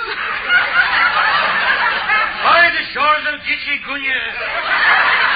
Well, I look like Mickey Runye. But I thought that Indians wore feathers. You want an Indian or a chicken? Indian, you speak English very well. That is most practical. You see, when I was born, I was very young. How unique. I was such an itsy-bitsy kiddie. Everybody came from miles around to look on my puss. Of course, the odds were against me. Because nobody could tell what I was. Well, what happened? And would you believe it? Till this very day, nobody discovered... Anyway, let's not waste any time. I'm an Indian, and I got a messenger, and I'm an Indian messenger, and I'm bumming the script up.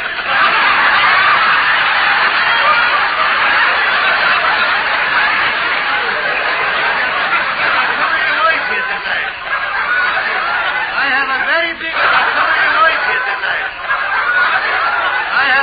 big letter for you, sir. A letter, huh? Say, what's that papoose on your back? He handles the postcard. What's your name, Indian? Me? Ugh. Ugh. And what's your name, little papoose? Me, good Junior. Little beaver.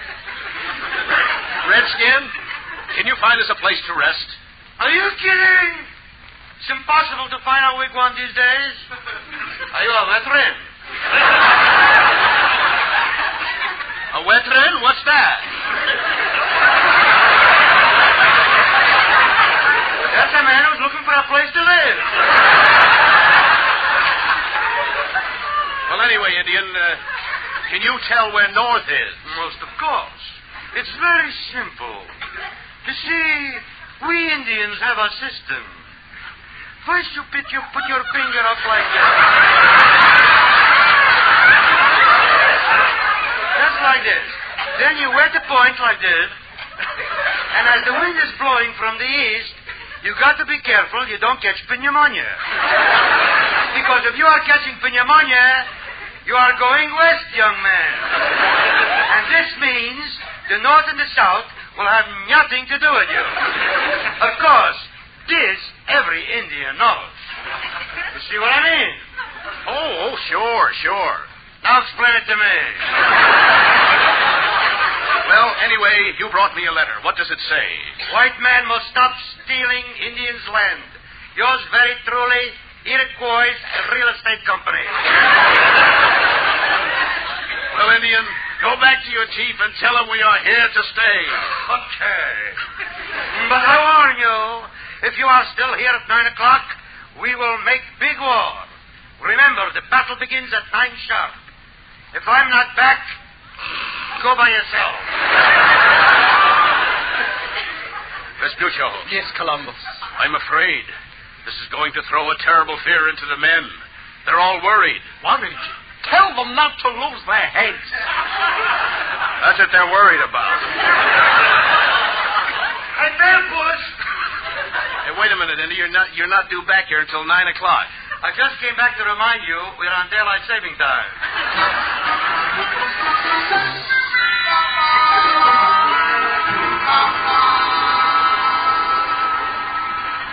Columbus, what time is it?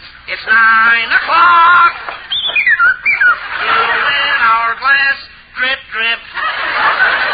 Columbus, this is no time to joke. The Indians are coming and the men are too afraid to fight. Men, you can't let history down. The eyes of the world are upon us. In Spain, they're saying we're discoverers of a new nation. In England, they're saying we're men of iron. In France, they're calling us brave defenders of the world of tomorrow. What are you here from, Brooklyn? Stand back, everybody. It's the Indian. Who's an Indian? I'm Jesse James. You want to know something? You sound just like the Indian. I feel like him, too. Well, what do you want, Jesse James? I came here to help you build a railroad. Why are you so interested in building a railroad? I got the hold-up concession. Look out, the Indians are shooting. That's very funny. That's very funny. What's very funny? There were no guns in 1492. Were there? Say, you're right. They used a bow and arrow. That's better. Up! They got me. They got me. Gosh, one tip and it hit you in 5 places. It's something new. An atomic arrow. Oh, I'm dying. Partner, I'm dying. You're dying? I'm dying. I'm going to join Cleopatra. I'm going to join Salome. I'm going to join Madame Pompadour. But you're dying. What are you so happy about? Silly boy.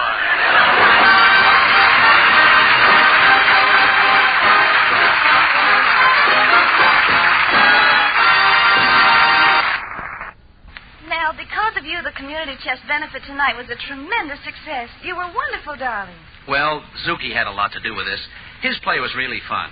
And, Betty, you were swell to help, too. Oh, I was glad to help, Mel, and so was everybody else. Gosh, I'm awfully glad. It's wonderful when people help each other out.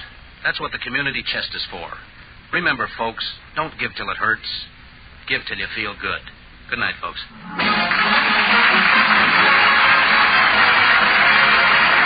This is Marty Easton reminding you that Colgate Tooth Powder for a breath of sweet and teeth that sparkle brings you the Mel Blanc Show every Tuesday at this time. Be sure to join us again next Tuesday night for more fun with Mel and the people you'll meet in Mel Blanc's Fix-It Shop.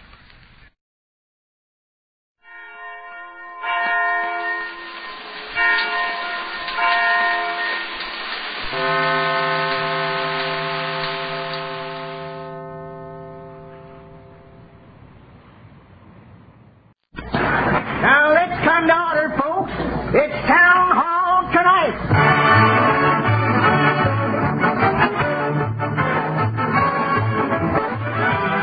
An hour of smiles in town hall tonight, folks. 60 minutes of fun and music brought to you by Ipana Toothpaste and Sal Hepatica. Ipana for the smile of duty, Sal Hepatica for the smile of health.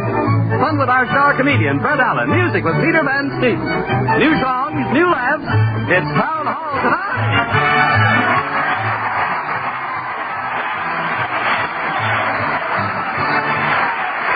Well, sir, another hour of entertainment is starting down the assembly line at the old town hall. Here comes the chassis, Peter Van Steeten, and the orchestra bolts on the overture. It's called Wishing.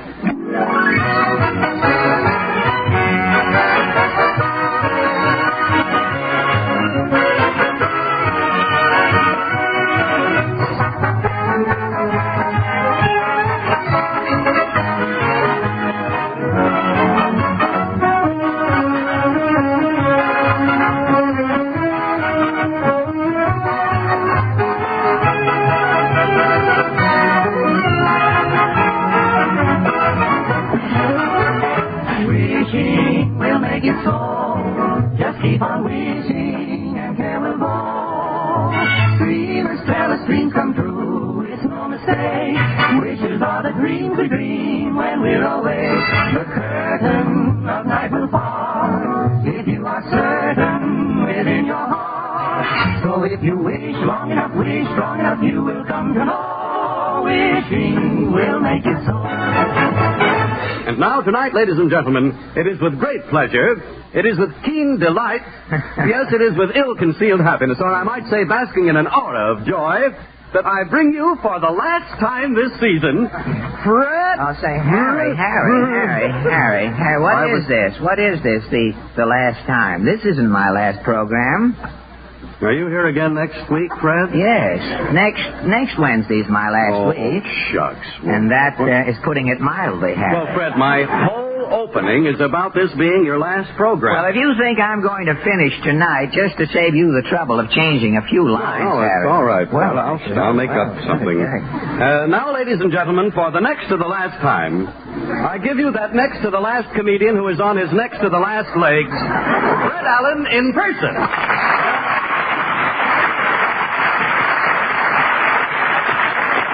Thank you, and good evening. It's a wonder Mr. Rockefeller wouldn't get these things fixed. Lean on anything in advance. Thank you, and for the next to the last time, thank you, and good evening, ladies and gentlemen. And now for our next to the last turn, to the next to the last news of the week. Could we have a next to the last fanfare, Peter?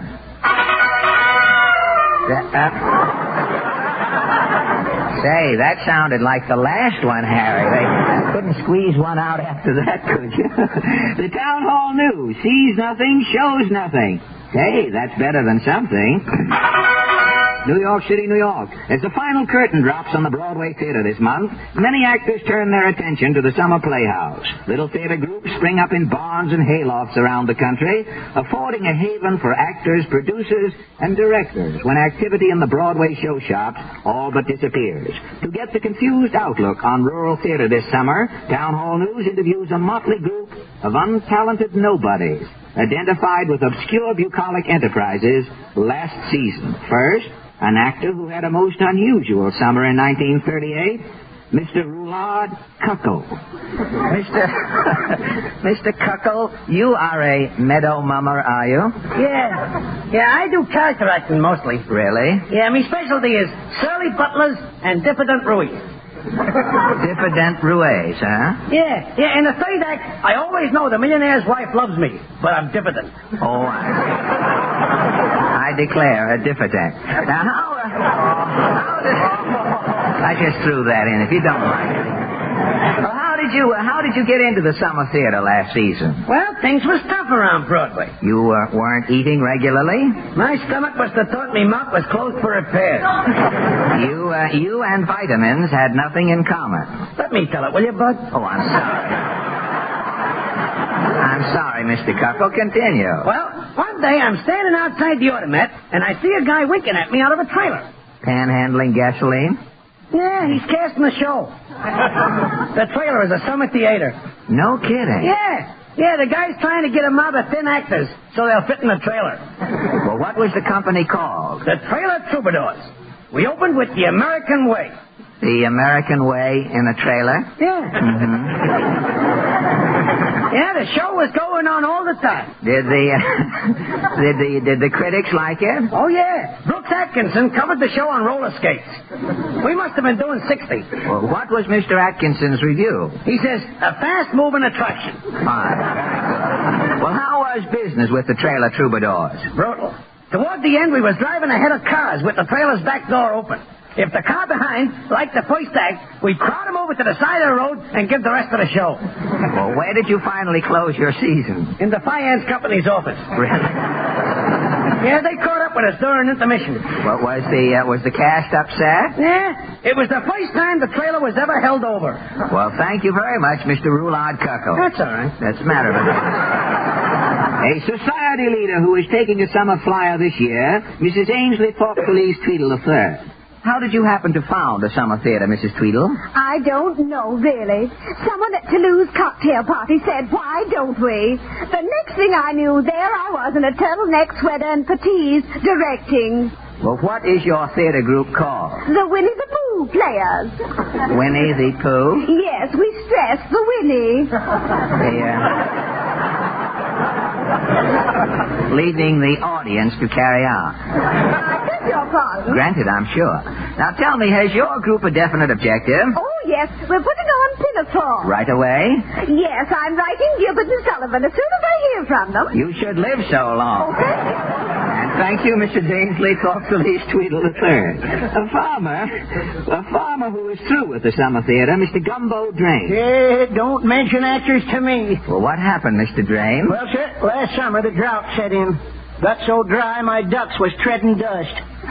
Setting dust around. Your crops suffer from the heat? My cucumbers got so hot they was giving off a dull green glow. They look like Mazda pickles on a neon vine. Say, it must have been terrible. Yes, it certainly was. I had to quit walking around the farm. Radishes was giving me the hot foot. Yes, sir. I seen the harvest was going to be a mess of clinkers. So you harvested with a rake, did you? So you rented your barn? Yes, sir, to the Tinkerbell players. What happened? Well, the next day, my barn was full of ectors. Hens started disappearing from the coops. Eggs was missing from the nest. Ducks started going one by one. Or did you find No, I was fuming, but biding my time. Tuesday, I catch an actor kneeling on the stage. His hand stuck out through a door.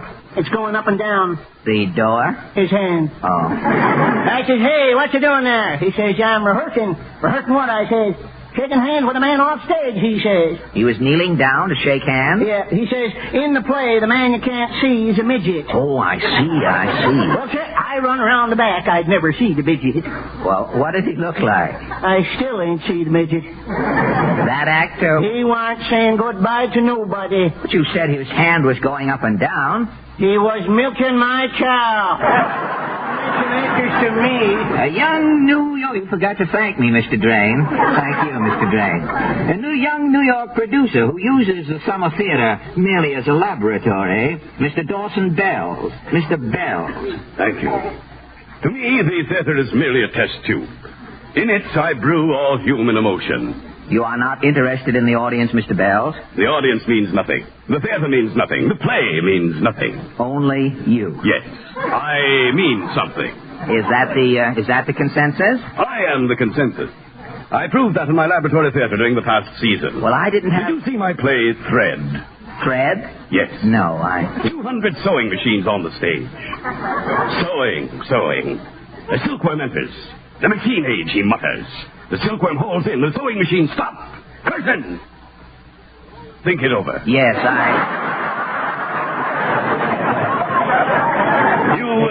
You saw my play Crash. Oh, you had a crash? Yes. No, I didn't. The curtain goes up. A bass drum is center stage. The drum is a cymbal. On the drum is a cymbal. Yes? The cymbal is a cymbal. The audience ponders. The termite smacks his lips. Curtain! You see the work I'm doing. Yes.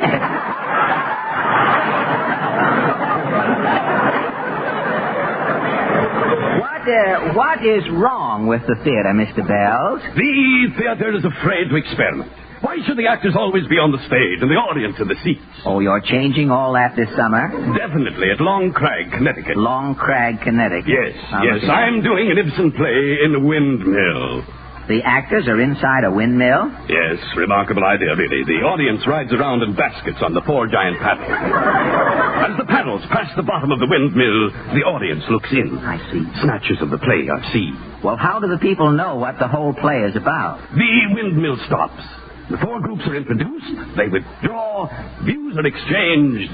And it dawns on them. Yes, it should be a good lesson to them. Next summer, I am presenting a season of Shakespeare in the lighthouse off the coast of Old Orchard, Maine. But what about the audience? The audience will be in Biddeford, 10 miles away. Well, how will people know what's going on? The orchestra seats will have telescopes. Oh. The balcony seats will have opera glasses. And the folks in the gallery? They can't see me. And that goes for me, too. And thank you, Mr. Dawson Bell. I seem to have wasted a lot of time. Yes, that is But despite you have wasted a life, only a fragment of your time has been wasted here, Mr. Bell.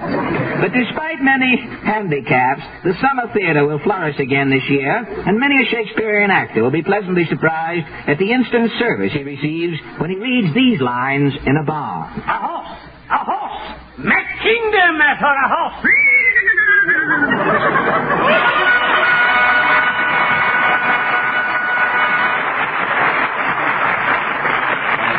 And now the Merrimack sing for you that stirring song, Tea for Two. Stirring song. Hey, not bad for this late in the season. However, Tea for Two.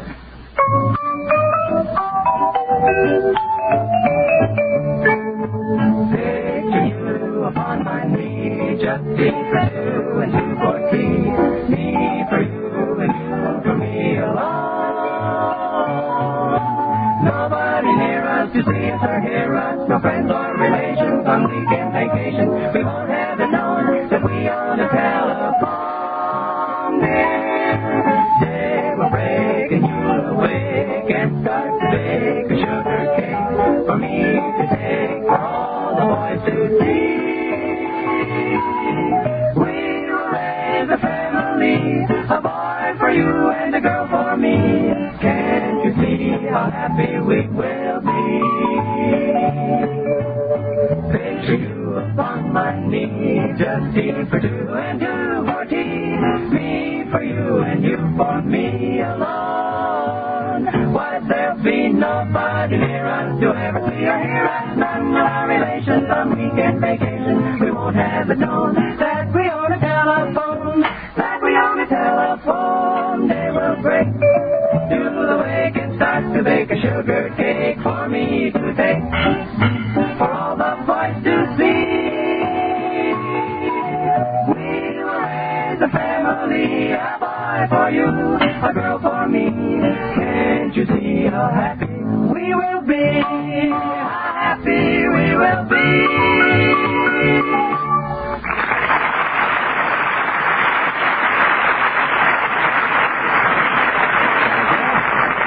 A well-known psychologist recently stated, ladies and gentlemen, that the reason most men aren't more successful is because they don't recognize opportunity when it knocks at their doors. Now, tonight, we'd like to find out whether or not the professor hit the bullseye. So we question members of our studio audience. Now, this gentleman here, did you hear opportunity knocking at your door? Huh? What door? No, opportunity at the door, knocking. Well, don't knock if you can't boost. That's what I always say. No, look, opportunity is knocking at the door. Well, let him in if you're a mind to. I don't live here. Oh, skip it. Yep, that's what I always say. Well, come on, Bill. Where were we? Oh, yes, you, sir. Did you recognize opportunity when she knocked at your door? Yes, I knew it was my big chance, but that didn't do any good. You see, I had an opportunity to interview a man who had a swell job for me. And you muffed it? I certainly did. I was feeling kind of dull and under the weather, and I must have looked it. I guess I didn't make much of an impression, so that was that. Well, we all understand how you must feel, so I'm sure we'll all appreciate this thought of Harry Von Zell. Well, of course, it's mighty important to feel at your best every day, ladies and gentlemen. That's why it will pay you never to forget, when you're under par, that Sal Hepatica helps give you a faster comeback. Very often, nearly everyone has that sluggish, headachy feeling that says take a laxative. But if you take something with a laxative action only, it may be days before nature has cleared up any accompanying gastric acidity. That's why so many physicians say, take Sal Hepatica, because Sal Hepatica not only brings you speedy yet gentle relief, this famous mineral salt laxative also counteracts excess gastric acidity, which helps chase that sickish feeling fast. So your head's clearer, your pep's back, and you're quickly on the job again. So never be without Sal Hepatica. Get an economical bottle from your druggist before another day goes by. See if your whole family doesn't appreciate your showing them this quick modern way to a faster comeback. With sparkling Sal Hepatica.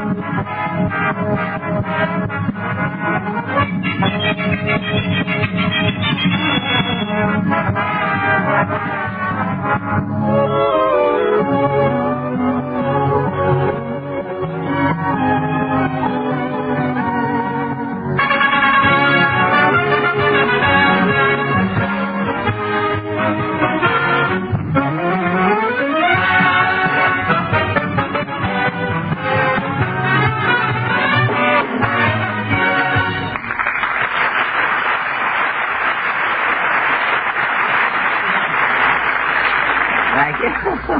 Peter Van Steeden and his Ipana Troubadours have just played Strange Enchantment. And now, ladies and gentlemen, I know you didn't expect to meet. You prepared, Uncle James? I cannot tell a lie, Fred. I am. And what unusual occupation have you peeked in on during the past week?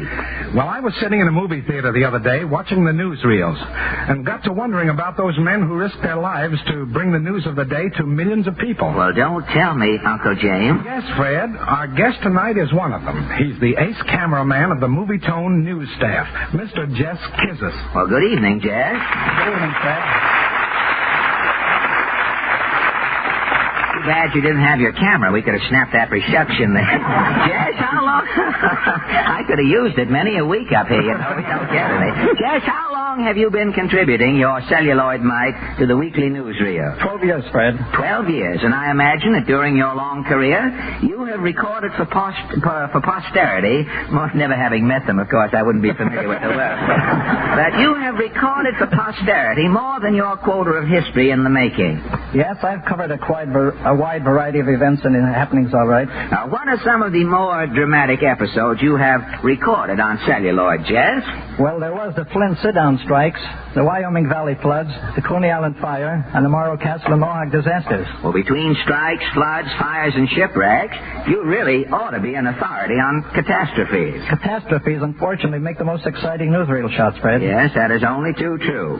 You know, there's one thing that always puzzles me, Jess. No matter what goes on, there always seems to be a newsreel cameraman there to get his pictures. How do you fellas know when things are going to happen? Who decides what happenings are to be filmed? Our assignment editor. Your assignment editor. He tells you where to go in a nice way? Yes, Fred. Well, tell me, Jess, how can the Movie Tone News cover events in Japan, Italy, and Perth Amboy so effectively and quickly? The company has a staff of some 200 newsreel cameramen scattered all over the world. Oh, and they take care of everything? Most everything. We also have a large number of freelance men who augment the regular staff. They cover any stories that pop up in unusual places. Well, what becomes of all of these pictures? What do you do with old newsreels? You can always find a use for yesterday's newspaper, but you can't wrap up a herring in a newsreel. Old newsreels are filed away, Fred. In the vaults of the Movie Tone News, we have a copy of every foot of film that's ever been shot. That, akin to the centipede, must run into feet. Yes, we have about 50 million feet. Go ahead, please.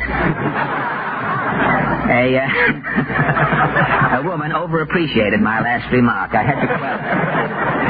What did you say? You have over 50 million feet. 50 million feet of film. Say, Jess, you add a Donald Duck and a travelogue, and you've got a full-length show at any neighborhood theater. But tell me, have you ever been injured in the line of duty? Yes, I've had my hand badly cut by a blimp propeller trying to get some freak shots, and I've been slugged a few times working at riots, but it's all a part of the game. Ah, yes. As the hunter said when the antlers fell off of the dead deer, it's part of the game. Have you had... Now, quiet, please. We've got to get on here. But, have you had to perform any unusual physical feats to record some important footage? Well, to take the view from the top of the Triborough Bridge, I climbed the cables carrying a 100-pound camera. Well, that's certainly a lot of trouble to go to get a picture of Flushing, isn't it? Has your life ever been in jeopardy? Yes, Fred. I covered the Machado Revolution in Havana with bullets flying all around me.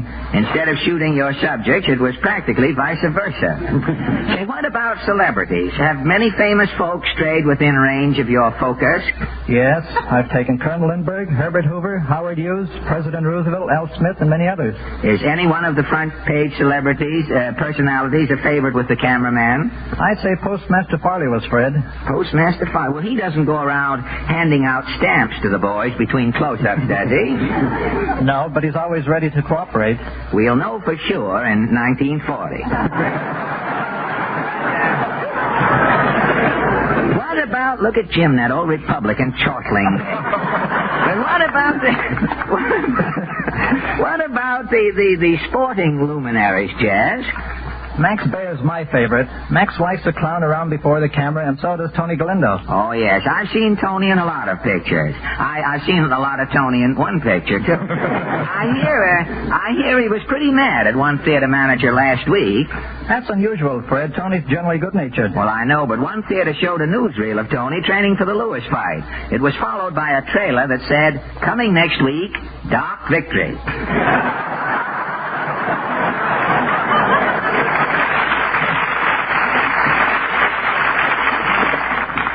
I see what you mean. I sensed that you would, Jeff. Now, in all your years of newsreel activities, what has been your biggest scoop? I guess the time I covered the capture of Two-Gun Crowley. Oh, I remember LaFair Crowley. They cornered him in a rooming house uptown. Well, how did you know the police were going into action at that? I didn't. I just happened to be driving through that block when the excitement began. What did you do? I got my camera out of the car and was grinding away even before the police commissioner got there. Well, that's certainly quick work. You know, I once heard about a newsreel man who got to a fire before Mayor LaGuardia. I don't believe that. After all, you can't do the impossible, you know. I saw a picture yesterday where the mayor showed up with a fish in one paper.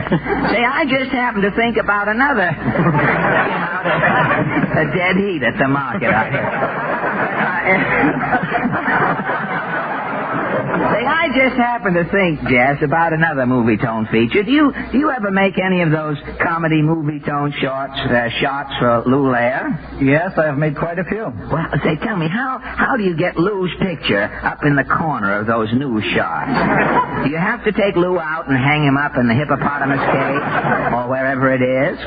No, we just photograph the scenes. Lou gets up there the best way he can. And he's been doing it lately, too, I've noticed. What about that liquid double talk? Do you photograph that? Lou dubs in his own dialogue back in the studio. Say, do you think confidentially, after looking at Europe, that Lou still thinks monkeys are the craziest people? I wouldn't know, Fred. Well, the next time I see some monkeys, I'm going to ask them how they feel about Lou.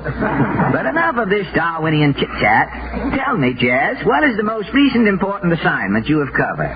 The arrival of the King and Queen here in New York. Say, how close did you get to their majesties? I was about 6 feet from them at the fair. It must have been quite a thrill. Yes, Fred. It was one of those experiences that make my job so fascinating. As far as I'm concerned, there's no other job nowhere like it. In other words, the newsreel cameraman is a soldier of fortune. Without the fortune, yes. Well, thanks a lot for this little verbal hike around your tripod, Jess. Now, before you go, I wonder if you'd do me a favor. If you could take a newsreel picture for me, sort of a minor catastrophe. I'd be glad to, Fred. Say, could you just shoot a few feet of Mr. Van Steeden up on his podium there? Is that a catastrophe? Mr. Van Steeden is a catastrophe with skin on it. I get it. Good night, Fred. Thank you, and good night, Mr. Jess Kizzer.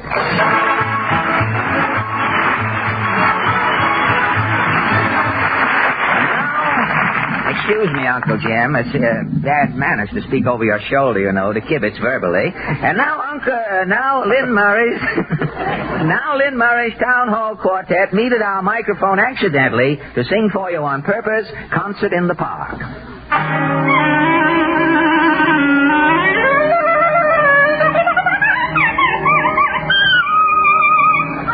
I remember how we met so long ago at the concert in the park. Oh, the concert in the park where we met in the dark. Oh, what an atmosphere. We started coming near. It was grand and the band was playing. Oh, the concert in the park. I felt just like a lark. My heart was filled with bliss. Each time we see the kids, it was grand and the band was playing. Sweet music brought romance our way. The more they play, the more we'd love. The more we'd love, the more they play on the concert in the park. Just off that certain spark. And when she whispered yes, I found my happiness. It was grand and the band was playing.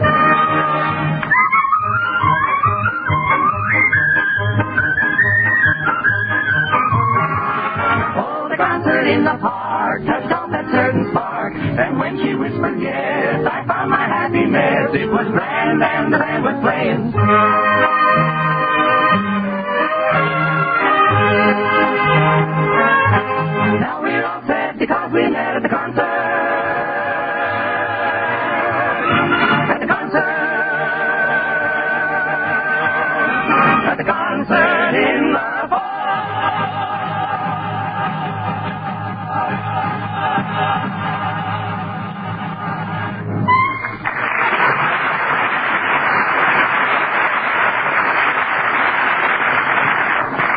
Thank you. There won't be any overtime for that extra note, will there, Peter? That little thing they threw in. Well, this year, ladies and gentlemen, some graduating classes have decided by vote a new question, to wit, what movie star would make an ideal companion on a desert island? Now, for the most part, however, these informal elections have concerned themselves with more pertinent issues, such as who is the best student or the finest athlete, and so forth. Now, tonight we follow through with the town hall elections, and we are very happy to report as follows. First, the one most likely to succeed. Yes, ladies and gentlemen, that is the natural choice. iPana toothpaste, when used with gum massage, will succeed in helping you have the kind of a smile you can be proud of. Because an attractive smile depends on sparkling teeth and firm, healthy gums. And iPana toothpaste is especially made not only to clean and brighten teeth, but when used with massage to help give gums the toning they need for firmness and health. The stimulation that helps guard against gum trouble. Second, the most convincing speaker. That, too, is iPana toothpaste. For iPana definitely speaks for itself. The very first time you brush your teeth with iPana, put a little extra iPana on your brush or fingertip and massage it on your gums. Notice the remarkable difference. Notice that pleasant tingling sensation as circulation speeds up and lazy gums start to waken. Finally, we nominate the most popular member of the class. And again, the winner is iPana. For so many people step up to their drug counters and ask for iPana that it outranks all other toothpaste. Make up your mind right now to help yourself to healthier gums, brighter teeth, and the kind of a smile that wins friends and keeps them with iPana toothpaste.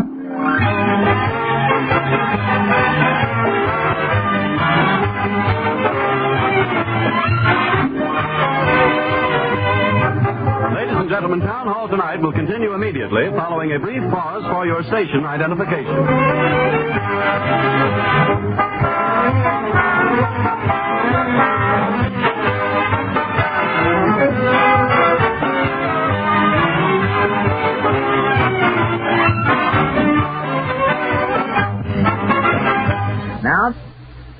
Now that you have heard from the man of the hour on the half hour, we return you intact and in toto to the old town hall. Now on Thursday night... May I cut in, Mr. Allen? Well, Portland, why, sure.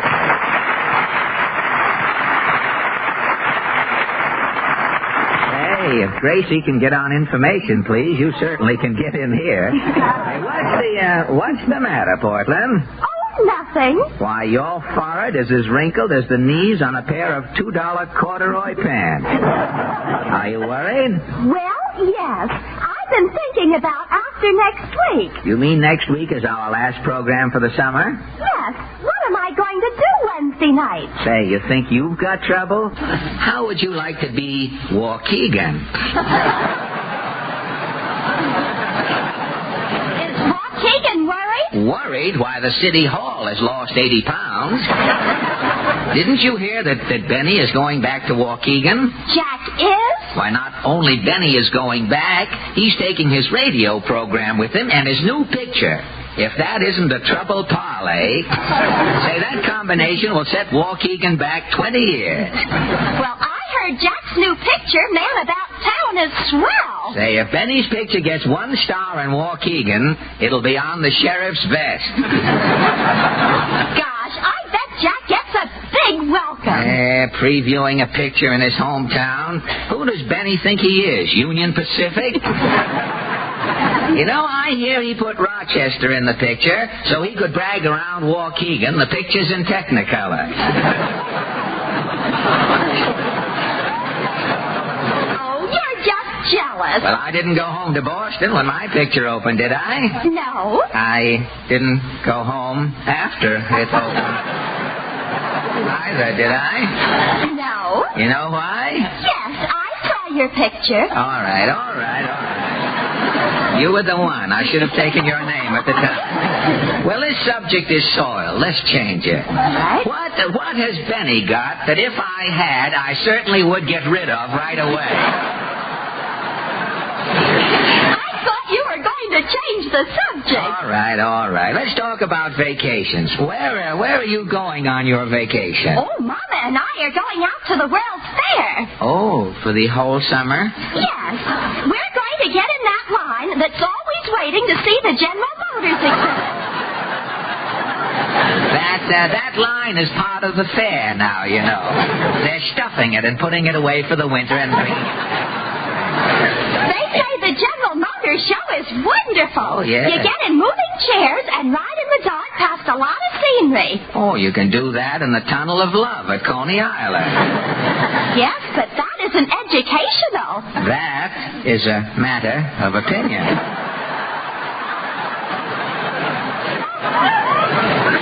You going to spend your vacation? Well, I might go up to Maine again if Rudy'll move over. I'm pretty tired. Now, I want to go someplace where nobody suspects I'm a comedian and nobody expects me to say anything funny. Why don't you stay on the program, Alan?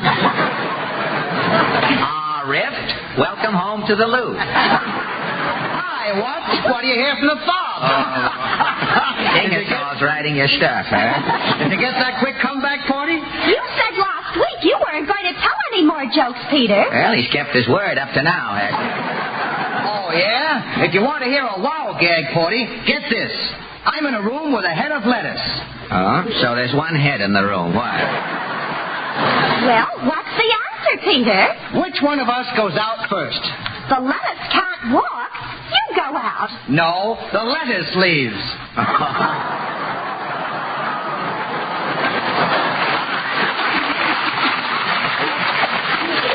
Well,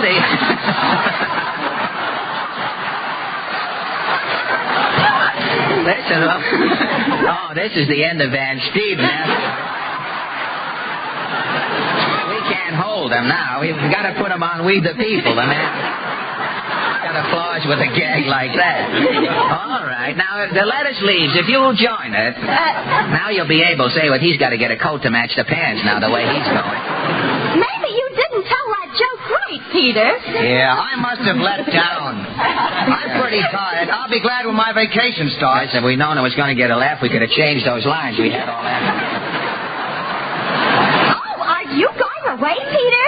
No, Alan's going away. That's vacation enough for me. Well, I'm no insurance man, but the feeling is mutual. Oliver's with you, the swell. I wonder where Harry's going. Harry? Yes, Forty? Have you made any vacation plans? Well, no, Forty. I was going to the Thousand Islands, but I don't know. Well, what's the matter with the Thousand Islands? I don't like the dressing.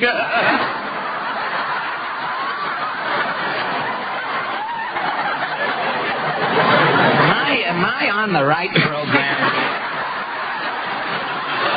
I was looking around for Penna there. Well, if you don't like the dressing, why don't you go to a burlesque show for the summer? Come in. So this could be the place. Stop pushing. Who's pushing? I'm here to see a prospect. Prospect is a park in Brooklyn. Take the BMT. Get your finger out of my eye. You're violating the Wagner Act. Wait a minute. The Wagner Act can't be any worse than this act that's coming.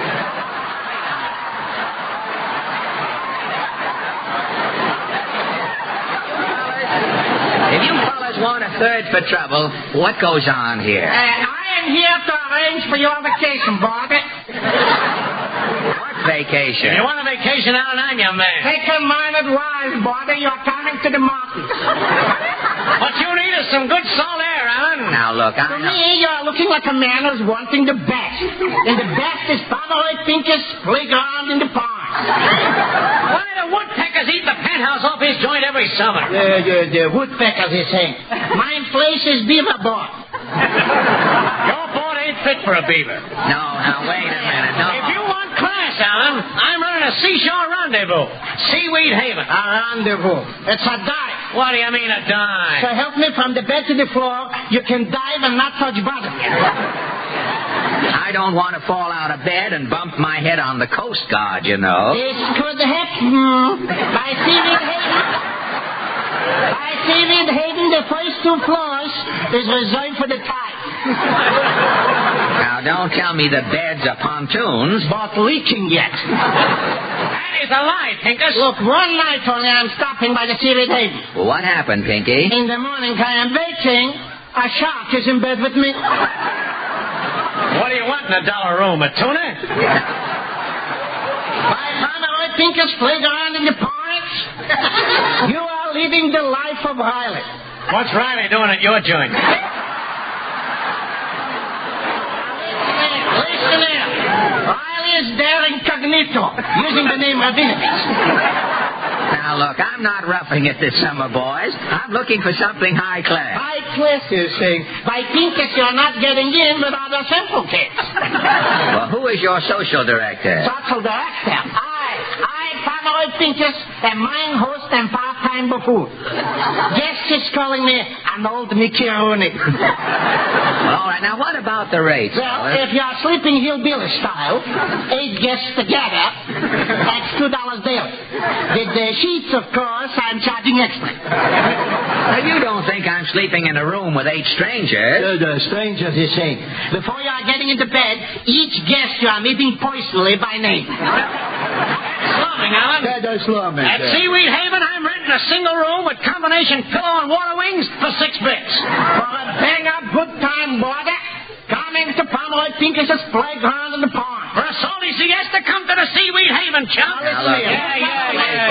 I can't make a snap decision. Well, for calling in a third party. Okay, here I am.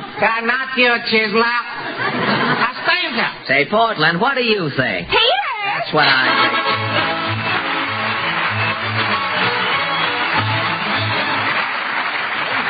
Merrimack's proved that there's life in the old girl yet by singing their version of Little Annie Rooney.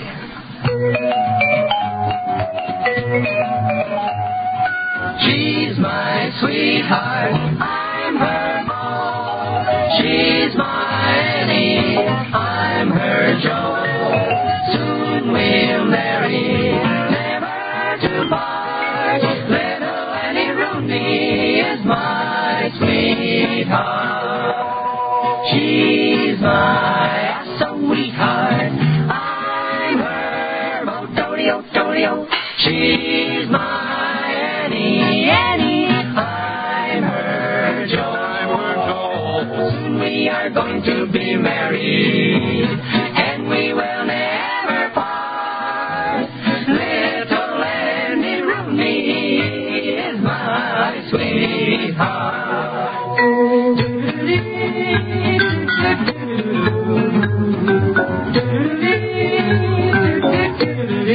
Little Annie Rooney is the sweetest little girl in of her soul. She's gonna be my sweetheart and I'm gonna be her beau. She is my sweetheart and I'm her beau. She is my little Annie Rooney and I'm her Joe. Soon we're gonna marry, never to part. Little Annie Rooney, little Annie Rooney, little Annie Rooney is my sweetheart.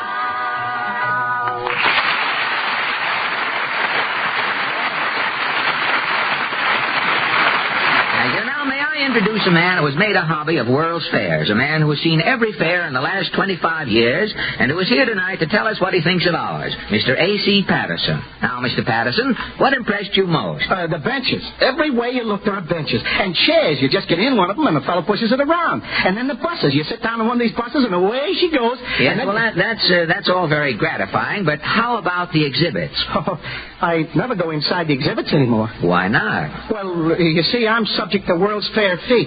I beg your pardon? Well, you know, I get interested in the sights and I walk miles looking at things, and when I get home, I got a pair of feet that ought to be in a sanitarium. They burn and they ache till I wish I'd stayed home in the first place. Well, there's no need to take that desperate attitude, is there, Harry? No, indeed. Not if you know about Minute Rub. M-I-N-I-T-R-U-B. A new and better way to help bring quick, welcome relief to sore, tired, aching feet, no matter how or where you get them. Just squeeze a little Minute Rub from the tube and rub it on, and on the muscles in the back of your legs, too. And see how soon you get blissful relief. And that's only one of the many ways in which Minute Rub helps you, ladies and gentlemen. Just remember this. Minute Rub is a priceless comfort when you suffer from nervous headaches due to overwork or fatigue. Or if you turn and toss at night, try relaxing the minute rub way and see how quickly you're on the way to calm, restful sleep. And don't forget that Minute Rub, which is approved by Good Housekeeping, is greaseless and stainless. It disappears as you rub it on, so it can't harm your clothing or linen. Get an inexpensive tube from your druggist tomorrow, or even tonight. Your whole family will appreciate your showing them this quick, modern way to help relieve muscle discomfort and fatigue of all kinds with Minute Rub.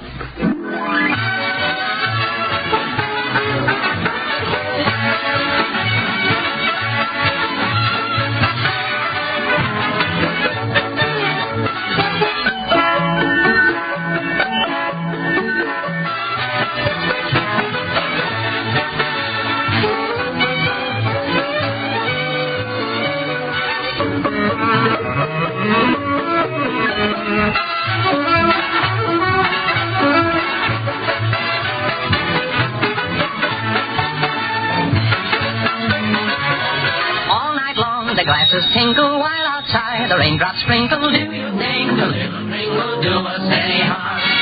I love you and you love me. The world is flat and so are we. So do you think a little ring will do us any harm? In a corner just for two, a sparkling glass before us. With a spoon we'll play a tune and all join in the chorus. All night long the glasses tinkle while outside the raindrops sprinkle. Do you think a little ring will do us any harm?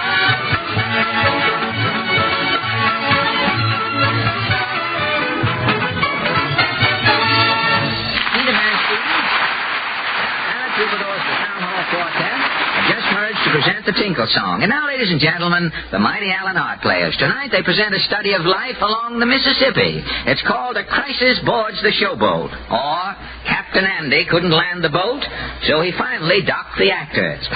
Overture, Peter.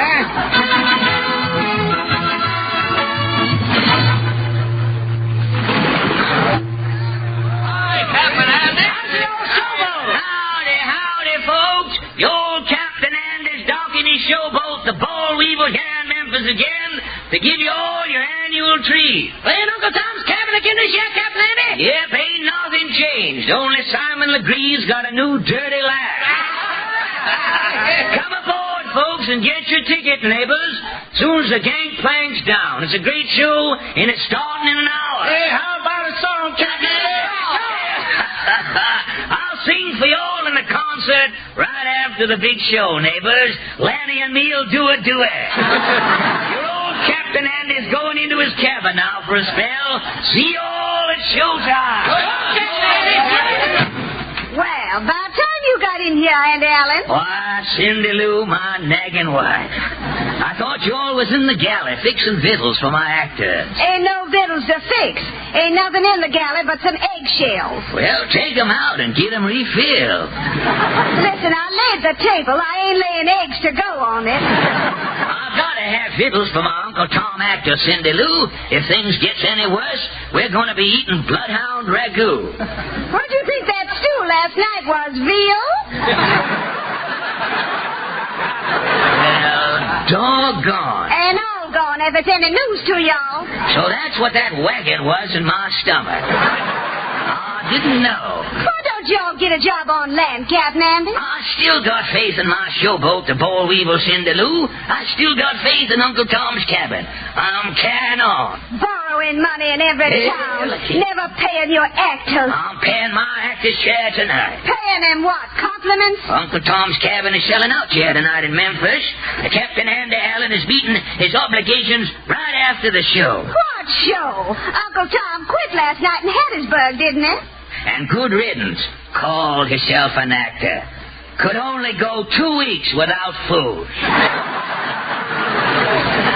So you all going to play Uncle Tom's cabin without Uncle Tom? I wired to the north, to New York City, for a new leading man, Cindy Lou. A fresh Uncle Tom's a joining the showboat here tonight. Maybe this is my new Uncle Tom now. I wired him to get here for showtime. I'll see. Captain Andy Allen? From Monday through to Sunday, son. That's all I want to know. Come in, Mac. Right, Jack. What is it you're selling? We're selling talent, lady. We're Jack and Mac, those happy chappies, and knockout comedy acts. Now, I don't need We've been waiting down here in Memphis for vaudeville to come back.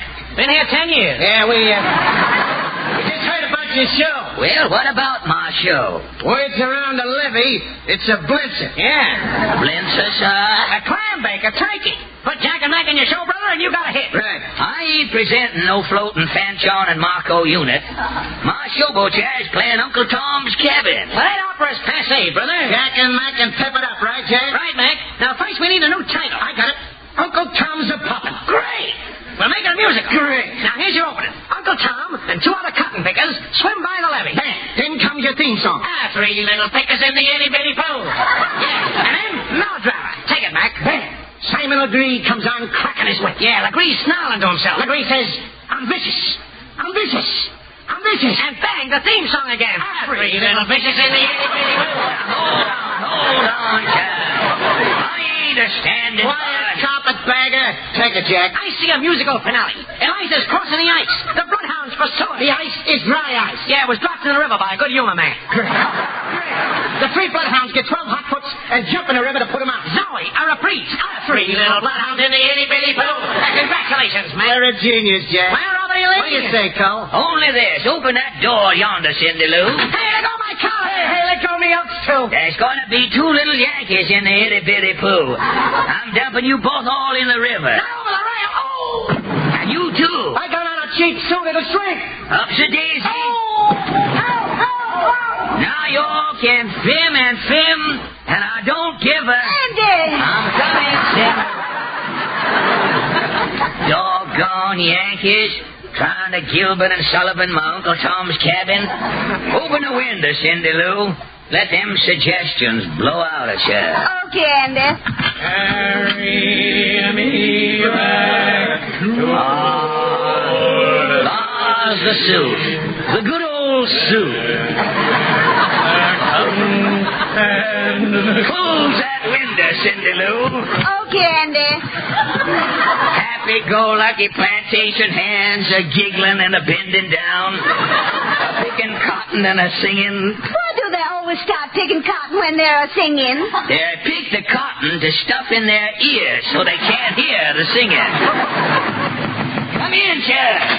Captain Andy, you all my new Uncle Tom? No, I'm the sheriff. Sheriff? Yes, ma'am. Captain Andy, I got some mighty bad news for you. It's that last loan you loaned, Andy. I know this. Yeah, it is. The bank at Natchez is foreclosing on your showboat. Well, I can pay my bill. Hey, with what? The bank's been checking on your business along the river. I got the reports right here. My business reports? Got them right here. Listen here. Gopher Hole, Missouri. Even the tide went out in your show. Well, I know. Cornphone, Tennessee. Played the two pickaninnies and a possum. Show broke up when Simon Legree jumped over the footlights, caught the possum, and ate it raw. I know, excusing his manners, I know things has been bad. But the river's coming back, Sheriff. I don't think it is, Captain Andy. Your showboat's washed up. The bank's foreclosing. They're turning your showboat into a trailer for the Albany night boat. My showboat chair sold out tonight in Memphis, Sheriff. Now I'm expecting the New York actor here any minute. He'll save my show. You gotta give Captain Andy one more chance, Sheriff. Yeah. Well, I don't know. All right. I'll be back just before curtain time. Now, good luck to you. Lord, Andy, your New York actor better be getting here. He'll be sure, Cindy Lou. Oh, look, Andy, out the window chair. What, ain't another sheriff? No, it's a fancy-looking dude coming up the gangplank. Is he toting a straw suitcase and sporting a hungry look? Yeah, and his pants is baggy, clear to the hips. He's a New York actor, Cindy Lou. He's Uncle Tom. Our showboat is saved. Come in, sir. Welcome to Captain Andy's showboat, Uncle Tom. Thanking you kindly, Governor. Boris Podolnik is ready to perform. Which way is the stage? Now, hold on, sir. There's some mistake here. You are wiring to New York for Podolnik, no? Yes. Podolnik is here, no? Yes. This is a mistake, no? Yes. My telegram said, rush an actor to my boat. Russian actor, so that's Podolnik.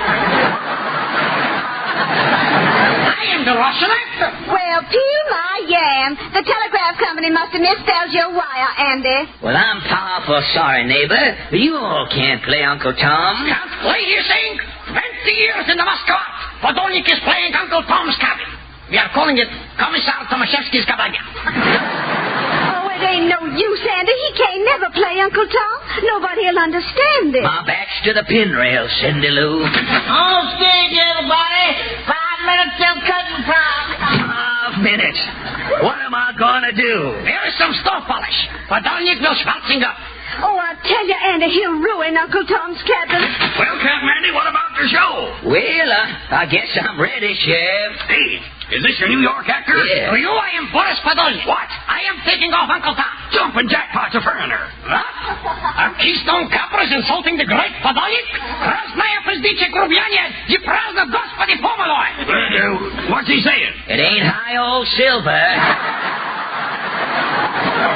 Ровно Gorkievsky Fyodorovic. No, it should be in spades. No, that's done it, Captain. I'm foreclosing here. Now, hold on, Chester. You told me your showboat was sold out tonight, Captain Andy. It is, You Sheriff. told me this here New York actor would save the show. He will, Sheriff. I'll pay back. Pay with what? If this Lithuanian plays Uncle Tom with that dialect, you'll have to refund everybody's money. Now, I'm foreclosing right here now. Now, wait, hold on, Sheriff. Let me take Podolnik back in the galley, Sheriff. I'll teach him a southern dialect. I am a quick study. Well, I'm giving you 2 minutes, Captain Andy. 2 minutes in the galley, and I guarantee Podolnik will come out with a southern drawl. Follow me, Podolnik. Podolnik goes first. Podolnik is a leading man. Oh, I hope Captain comes through, Sheriff. Well, if that Cossack don't come out with a southern dialect, I'm taking over your showboat lock, stock, and anchor. I can only hope and pray, Sheriff. I'm a fatalist and an agnostic. I can't join you. How's the time, Sheriff? Time's up. I'll get my letter. Come on out of there, Podolnik. Hi-yo, I'm sure enough ready to play old Uncle Tom. Let's go. Well, I'll be... Why, Mr. Podolnik, you all is talking folks. I'm from Dixie, honey child. Captain Andy sure is a wonder worker. Meet your new Uncle Tom. Well, I'll just... And you ain't for closing, Sheriff. No, I ain't. Come on out here, Captain Andy. How'd you ever do it? So 10 years with the showboat is joining me one day. Oh, my good God.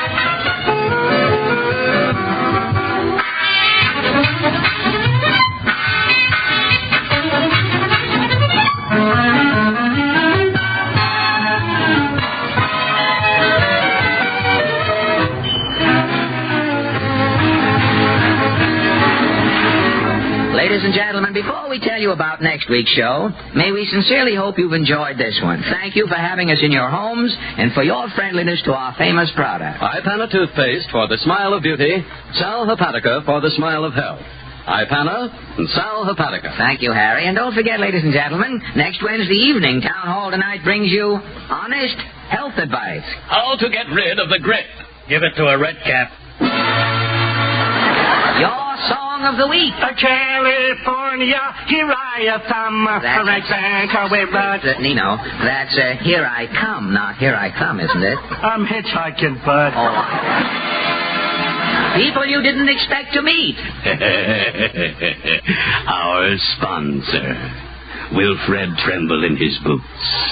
Will everybody get fired? Tune in next Wednesday. Loser.